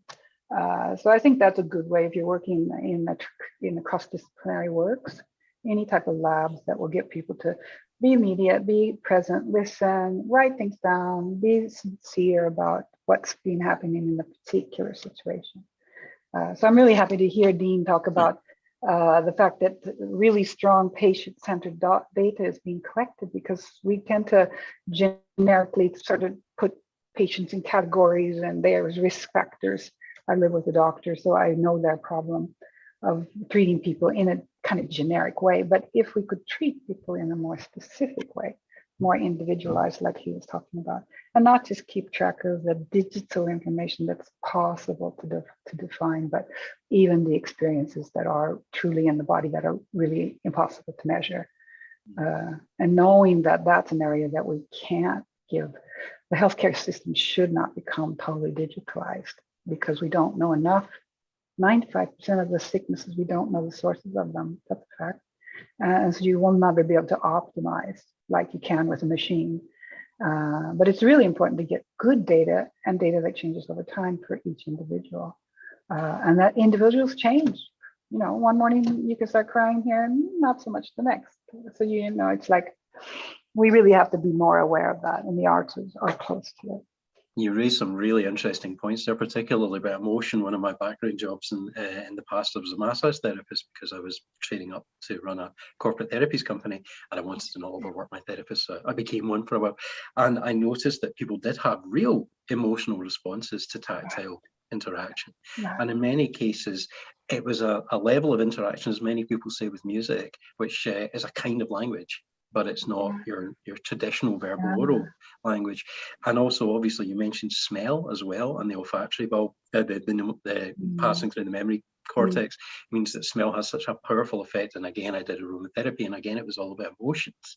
And usually these emotions are learned ones. They're associative emotions, which are picked up on by the, well, that was my understanding of it. I try to keep the immediate experience and the raw experience still open. I don't think it's that 100% cultural, but anyway. I thought that it was interesting you were saying though that everybody's different, and that's very true, because you know everybody has different tastes. They see things differently, they hear things differently, but they feel things very differently. I mean, I'm cross-lateral. I have the brain of a right-handed person, but the body of a left-handed person, because it flips. And I also have synesthesia, so I see. Oh wow! Yeah, they see words as colors and numbers as colors and smells as sounds and all these different things. It's very pretty in my head. It's a terrible filing system though. There's only so many colors. There's a lot of names. However, what it made me realize was I've been working with a haptic feedback device called the Tesla suit, which I'm sure you're probably both familiar with. Which is called, what was it? It's called a Tesla suit. It's made in Ukraine, I think. And it's not got nothing to do with Tesla as an Elon Musk. It's effectively a suit that you wear that gives you full sensory feedback, but it also calibrates to the user. So it picks up on their galvanic skin response, which is to say their skin conductivity, usually due to sweat and those kind of things. It picks up on their range of movement, and it adjusts. The system adjusts so that the feedback that you get, which is through TENS actuators, which again are electricity being run through currents in your skin, is adjusted according to the level of conductivity of your skin, the range of movement that it tries to use. It can see how far you can move and what your range of movement is. And again, it allows people at a distance. So you could have a physiotherapist, for instance, who is in another country, and they are seeing your range of movement, they're seeing your galvanic skin response, and then they're giving you exercises according to what you're capable of doing, or they're even sending the sensory, the haptic feedback to your body based on what they've encountered. And again, I think this is a real crossover between what you, Cheryl, and you, Dean, are doing, because this is to do with tactility, customization of information to patients, potentially very sensitive and certainly what you would want to keep secure information, and a high volume of data, which is having to travel very, very quickly over great distances. What are your thoughts on this, Dean? Can you see, would you see a crossover there? Between the line of low level data and then the security, or what do you mean? I'm really talking about the two-way communication of a high volume of highly complex information, both sensory information which has been pulled. That's right. It's still a big challenge because we have so many things that should be from the first side, the regulation, and also some medical governance.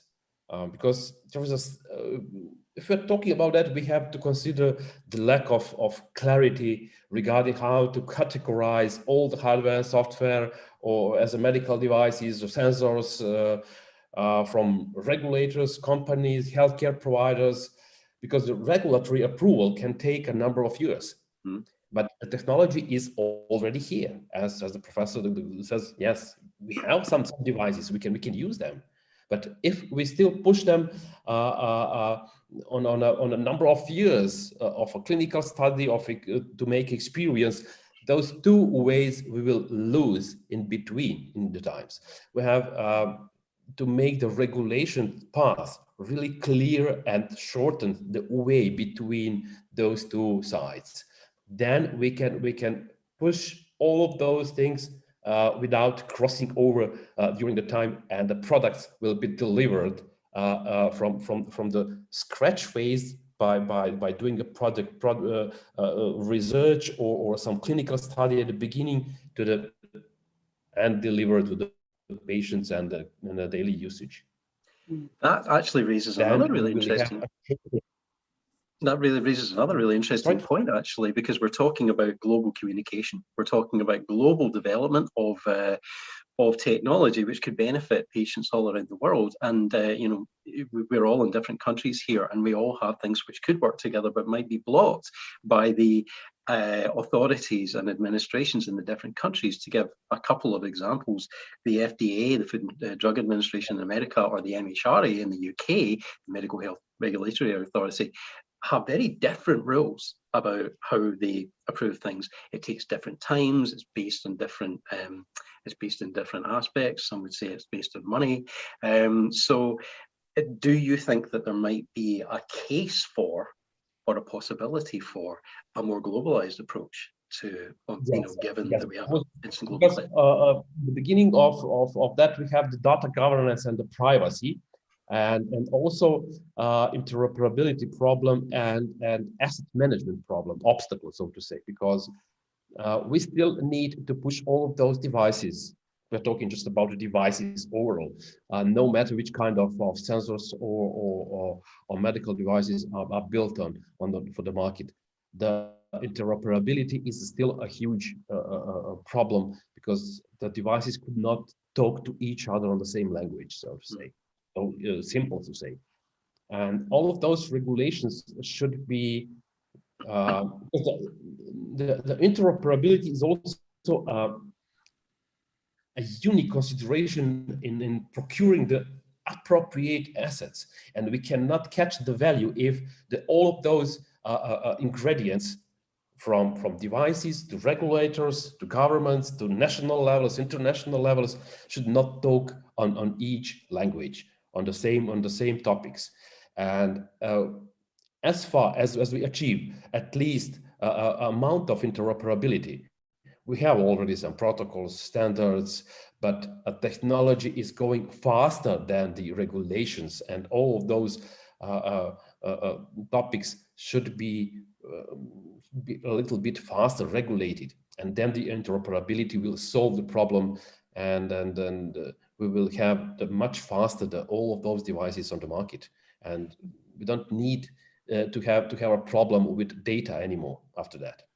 I think that is it's all very true, and I suppose what could be useful here is to work out what are our barriers between actually this being achieved because it's something that needs to be achieved, but what are the real and present barriers between where we are now and that being achieved? So I'm going to come back to you, Cheryl, because again, you were talking about the unique experiences that different people have. And that means that, I mean, when you're trying to get a lot of people to accept a standard, that means standardization. Really, it really means that that standard is a clear thing. It's a single thing that everybody can look at from different perspectives, and it's always the same thing. But with haptics and with tactility, just as you described, Cheryl, this experience is unique from person to person. The laws in the different countries are unique. The personal feedback that people, you know, all of this stuff is different. I encounter, and also there's an issue of the money behind it, the drivers of money and the restrictions of money.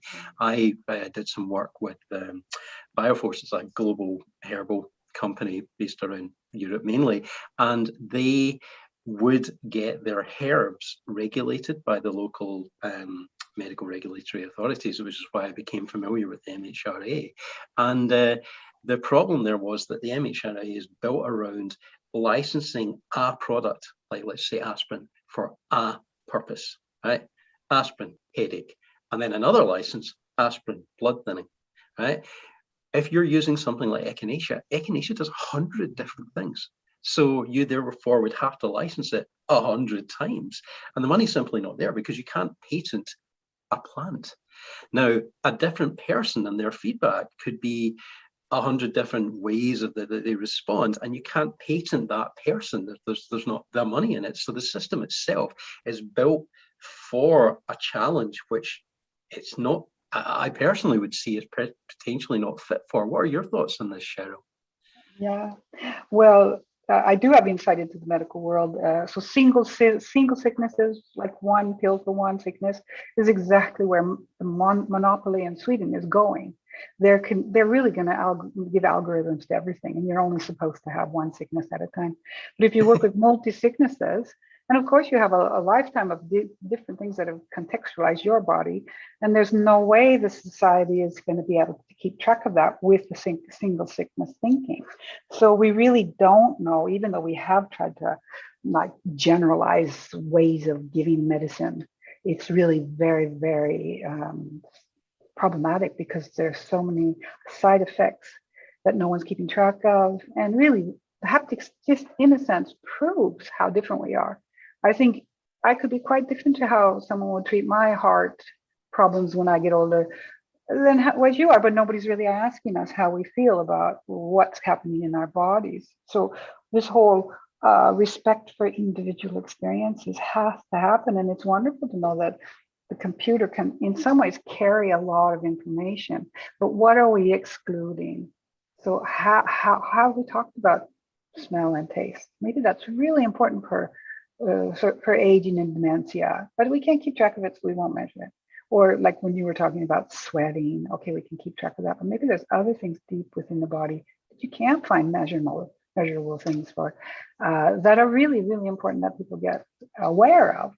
And I mean, it takes a while for people to be connoisseurs as a sports person, how every little thing they eat in the morning affects how they jump. Or, I mean, not many of us have that insight, but we really, in a sense, should be, especially the way the medical world can manipulate, giving you this idea that it is solving something, but perhaps it's just selling risk factor medicine and getting that up on an agenda. So that can be a big problem. So perhaps just getting people to experience something that they really do. Each and every CEO and these businesses should like think it's kind of cool to realize how different we are, and to get more in touch with their own, sensitivities. That's the goal.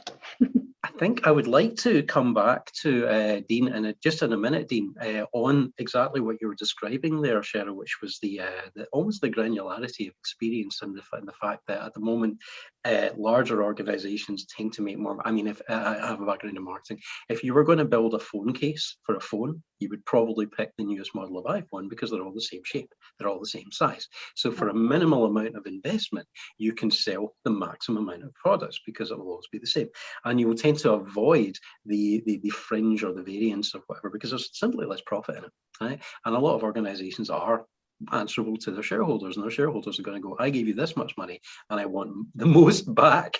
And if you're going to be dabbling around with minority stuff, I'm not going to get the most back, so I'm going to put my money elsewhere. So that's an issue. However, at a governmental level, we can see a little bit, we can be motivated by things that are a little bit further ahead. Like, for instance, in my country, we have, and like many others, we have a nationalized health service, and therefore it's all about saving money. And there's a move in the direction of being a bit more long-sighted, being a bit more holistic, you know, like treating people in terms of lifestyle, treating people in all sorts of previously dismissed minor approaches to treatment, where actually you can make massive savings with a tiny change earlier on in life. Now, actually, I will jump to you, Dean, because I think that potentially this more granular approach is maybe where blockchain lends itself, where the previous centralized hoarding or storage of data and transmission of data didn't lend itself so well to a granular approach, a more dynamic approach. What are your thoughts on that? I will touch one extended point on that. You're pretty right, and it's a really good topic that the smart technologies push the granularity actually on the light. And in the next few years, I'm pretty sure that the most of the data will be actually on the smart device side and on the smart sensoric world, no matter which kind of devices and what purpose we will use. Yeah. And also the analytics will be embedded inside of the sensors at the sensor level. And we have those granularity to fetch directly from that pattern.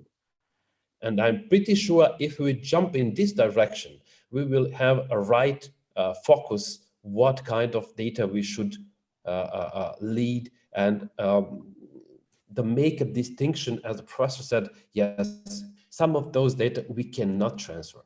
The value of some producible data maybe are usable for the medical world, for the healthcare providers, for the physicians and so on. But others will be only for the clinical studies. And on that level, we have to choose which kind of granularity we have to use. If we're only from the smart devices, from the sensor world, or from a tiny part that we already have in the behind of us, and sometimes from conversational level or a direct level to choose. But I'm pretty sure that those granularity will be on the light in the next few years. Touch the really good point, because the sensors should be able to certificate themselves in the next period of time, in the next few years, to be used in such devices as the medical devices or healthcare devices that we have on the market. It was a wonderful answer, and that gives us a lot of hope for what I think we're all trying to achieve here. I wish we had more time, because I think that we could probably talk about this for hours and not run out of things to talk about. But you've been amazing, both of you. Thank you so much. And I feel that the two very different sides of the haptic argument have been brought together quite nicely today in order to see where they fit together. So thank you very much. And I guess for anybody who's interested in the Gestalt approach to haptics should reach out to Cheryl on LinkedIn, and anybody who's interested in this very interesting topic of the security and the transfer of information and the granularity should speak to both of you, but also should speak to Dean. Again, I reached out to both on LinkedIn very recently, very receptive people. And if anybody has any other questions about the stuff in the middle, you'll find me pretty much all the time on LinkedIn, and I live there. So I'm going to pass back to you, Alex. Thank you so much, Cheryl, and thank you so much, Dean. Yeah, thank you, David. Thank you very much. Bye-bye. Thank you. Bye. Bye-bye. Bye.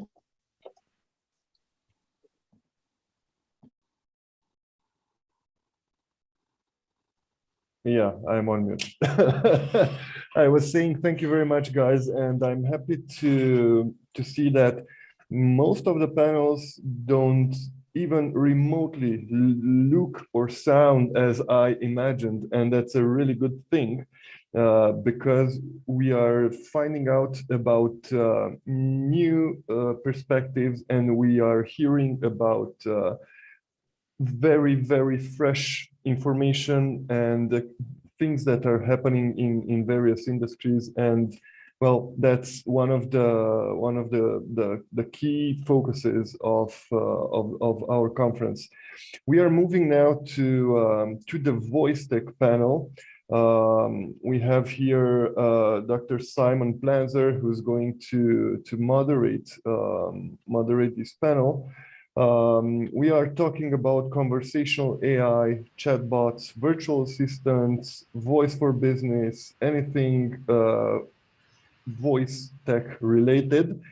So Simon, you have the microphone, and I'm really looking forward to hear your input on this wide topic. Thank you very much, Alex. My pleasure, of course, and looking forward to another great panel and conversation with my colleagues on this panel indeed. So let me just very briefly introduce who we have here with us. We have Dr. Robin Chiera. He's the CEO at Digital Scouting from Hamburg in Germany. He's the founder and CEO there. He has done, among others, studies at University of Münster and Hamburg, and was also a visiting researcher at Harvard University. His marketing agency has 70,000 followers. We have Felix Negoita, a regular visitor at our format, I understand.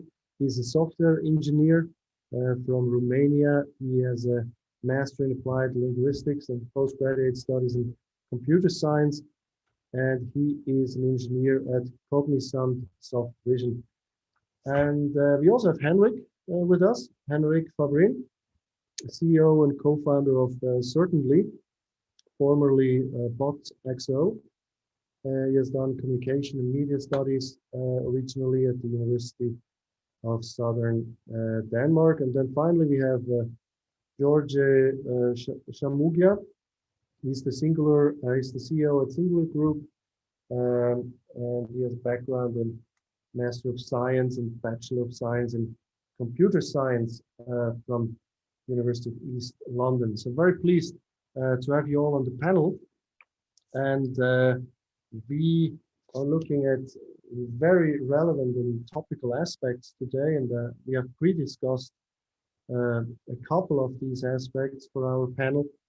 And I would like to actually start with Felix. Felix, if you don't mind. And I believe we had intended to speak about, in particular, the limits of current artificial intelligence technology in relation to natural language processing. Would you mind commenting on that? Hi, thank you. Thank you so much. Thank you for the introduction. It's really great being a part of this panel. Really great meeting all of my colleagues here. This is a subject I'm quite passionate about, and I have been spending the past few months researching natural language processing. And the reason I mention natural language processing is because it's at the root of everything that has to do with voice tech, right? So basically we can think of any sort of voice technology as just an extension of natural language processing. In order to have a good voice technology, good virtual assistants, chatbots, everything like that, we need to have a great model for NLP, for natural language processing. But if anyone has been on any websites that employ chatbots recently, they would see that kind of like their abilities to communicate and respond to our queries are really not that great. So the question then is, as you said, Simon, about what are some of the limits in natural language processing technology that we currently need to be aware of. And to briefly answer your questions, I have identified, I think, about 5 of them. I'll go over these big 5 limits that we need to be aware really quickly without going into too much detail. But basically, there are as follows. So first, we have the fact that NLP is based on a probabilistic mathematical model. So that's not how we as humans use language at all. We humans use language in a creative way, and we don't use it based on what was previously said. So that's one thing. Another is that, as all of us realize, there is a sort of an interplay between our use of natural language and, let's say, knowledge of the real world, right? Of what's out there, outside of language, so to say. And it's extremely difficult to get that in code. So to get an embedding of the real world, of everything that's around us, it's very difficult, if not, you know, downright impossible to actually get into code. And then even if we could, so let's assume that we could get that into code and we could somehow embed context, a model would also find it very difficult to solve things such as ambiguity within the context, and after a resolution, to interpret our colloquialisms, these you know, idioms, these unique, particular and unique ways in which we use language. Interpreting these is difficult sometimes for us, you know, for humans. So. How about irony? You know, irony, metaphor. Ironic, right? Exactly, irony. And irony is actually a very good point. Thank you for bringing that up, because you're sometimes ironic using nothing but your tone of voice. So that's how you sometimes that's how you indicate irony. Other times you're not indicating it with your tone of voice, but you're using a particular context. So it's the context that says that you're being ironic. So again, an amazing point. You have sarcasm, you have all of these emotions that can be embedded in the discourse itself. So how the question is then, how could we write mathematical models to interpret that? This is still an open problem in natural language processing. And the last thing, and this is the last point I want to make about this topic, is that when we use language as humans, we do it in a way that manipulates concepts. So humans perform operations that are based on abstractions, whereas in machine learning, it is based on patterns in immense amounts of data. So there's this incredible big distinction between how we use language and how machine learning algorithms are learning about language. So, yeah. Yes, could you elaborate maybe a bit on the last point, how, you know, about the differences in learning? Where do you see the big differences in how we learn languages as humans and how, you know, artificial intelligence does so? All right. So this basically boils down to the basic difference on how we learn anything versus how AI learns anything, which is, for an AI, you have to show it hundreds of thousands of pictures of cats for it to be able to successfully identify cats. And it's the same with language. You have to show it hundreds of thousands of combinations and patterns before it can learn the individual symbols. Whereas if you're teaching your child, you only have to explain what a cat is once. And the reason for that is the human mind is able to abstract away, and then you encapsulate all of that abstraction into a concept. And just like a mathematical symbol, just like variables in algebra, use those concepts and manipulate them in a logical way. So there's a difference between seeing 10,000 cats and understanding the idea of cat, right? So this is the basic difference, I would say. Amazing, fascinating, Felix. Thank you so much for sharing this. Thank you. You're digging deep. I like that. So let me move on to Henrik. Hi, Henrik. Good to have you. Thank you, and thank you for being here. Yeah, great. Great to have you.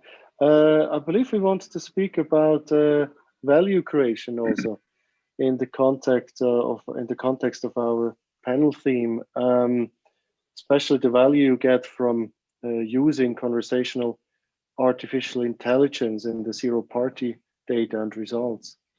Yeah, yes, and again, thanks for being here and for allowing me to be here. I'm Henrik. I think it follows quite neatly with what was discussed just a minute ago.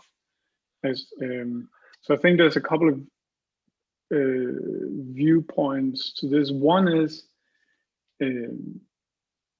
we're still in the early days of the promise of what language technology can do and to solve. So it's a little bit like self-driving cars. There are these 5 levels, from all human to full autonomy, and Tesla and Waymo are somewhere in between. The same as language technology.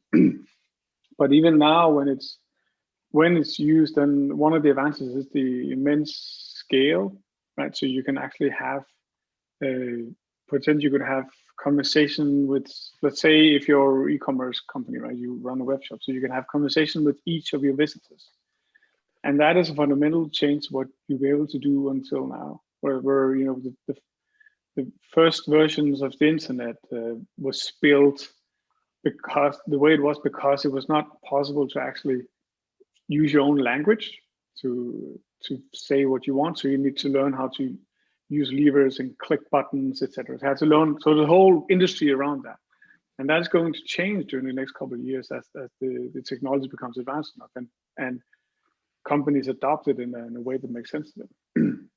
And one of the benefits is the scalability side, right? So you can infinitely scale such a, let's say, virtual assistant or chatbot, but also, so what happens when you're able to, well, if you're able to have more direct conversations with more visitors on your website or wherever that is, it means that you have a better direct feed into why they're there, how can you help them, what's important to them. And that information you can use for 2 things. One is, of course, to help them, right? I'm Saint Henrik, but I can be there for 2 purposes. One, I'll be there tomorrow because I want to get a cool new t-shirt because finally we're all vaccinated, we can get out of hiding. But the day after, I'm there because I forgot it's my mother's birthday, so I just need something here and there. So same kind of different needs. And you, unless you have a conversation with me, like a shop assistant would have in a physical store, you're not able to actually understand what's important for me and then either help me in the right direction, like a sales assistant in a shop would do, or gather the data on me, and then that data information you can help to inform your product offering, inform how you should build a website or use it for, you know, in all other contexts the next time you meet me. So there's already now a lot of value being created there, and that's for the brands. And then for the end users, we see. I'm from Denmark. Denmark, we pride ourselves, we're the most digitalized public sector in the world. So that means you can access all our services online, but oh boy, it's like a Kafkasian nightmare to use those systems because they're not built super user-friendly. And that means everyone has equal sort of opportunity, but not equal access, because some are not so used to using all this kind of thing. So if you can use your own language, it flattens the who has access to. So you can actually have access to more products and services. So that's value creation and opportunity for end users out there. Okay, well, telling from your comments, I would say it's the brave new world we have ahead of us for end users, right? You're very optimistic about the value proposition to end users, right? Yes, sure, but also pragmatic in like, that's why I use the comparison with self-driving cars, that it's some steps you have to go through, 5 or 6 steps, depending on how you count it. And so we're still there where there needs to be humans in the loop often. There's like we mentioned before, what's about the training data, the models, etc. So there's still a lot of stuff to build and figure out. But as that comes, the unlock of value is just enormous. And I think that's the opportunity that companies see organizations see when they deploy such technology. Agree. So let's take these steps. Mange tak, Henrik. Wonderful. Let's move on to Robin. If Robin is with us as well. Robin, do you hear us? Yes. Wonderful. Good to have you. Really privileged to have you as well. Robin, would you like to link to some of the aspects that your colleagues have mentioned on the panel, or make a new point? No, I really like the discussion about the limits. to really think about already now about the limits of technology, the limits of voice technology and AI and all the other, back-end technology that lies beneath it. But I also would like to talk about another limitation, I think a very dangerous one. It's the one we as, or you as experts and me as semi-expert are, thinking about voice technology, about the technical limitations, about complexity of different databases, APIs, name it. On the other hand, the limitations that actually non-experts have, especially the business decision makers, we're super strong in the insurance and finance industry as a consulting company. So what we find sometimes is that there are super knowledgeable people about, insurance and finance, but actually, when it comes to voice or similar technologies, not so much. And that there is we call it the dangerous delta, the two dangerous Ds, the dangerous delta of what we sometimes think about the limitations of technology and possibilities, and we are super honest because we want to move these things forward, and that's what the decision makers in the business on the business side in insurance and banks think. And this delta, let me describe it like this: that we have a certain image, but they have the image that certain things are not possible, things that we think and know that actually is.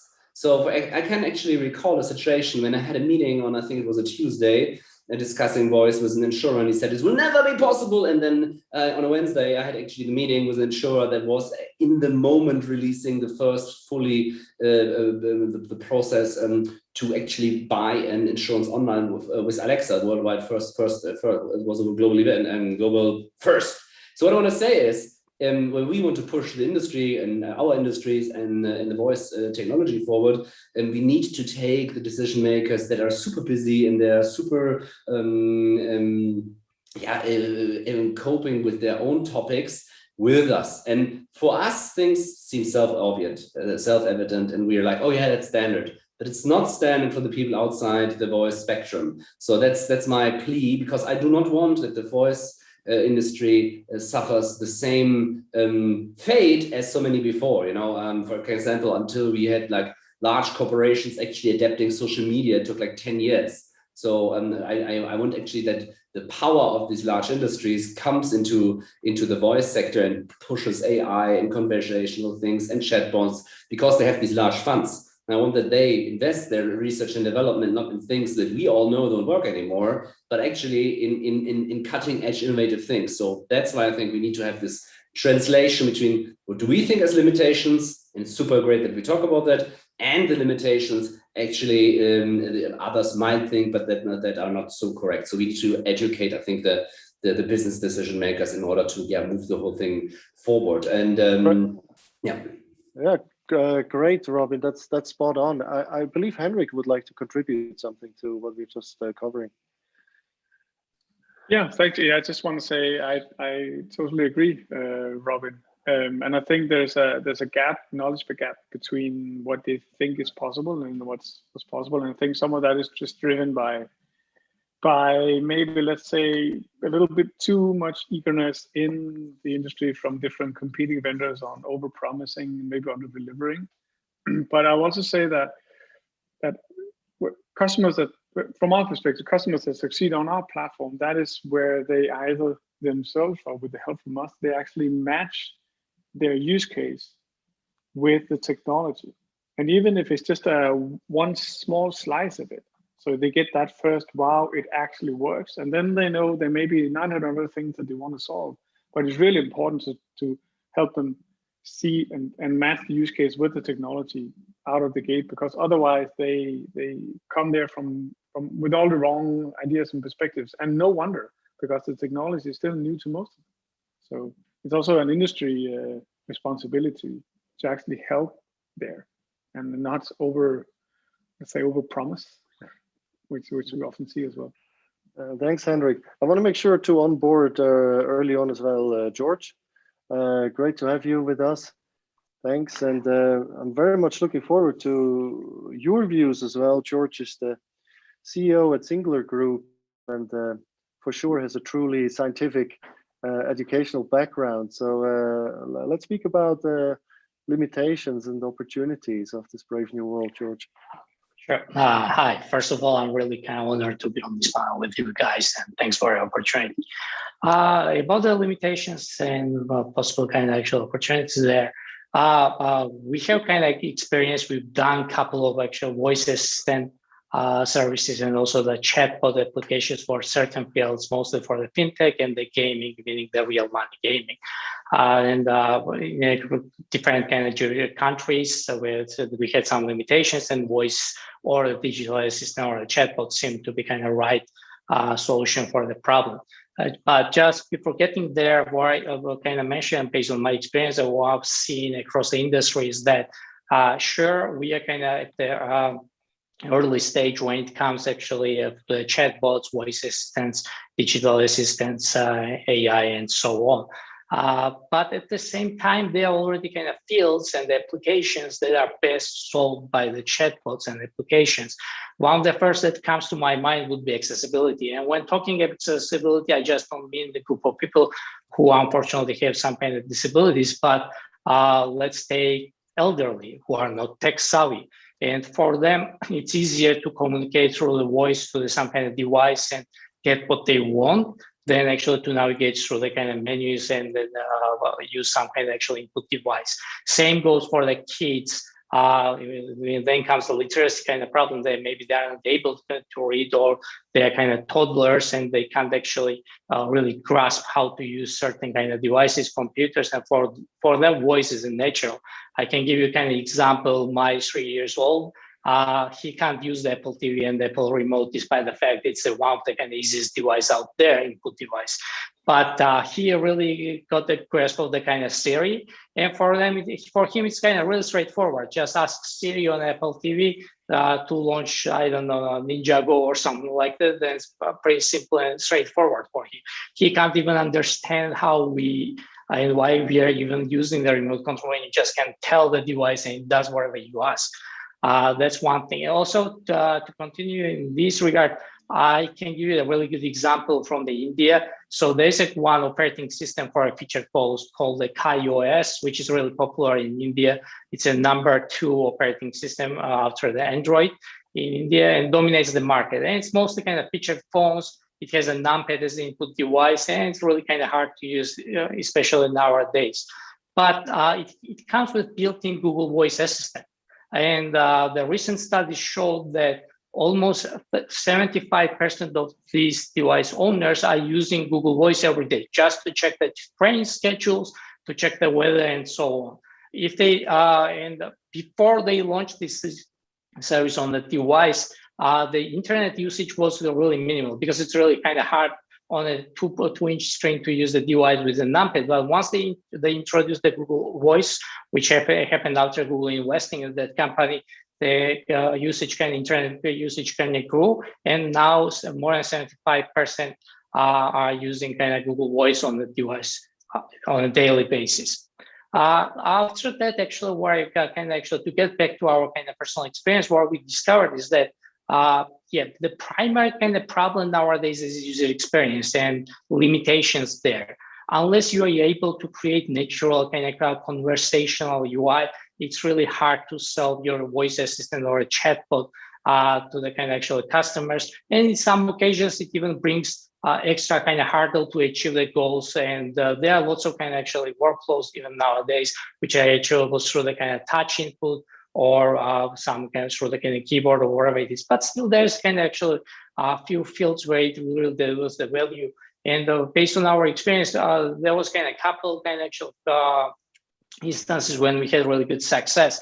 One is actually talking the African countries where we operate through our kind of sports betting platform, and the data is a really big issue. Devices are kind of big issue again. They have some of those guys have the featured phones or the kind of real low entry level kind of Androids, and provide the proper user experience on those devices through the web applications when it comes especially sports betting.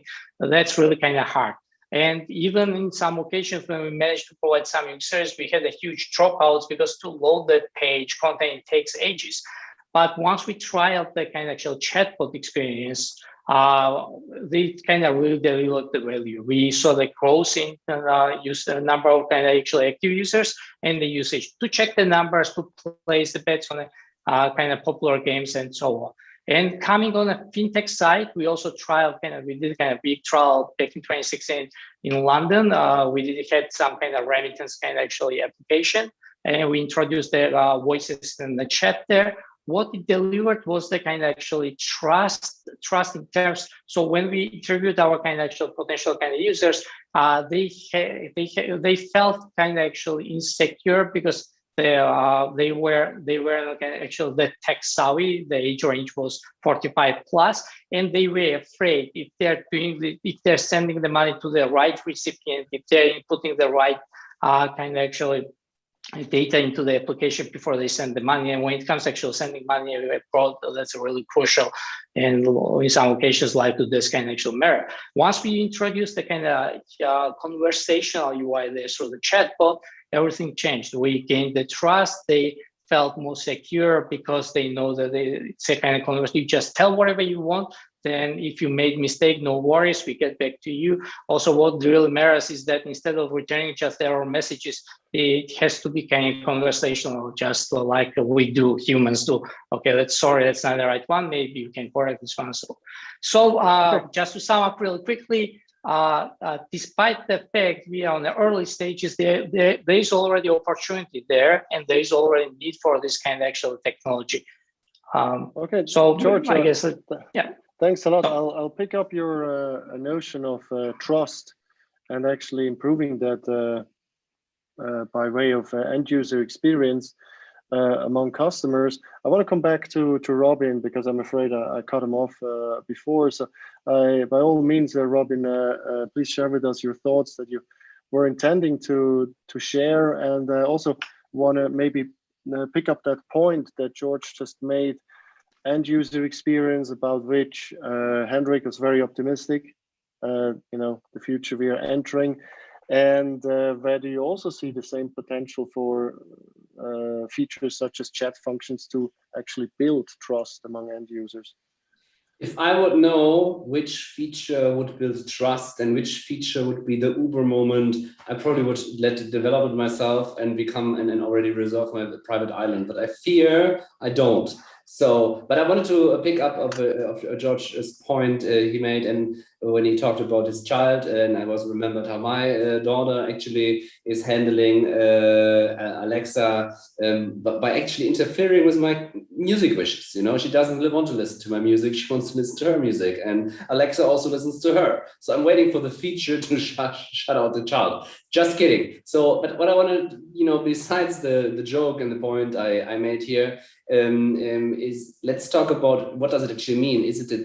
Isn't voice actually the democratization of a super complex technology? The internet you need to be able to read, you need to be able to write, you need to have a little bit technical capabilities. And isn't voice actually something that enables different social groups, demographic groups, also, children to participate in something that they were not able to participate because they could not read the keyboard. And this has consequences for Western society, of course, but it has also consequences for societies around the world. Maybe that's also something we could chat about. Beyond my daughter and George's child, interfering with our music taste or whatever it is, isn't it actually a symbol of democratization, and isn't it actually the beauty of voice? And that's on the one point, and the other point is on what will be the killer app, the killer whatever. I don't know. I only remember what the most popular app 2007. Who remembers it? Who will laugh? Who will laugh now will remember it. It was actually an app that simulated you were drinking beer out of your iPhone. Who remembers that one? Ha! Felix is smiling, he remembers for sure. And what I want to say was that is, first of all, when I saw this the first time, I really thought there's a machine where you could drink beer out. I really didn't get it, that it was just simulation. I'm German, half German, half Dutch, maybe that counts for that. But what I want to say was that the beer app example from 2007, most downloaded app in the iStore, iTunes, and applications, the first successes can be funny. They may not stick around. They may not change human behavior. But I'm pretty sure sooner or later we will see the killer app, the killer Uber app, or whatever it is, also on the voice space. So democratization and I'm not sure what the multi-billion-dollar, multi-trillion-dollar invention feature will be, sadly. Okay, well, thank you, Robin. In that case, unfortunately, the island has to wait, but the industry can keep you. That's good news.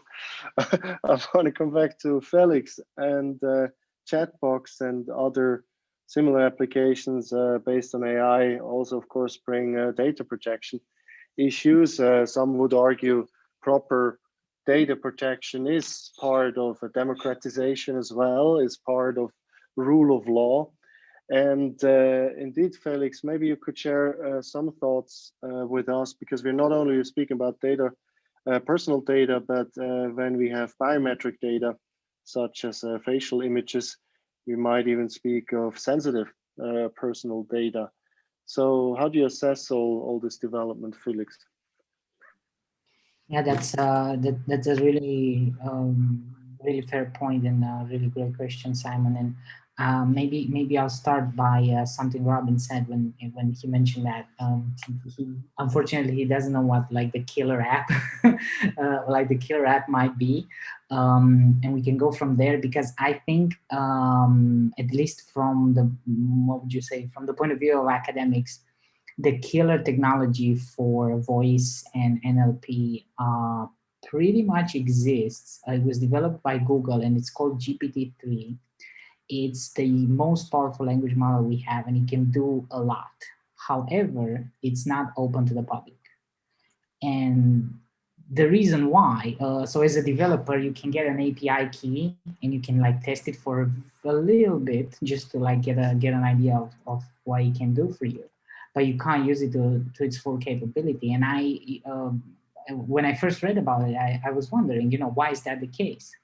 That it's not open to the public and that we can, use it and make awesome applications based on it. And then as I was thinking, I came across this idea that if you had an application that, as you mentioned, has access to sensitive data, biometric data, or any other sort of private data that can uniquely identify you. Now, fortunately, in Europe, the laws are a bit different about that. But if you have this sort of AI that also achieved an, let's say, this AI complete capability of conversing with you to the point that you cannot be entirely sure you're conversing with a chatbot. So this is called in the literature passing the Turing test. And a program can pass the Turing test when you speak to it. So you can converse with it and you can't say for sure 100% of the time that it's another person or it's a software program. So if you would have this very powerful, very sensitive data rich AI algorithm or application that is passing the Turing test, it could be so easily used to disseminate fake news. That's one thing. Even worse, another thing would be it would have the ability to tailor arguments and stories based on your individual specific biases. So like a scaled up version of what happened with Cambridge Analytica. They would identify users that were, let's say, on the fence from the point of view of the political spectrum, and they would tailor stories based on what they thought, what their model thought they were going to lean to. If they were right-leaning, they would be given certain stories. If they were left-leaning, they would be given another angle. Now, such a powerful AI, like we mentioned before, having passed this Turing test and having access to so much data and some relevant data about yourself, could tailor arguments and could tailor stories and could manipulate conversations in such a way that it would affect your biases. It would play basically on your biases to try to turn you with or without malicious intent. That's maybe another topic, but it could easily turn you, manipulate you into certain decisions whether those decisions are related to advertising or not. Maybe that's not as relevant, but the point is that you could use such applications to manipulate to a scale that would immediately become to greater control. So I think this is part of what Google is afraid to in their reasoning to not release GPT-3 to the public, and something that we should think about. Yeah, I find this development particularly dangerous, actually, of with big data being collected. You mentioned Cambridge Analytica. I think the one telling lessons that we should take out from it is we really do well by leaving each hour's bubble or bubbles once in a while.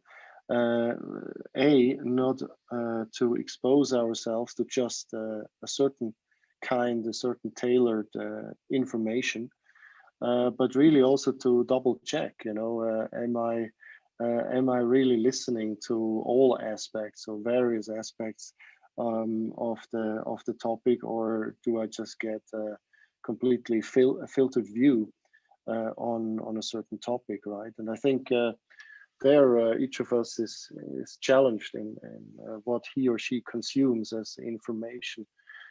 Really, all the more when you have powerful means to tailor this towards us. So coming back to Henrik, we have mentioned voice assistants such as Alexa now today, and among other things, they've been criticized for their capacity to listen what users say, right? And of course, big tech companies like Apple and Amazon are good in drafting lengthy privacy policies, but is this really the reality that end users want? Lengthy, non-understandable privacy policies? Henrik, we're looking forward to your views. Yes, I do. I think end users want lengthy, very wordy, complex T's and C's. No, I think they want to.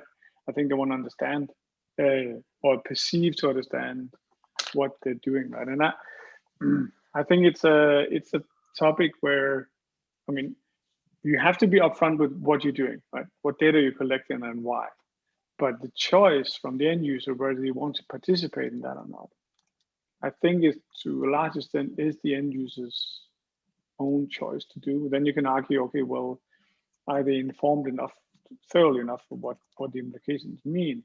But I think there will be a large percentage of end users who are willing to do it if it's a repository, it's a relationship. I do this so I know I get something back. And others will very much not want to at all. And I think one of the challenges therefore, series, etc., is how do they shield off the ones that do not want to, right? But I think in general, also talking about Apple removing the IDFAs and third-party cookies, etc. I think that right now it does more harm than good because it enables it doesn't enable you to be tracked across everything, but enables a ton of small and mid-sized businesses to actually go out and find the individual person, the segment that they want to acquire as a customer. And if they cannot do that, they're out of the game because then they can't really find you and me and whoever, right? And that's one of the really downsides there. So when that happens, then you pull in. So Facebook are creating their own walled gardens. Apple is doing the same. Google is trying the same to everyone. So it's a less free internet because of the data is not allowed to flow, and because there's a misunderstanding in general public and by policymakers on what that data, what are the upsides also in that in sharing data. Robin, you have been, thanks a lot, Henrik. And Robin, you've been working a lot with insurance and finance solutions as well. Staying on my point with lengthy, non-understandable general terms and conditions, I see a certain parallel to the insurance sector with insurance policies. And I keep wondering, wouldn't there be a big potential for an insurance to be very bold and say, here's our policy in this field. It's a one-pager, and you're actually going to understand it. Isn't there a big potential for this out there? Well, I have two hearts in my chest. One heart is that there are actually smart insurers out there that do that They find some interesting logics. For example, the German family insurance in Frankfurt, what they do is they linked their promises or the claims they're going to actually regulate to a diagnosis of a doctor, a certain kind. So they say, if you go to the doctor, everything is covered, no large terms and conditions. But it takes a lot of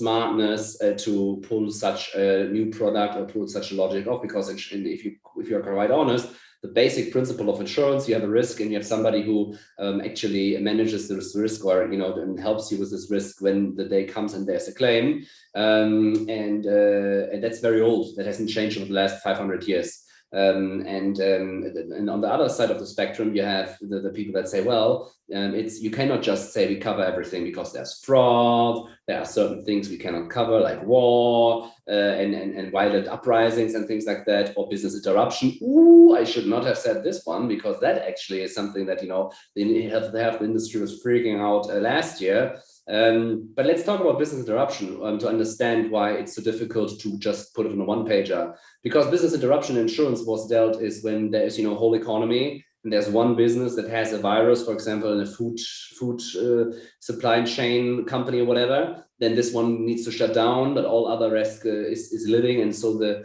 premium was calculated in these rare instances. Nobody was calculating for a pandemic, or those insurers that calculated the pandemic, they said, we're not going to cover this. It's like a nuclear war, but then we cannot cover that one. So it's super complicated, but nevertheless, I think it's super important because nobody reads the terms and conditions. I mean, do that with the privacy ones? I'm so annoyed by all these cookies and asking me if I want to have a cookie. I want to have a cookie, but I don't want to have a cookie on a website. Ask me 27 times if I am okay. I'm okay. I'm on the website.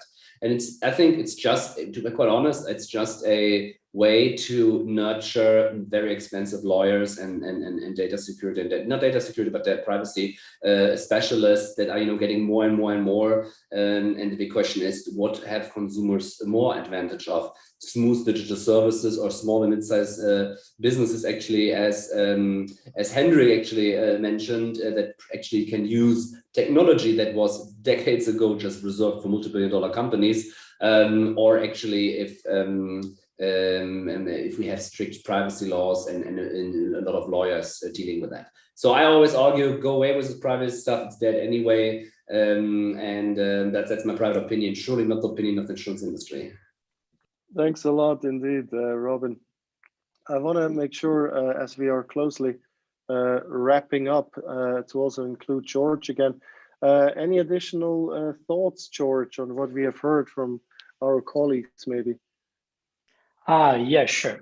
When it comes to actual data privacy, for sure, there's going to be some issues. There will be some next kind of Cambridge Analytica as well. But because of that, we shouldn't stop actually evolving and innovating going forward. If we stop, somebody else will do anyway, so it's kind of pointless. We have to be kind of mindful and control our steps and observe what can be kind of actually regulated, what cannot be. On some occasions, extra regulations, especially at the stages when this technology is in its kind of incubation kind of period, it might even kill the innovation there. So we have to be really careful. And it was already mentioned now, by introducing all those kind of actually removing cookies and extra privacy features, what really will happen is that those big tech companies still will collect the data. They already have collected enough data. They already control lots of mediums, such as the devices. In some cases, even the telecom operators. Google itself operates a mobile operator across the US. So they still can collect the data they need. They already got the data. But this will harm the small businesses. And in most of the cases, those small businesses doesn't have any kind of bad intentions. What they want is just to kind of track the users, provide the kind of actually suggestions, personalized experience, and just improve their business. And they even don't have the capacity or technical resources to exploit the data and do the harm. And whoever can do the harm and exploit the people, it requires lots of resources, lots of funding, lots of access to the kind of technology and so on. So yeah, on the paper, it seems interesting. It seems that they're trying to protect the people, but that's not quite the story there. But on the other hand, there's kind of really good developments as well, such as the Google did the kind of actual voice filter a year and a half ago, which is just a 2 megabyte kind of actual low voice inferencing kind of model that can be run on any low powered smartphone. And it's not the CPU heavy or battery heavy. That means that they can filter the kind of actually initial kind of actually words or the voice that's coming from the user. And only once that model decides, okay, this is relevant, that has to go to the Google Voice Assistant, only after that they start kind of recording and divert the traffic to the servers. That's the kind of actually a really good one, and also helps to develop the technology and make it more accessible for everyone, democratize the technology, and also improve the privacy. Even this year on the WWDC, the Apple announced kind of same. Siri from this own point on can do the kind of inference on a device on some extent, which is really good. So yeah, I would say there's no kind of clear formula how to address these issues we will face. There will be next Cambridge Analytica and actual issues there. But idea is that, again, on some extent, be extra cautious there, introducing this kind of actually regulations or them kind of cookie companies removing the cookies and stuff. We have to think about the small businesses as well and how we harm them. And we, with that move, they can actually closing kind of doors and the gateways for those small companies. And they're making the technology hardly accessible, at least for those companies, for small companies who lack resources. Okay, George, thanks a lot for this nice wrap up. And I'll do the same, actually. I'm wrapping up this panel. Thanks a lot, indeed, George, Felix, Robin, as well as Henrik, for this very animated discussion. It's been great. Also, the way we've been picking up each other's points. I think we've had a nice flavor and touch on the opportunities as well as the limits of voice tech. And we've covered it as broad as reaching from the differences in language learning between AI and humans to as well concluding that the island has to wait and we're still looking for the great next one. Alex. Yeah, thank you very much, guys, and thank you, Simon, for conducting this panel. I'm welcoming Tiago to take care and to moderate the next big panel of the day that happens to be the last for today, the Revolution Industry 4.0. And I'm also asking you guys to stay for this panel, and just in case Tiago's having a very easy job to do, just challenge him with some more questions. So Tiago, you have the microphone, you have the stage. Welcome. Thank you, Alex. Thank you, everyone. It has been a great conference so far. I've been looking at the other panelists, and we had some really great conversations. And I will be moderating the next panel, Revolution Industry 4.0. And with me, I'm going to have Arrigo, that I saw him already here. Let's see what it is. Arrigo, if you would like to switch on your camera and your microphone. We also have Sharik and Marek. I think JP, that is also meant to be on this panel, is a bit late. He might join us along the way. And whenever he's available, Alex, if you can keep an eye and just tell him to go ahead and switch on. Yeah, I can see that Arrigo is driving, so that's good. There you go.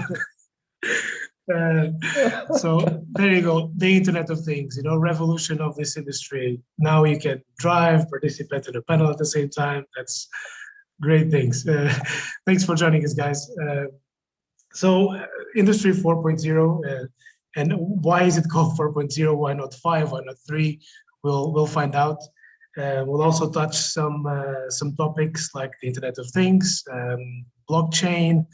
We'll look at some specific locations. For example, in Slovakia, how is the Slovakian government tackling Industry 4.0? If JP joins us, we'll also look at Malta. Let's start maybe with an overview of Industry 4.0. And I'll maybe start with Sharik. Hi, Sharik, welcome. If you'd like to, first of all, introduce yourself, who you are, what do you do? And then after you can, nice landscape. You can you can also give us and our audience an overview of what Industry 4.0 really is.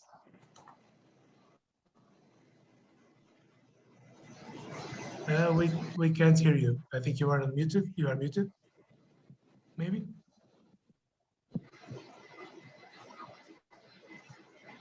Nope. Not really. Plan B.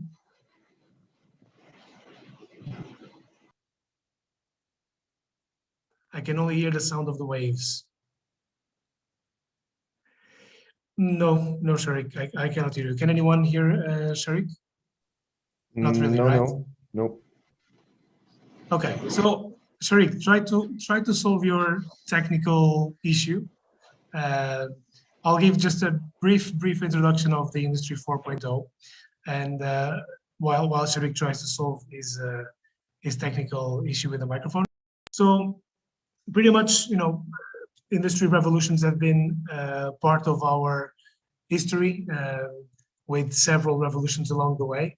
And Industry 4.0 came along with Web 4.0 as well. And the amazing capabilities we have with this revolution, with the Internet of Things, with connectivity, with digitization, with all of it.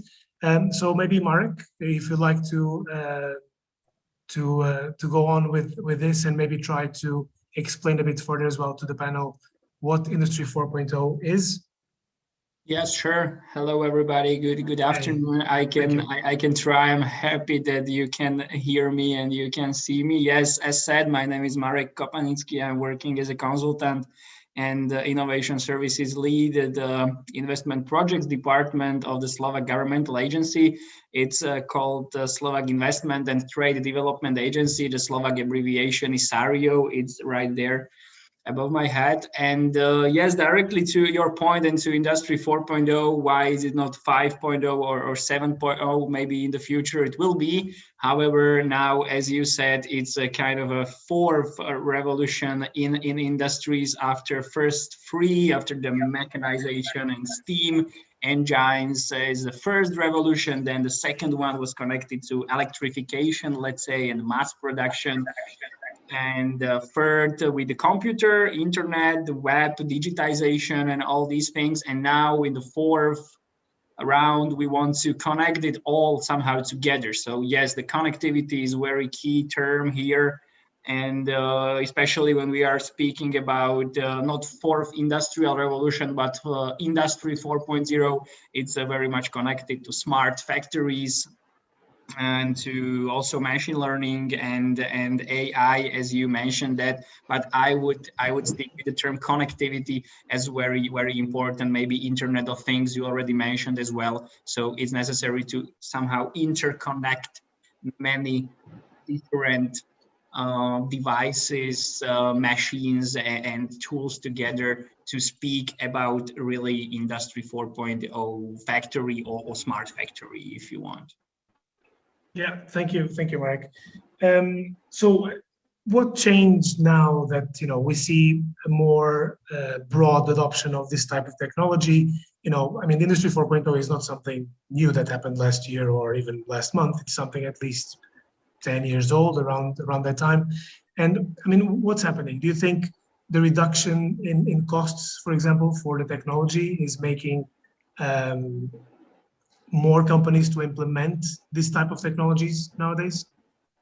Definitely. I mean, from my perspective, that's the first and the most important thing, because all profit-oriented companies want to reduce their expenses and their costs. And yes, Industry 4.0 seeks to do this exactly, and to minimize the cost, and to make the whole production process and value chain, supply chain more effective and more efficient for the companies themselves, but at the end also for their customers. It means for all of us, because we are the customers of all that goods which are produced in these smart factories, which are copying and following the Industry 4.0 solutions and trends. Yeah. So, Sharik, let's try again. Can you just check if your microphone is working right now? Yes. Tiago, can you hear me now? Yes, we can. Hi, Sharik. Yes. Perfect. Okay, okay, thank you very much, and thanks for this.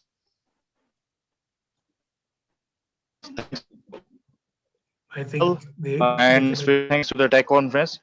So let us discuss this industry actually. Yeah, we are having some troubles with your connection, Sharik. Hello. Yeah, now it's kind of cutting. You want to try again? Maybe I'll try with Arrigo. Arrigo, hi. I hope we don't cause an accident. You have to pay attention to the road. No, now I stop. Then I explain you why I am driving. I have the meeting with you guys, and I ran at home, but I forgot the key. So I left my side locket outside home. So I was not able to go inside on the computer, and then I formulated this solution. So I solved the problem because I started the car because the battery was down. After a while, I was listening there. So now I recharge the phone while I'm speaking, and now I stop for talking. Okay, so, cool. Excuse me if this is unusual for you, but this is a solution. Not a problem. It's the industry 4.0 and all this okay. revolution so is actually allowing this to happen. Okay. Now you can see we can do this even while driving. Perfect. So Arrigo, Okay. are you stopped now? You can. Yes. Okay, Yeah. perfect. You can safely participate. I don't have Google Drive. You don't have autopilot in your car, then, no, which no is Google also Drive. something that in this. Okay. So no autopilot, not in a Tesla. So no, nothing. or any other car with that feature. So Arrigo, if you'd like to introduce yourself, and then maybe you can tell us a little bit as well about your experience, what you're doing, and what you're doing, your experience, and how do you see, because you come from the maritime industry, how do you see this revolution impacting your industry? Yes. Okay. Let's say from the first time I saw the blockchain, I understand and I elaborate this, let's say, it's called wrongly technology, but it is not a technology. It's just a puzzle of past manipulation, like the cryptography, that is a very, very old system, then the peer-to-peer, then the sharing. All this from Satoshi Nakamoto has been connected all together and create the blockchain, the Bitcoin, which is the first blockchain never created. So I was fascinated by this, and I see quickly a connection with my profession in the logistics sector to improve it for the general use for the people. Let's say if you want to transfer cargo from point A to point B, you have to go through a lot of intermediate, a lot of middlemen. And this is a costly problem for the general public.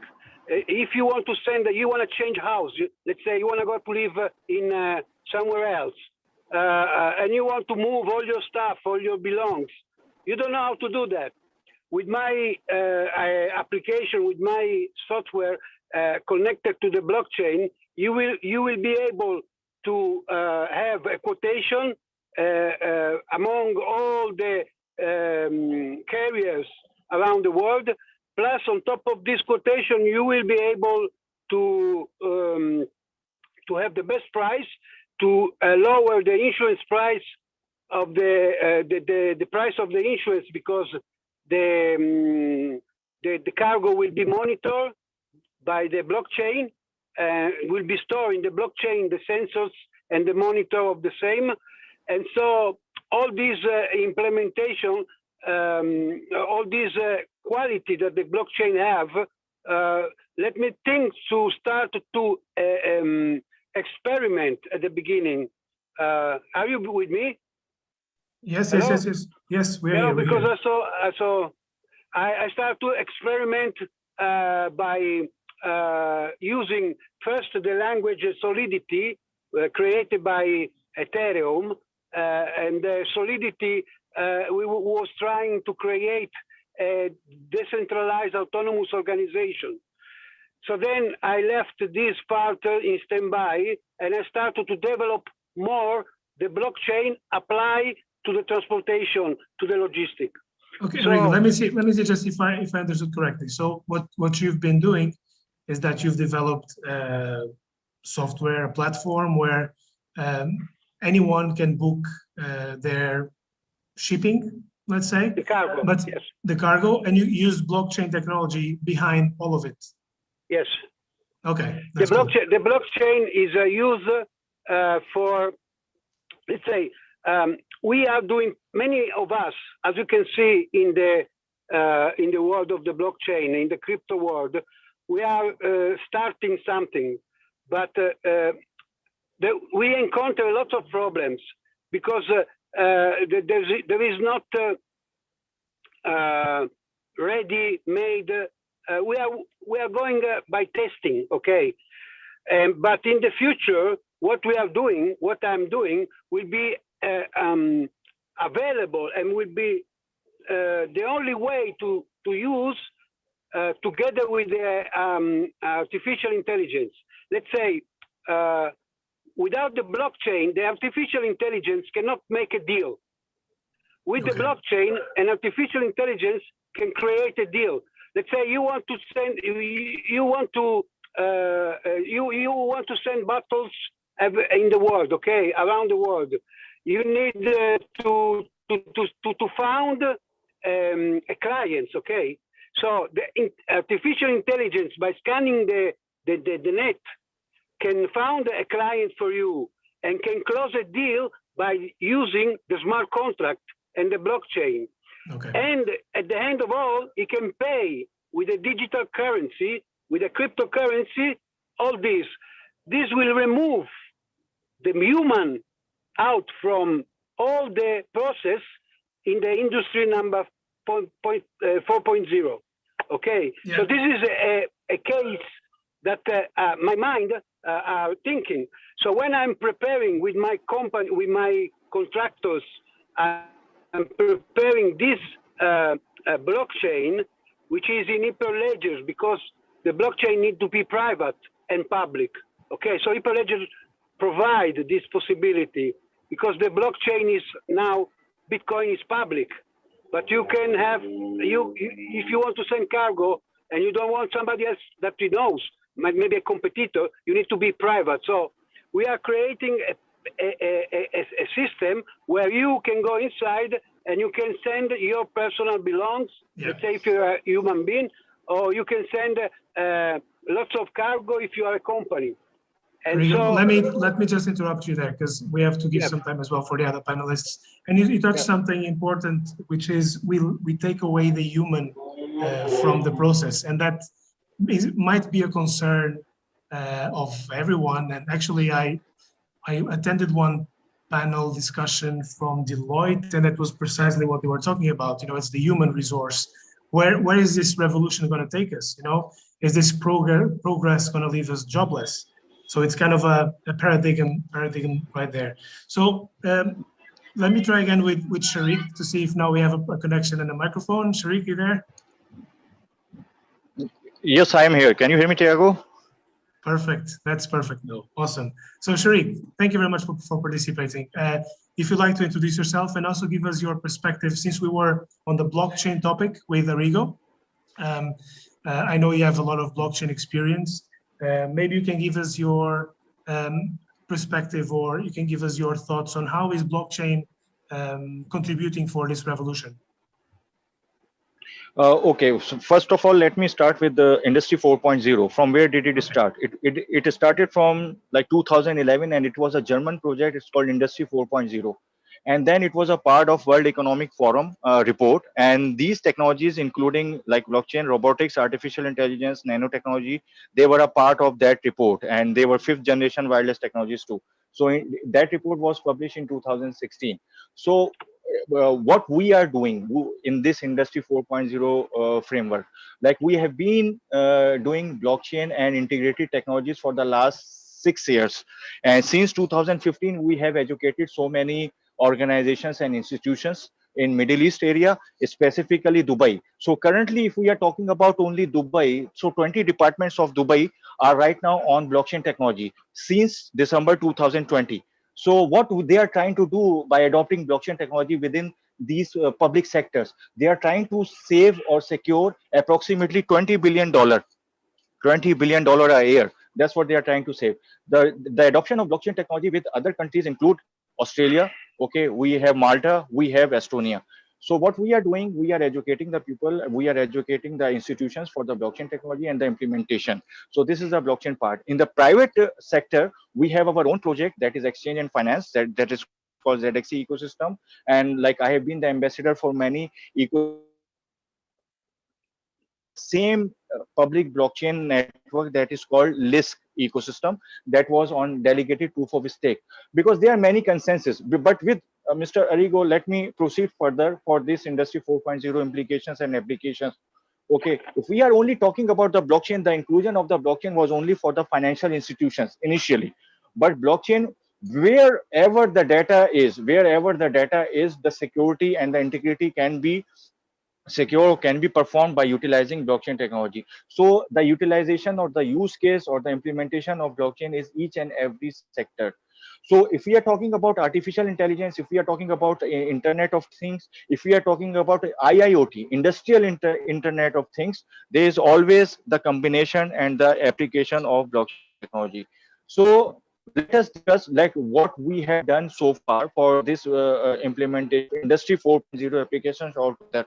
We are in so many projects at this moment at the POC level with some government as well as some private institutions to adopt the use case of blockchain, because this is one of the barrier we have seen, the adoption, because the technology adoption is not easy. Thiago, the point is, what is the level of acceptance for the tech savvy people? There are not so many tech savvy people if we are talking about the Middle East and North Africa or even South Asia. Okay, so there are not so many tech savvy people.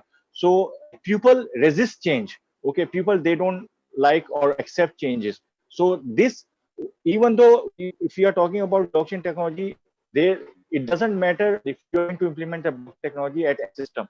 You can implement distributed ledger technology. It's called decentralized distributed data systems. Okay, decentralized distributed nodes and consensus algorithms in order to secure your data, in order to secure your systems, in order to secure your existing networks. So this is some of the framework we have been doing in industry 4.0 applications, specifically for blockchain, artificial intelligence, and I have been doing a very country-wide Internet of Things telemedicine project currently. That is the integration of IoT, artificial intelligence, and blockchain. This is what we have been doing over here, and we have started one company called IR Next. This is specifically for the awareness and education campaign, and we are developing the developers specifically for the next generation level of languages that includes Solidity, Python, C++, Ruby on Rails, in order to consume them for the future technologies from all over the world. So this is some sort of scope of work we have been doing, Thiago. Okay, thank you, Sharik. You actually mentioned a few countries there. You mentioned Dubai, Malta. You didn't mention Slovakia, Marek. Maybe you can give us your perspective on Slovakia and how research and development is being done over the past few years. And also, how is the Slovakian government supporting locally established manufacturers to, adopt some of these technologies that we talked about? And then, Sharik, I would like to ask you as well after, because since I don't want to forget about this, you mentioned that you saved around $20 billion to the local governments with implementing blockchain. And I would like to know a bit more about that. Like, how is that money actually saved? So after Marek, just so that I don't forget about this question, we'll go back to that. Thank you, Marek.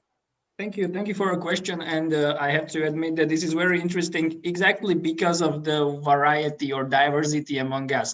That we could hear that for the countries in Mediterranean area or Gulf area, completely different topics or different trends and let's say, modern solutions are important than for, let's say, landlocked country in the heart of Europe as Slovakia, because we are the manufacturing powerhouse. Automotive industry is a backbone of our economy, and therefore we understand Industry 4.0 in a completely different way, more oriented towards robotization and automatization of production processes.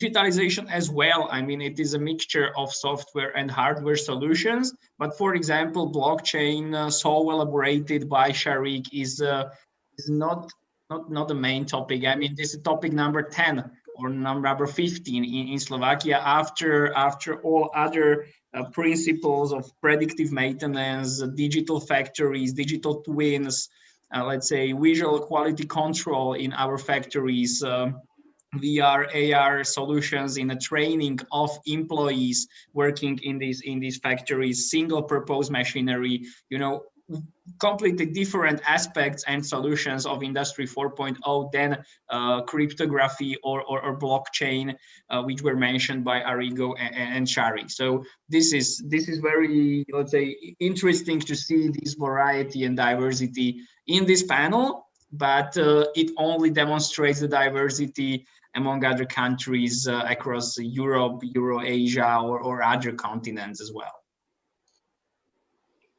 Let's say that here in Italy, there was a step back due to the COVID. So before the COVID, there was a lot of politics. They was trying to introduce the blockchain in all the social works and so on. They create even a committee for the blockchain at the government level. But after the COVID, everything changed and everything went slow, more slow and back, let's say back.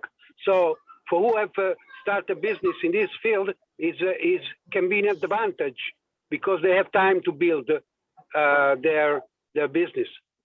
Only one small remark to Arrigo, and then I will pass the floor to Sharik to answer your question, because this is, let's say, counterintuitive for me, because I am always saying and also listening to the contrary statements that COVID accelerated all these trends and accelerated everything in these modern terms, in Industry 4.0, in blockchain, in digitalization, not speaking about medtech or biotech or, let's say, COVID-related topics or themes. I hear too this because the remote study, the school, but that was just the remote. Because the blockchain is still at the beginning, so who like me invest on this technology and hire people to build up the infrastructures, found out this situation, which is before we was in rush. Now we can take our time. Understood. Okay, now to Sharik to reply to your question. Yeah, thank you, Marek. So Sharik, if you'd like to clarify those massive savings you've mentioned before, it's interesting to know, because like adopting these technologies might have an hefty cost also, but then if on the long run you have those very big savings, it would be interesting to understand where are exactly those savings by adopting blockchain technology in your case. Okay, so no, let's not talk about. I didn't understand the question. Let's not talk about. It's for sharing. Okay. Let's not talk about only the blockchain technology. It's the whole combination of Industry 4.0 applications. It includes 12 different technologies. Okay, so the first thing is that is it right for you? The point is, being an organization, being an individual, being an organization, or being a country, or being a government, is it right for you? So what are the few points like you have to take care that when you are going to change the technology and when you are going to add the technology or do something regarding the new technologies or the cutting edge? So you are in a particularly competitive industry with a lot of tech savvy players. Okay, this is one of the point. Are you having a hard time recruiting to fill vacant jobs at your organization, or you want better visibility across your supply chain, or do you want to identify and address issues before they become bigger problems. Okay, or you want to boost efficiency and profitability across your entire organization or your entire nation. So these are few of the points, because in order to make it right to adopt the new technology or not, these are few of the points. There are many other points, but let us come to the point where they are going to save the this huge amount of money. After adopting these technologies, Industry 4.0 as well as blockchain technology, they are taking out the middleman, or they are taking out the intermediaries, because the main concept of decentralization is there are no intermediaries. So there is a very hefty cost involved in terms of intermediaries if you are going to perform any sort of operation. Let's take an example of the real estate. It's a very huge market of real estate. So if you're talking about 1 to 2% of any amount, and there are billions of dollars of transactions going on per year in specifically Dubai. Okay, so if we are talking about 1 to 2%, the amount carries around $5 to $6 billion. So by utilizing the blockchain technology, is direct between the seller and the buyer. So each and every transaction is via a smart contract. Okay, it is published on the blockchain, and that blockchain is a permission blockchain by the Dubai government. Okay, the same scenario adopted in 20 different other departments. So they are since December 2020, the whole government sector of Dubai is paperless. There is no paper utilization. Each and every record is on the blockchain, or is on the system, or the permission distributed ledger technology. The permission distributed system, each and every transaction is there, each and every record is there. So what they are saying, they are saving the cost of the infrastructure that is going to be involved in the later stages to keep those records with them. So now the other point, how they are going to save this money: cyber security. Okay, by utilizing this technology, because it is already distributed, the one record is not going at one main server. It is distributed to 20 different departments, 20 different organizations, and 20 different servers. So the hacking scenario is next to impossible. If 1 or 2 or 3 servers is going to be hacked, the data or the record is going to be secured at other 17 or 18 systems. So it secured or it saved the cyber security hefty cost as well. So these are few of the points by adopting the Industry 4.0 technologies, including artificial intelligence and blockchain. That's how one of the government or the organizations, they can save the hefty amount of infrastructure and the cyber security costs. Yeah, and that is like music to my ears when you said the government is paperless. You should come to Portugal, man. It's like the king of bureaucracy. Every time you need something, there's a paper and someone else and another paper and more costs for the taxpayer. It's like, you know, if these systems exist, then we should just implement them. It's like amazing. Maybe I should introduce you to the Prime Minister if I knew him, but anyway, we can try something there. You mentioned the several industries there, and maybe Marek, in Slovakia, there's a lot of, I mean, you mentioned as well that Slovakia is a powerhouse when it comes to manufacturing in different industries, namely the automotive industry, right? And how is Slovakia transforming the automotive industry and adapting to e-mobility, for example?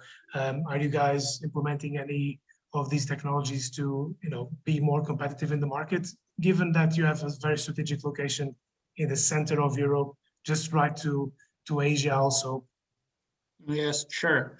I would reply to this, but again, I would like to start with a comment on Sharik's statement regarding the cybersecurity, because I liked it as well.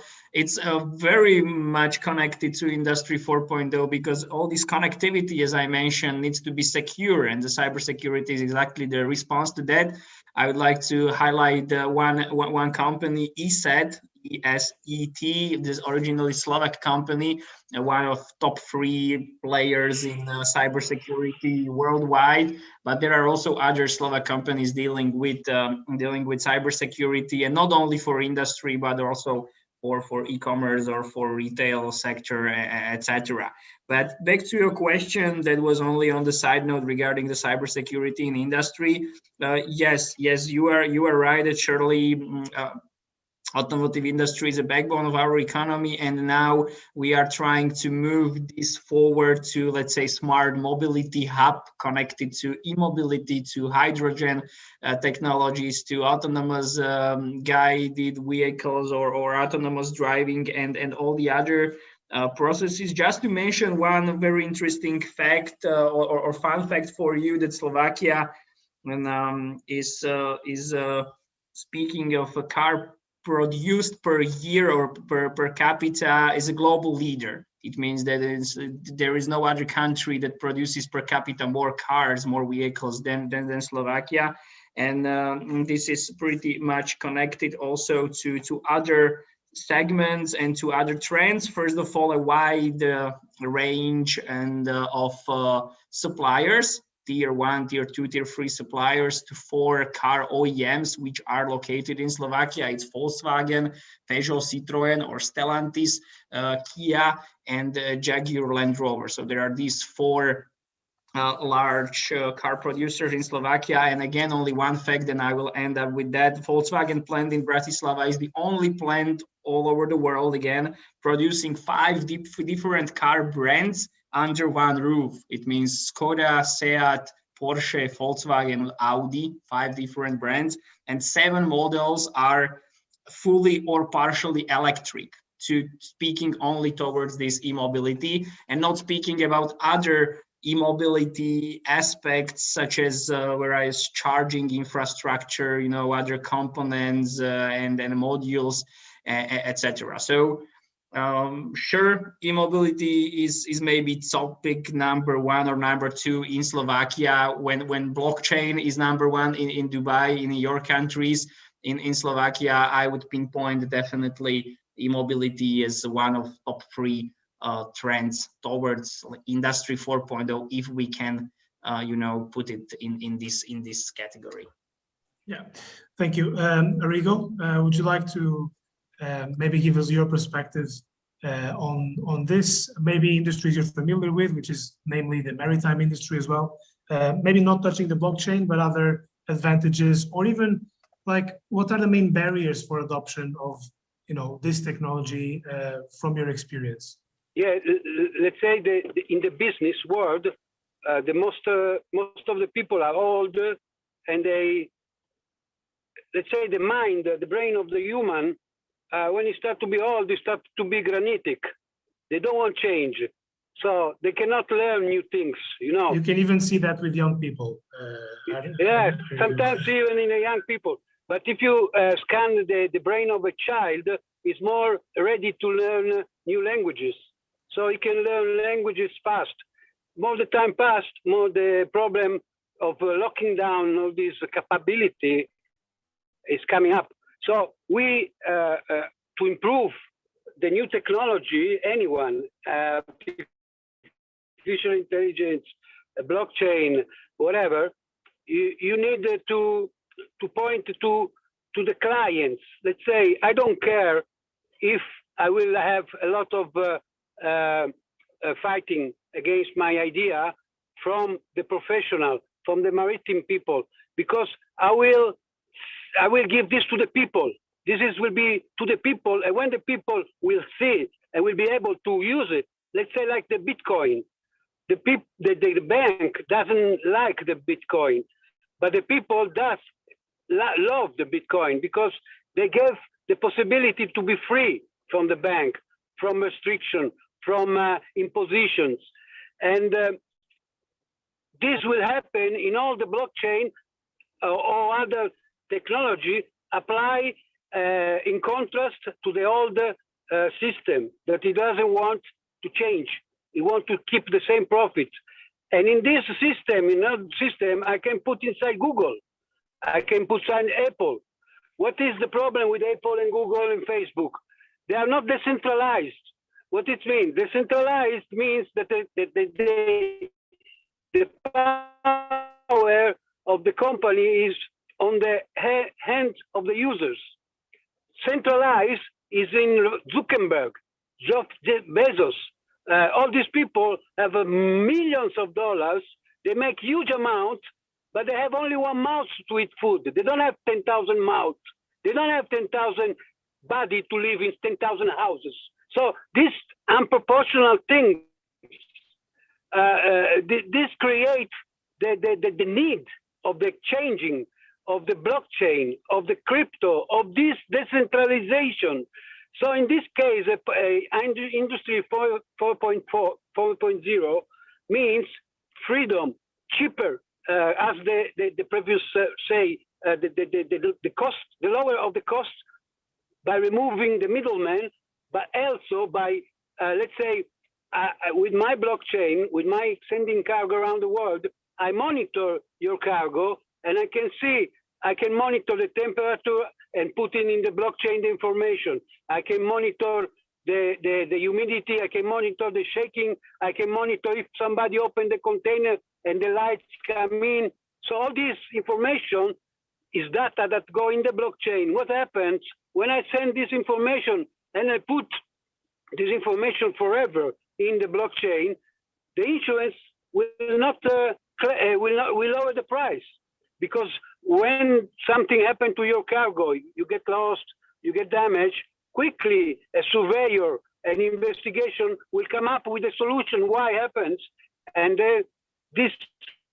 all this information will improve. Even the shipment will improve, will make better and better solution for the problems that we live today without the blockchain. So there is a lot of implication which we don't know yet. I think what, just to sum up, I think what you want to say as well is that industries or companies that are adopting new technology or building new roadmaps, they should always take into account the end consumer, their needs, their wants, and develop according to that. So maybe that's to sum up, exactly, to sum up. Yes. But then also, like, these companies have employees, and as you also said, there is a bit of a resistance to change, and innovation can also be face some barriers on the employees themselves. Do you think this might be easy to solve by better education, for example, whenever the new generations go to university and they take any sort of course, they would be prepared for, or better prepared for change, so that when they don't have that grainy brain that you mentioned? Yeah, I'm totally positive, because I can see what happened with the Bitcoin with Satoshi Nakamoto. Satoshi Nakamoto, as soon as he knows that the CIA was behind him, because they start to understood the potential of this, let's say, manipulation of technology. The CIA start to investigate he disappeared. Why he disappeared? Because he knew that there was a contrast, a block from the old system. So what happened? As you can see, the Bitcoin is taking over easy. So Satoshi Nakamoto knew that this technology was solving the problems of financial problems among the people. So he put in the market, and the people use it. So as soon the people use it, so if you platform in the arena, we're having some trouble listening to you because it's cutting a bit. Marek, I would like to move on with you, and maybe you can tell us about Sario. You're a consultant. You work with this platform, with this service platform. Maybe you'd like to tell us how does it work and how can companies benefit from it? Yes, sure. I think you mean Sario Innovation Services. We spoke about them before. Yes, because I mean Sario is a typical investment promotion agency, let's say, working under Ministry of Economy. All our services are free of charge for all companies and all our clients. So as a core service, we are trying to attract foreign investors to come to Slovakia. On the other hand, we have also a very good overview of innovative and technologically advanced companies, tech companies in Slovakia, and we are trying to put them together. So to put it simply, Sario Innovation Services is a matching platform which aims to interconnect industrial clients, large companies, especially foreign ones, but this is not a condition, on the one hand, with capacities and competencies of the most advanced, innovative Slovak tech companies on the other hand, and they are operating in various sectors with various Industry 4.0 solutions. As I mentioned them before, there are companies working with digital twins, automation, AI, also, I mean, green tech and clean tech sector is growing up, and there are many others sectors, many other sectors you can imagine. I mean, single purpose machinery, these hardware things, robotics, welding stations, and many others. So this is somehow a platform to interconnect the needs of one client with the competencies and capacities of Slovak tech companies. So at the end, it's a win-win situation for both, and we are trying to facilitate and put them together. Okay, thanks, Marek. Our time is actually finished, but since we had some hiccups in the beginning, I would like to give some time to Sharik as well. And Sharik, if you'd like to make any final remarks, anything you'd like to say about this revolution that is ongoing, perhaps you would like to give some advice to the audience that is watching us, and if they are thinking of implementing some new technology, what should they do? What should they prioritize? Where should they look at? Sharik. Sure. First of all, let me answer this. The first thing regarding the blockchain technology is the reverse engineering of the Bitcoin. Okay, so the Bitcoin, Satoshi Nakamoto, or everything that was like they have implemented the solution, but the intrinsic value of their Bitcoin is not right now in the priority. Okay, so there is some adoption, but we have to focus, or we have to have a large canvas of blockchain technology, because Bitcoin by itself is a very small application, and blockchain technology is a very big mobile technology or something like that. That's what. The second thing is that regarding the AI mobility and smart cities, we have been doing so many things regarding these Industry 4.0, not only for the blockchain, but also for the AI smart cities too. Like currently we are working with one of the biggest law enforcement agency in South Asia that cater around 80 million population. That's called Sindh Police. It's in Pakistan. So in Karachi city, like we are implementing the smart city solution, and we have initiated it from one of the main trade street, where all of the banks and all of the financial institutions headquarters are. So we are adopting AI, face recognition, and IoT, Internet of Things technology, that is backed by the blockchain for the data security and data integrity. So for the AI mobility and smart city solutions, we are there too. Slovakia, there are some sort of priorities, and same thing like in other countries, there are some priorities. So smart city solutions are one of the main focus, or one of the futuristic approach for any sort of technology or innovative company, or the fintech, or the technology platform. So this is the first thing. Okay, the second thing is that, as per my experience, if you are going to adopt some sort of Industry 4.0 technology, you have to calculate your internal situation. It doesn't matter if you are tech savvy or not. You have to conclude, or you have to perform some sort of internal limitations, internal calculations with your team. Either it is mandatory for you to adopt it or not, because there are many organizations, in fact there are many nations, they have adopted the new technologies, but still they are not utilizing it in such a way they have promised to adopt it. So this is the point. If Industry 4.0 is like cutting edge technology, there are many benefits. I have explained one benefit, like one nation, only one city, they are saving like hefty amount of funds in terms of infrastructure or cybersecurity. So these same examples in a little amount can be implemented with any organizations, as well as small or medium enterprises. So these are some of my comments as per my experience. But we are working with the technologies. We are going to adopt these technologies with the nations as well as with the institutions. So this was my final input. Thank you very much. Perfect, Jake. Thank you very much for your input. Marek, thank you very much for your insights as well. So as to Arrigo, unfortunately, we couldn't have JP with us. He would be our fourth panelist. Maybe he'll join us another time. I would like to thank the audience as well. Thanks, Zoltan and Alex, for this opportunity. Hope everyone enjoyed it, and I'll see you around. Just, you know, if you need anything, just ping us. We're always on LinkedIn or wherever you find us.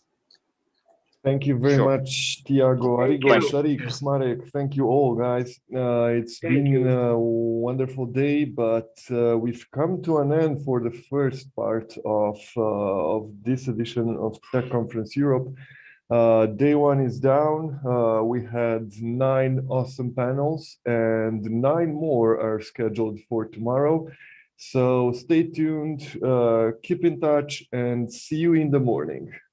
Bye, guys. Take care. Cheers. Bye-bye. Bye.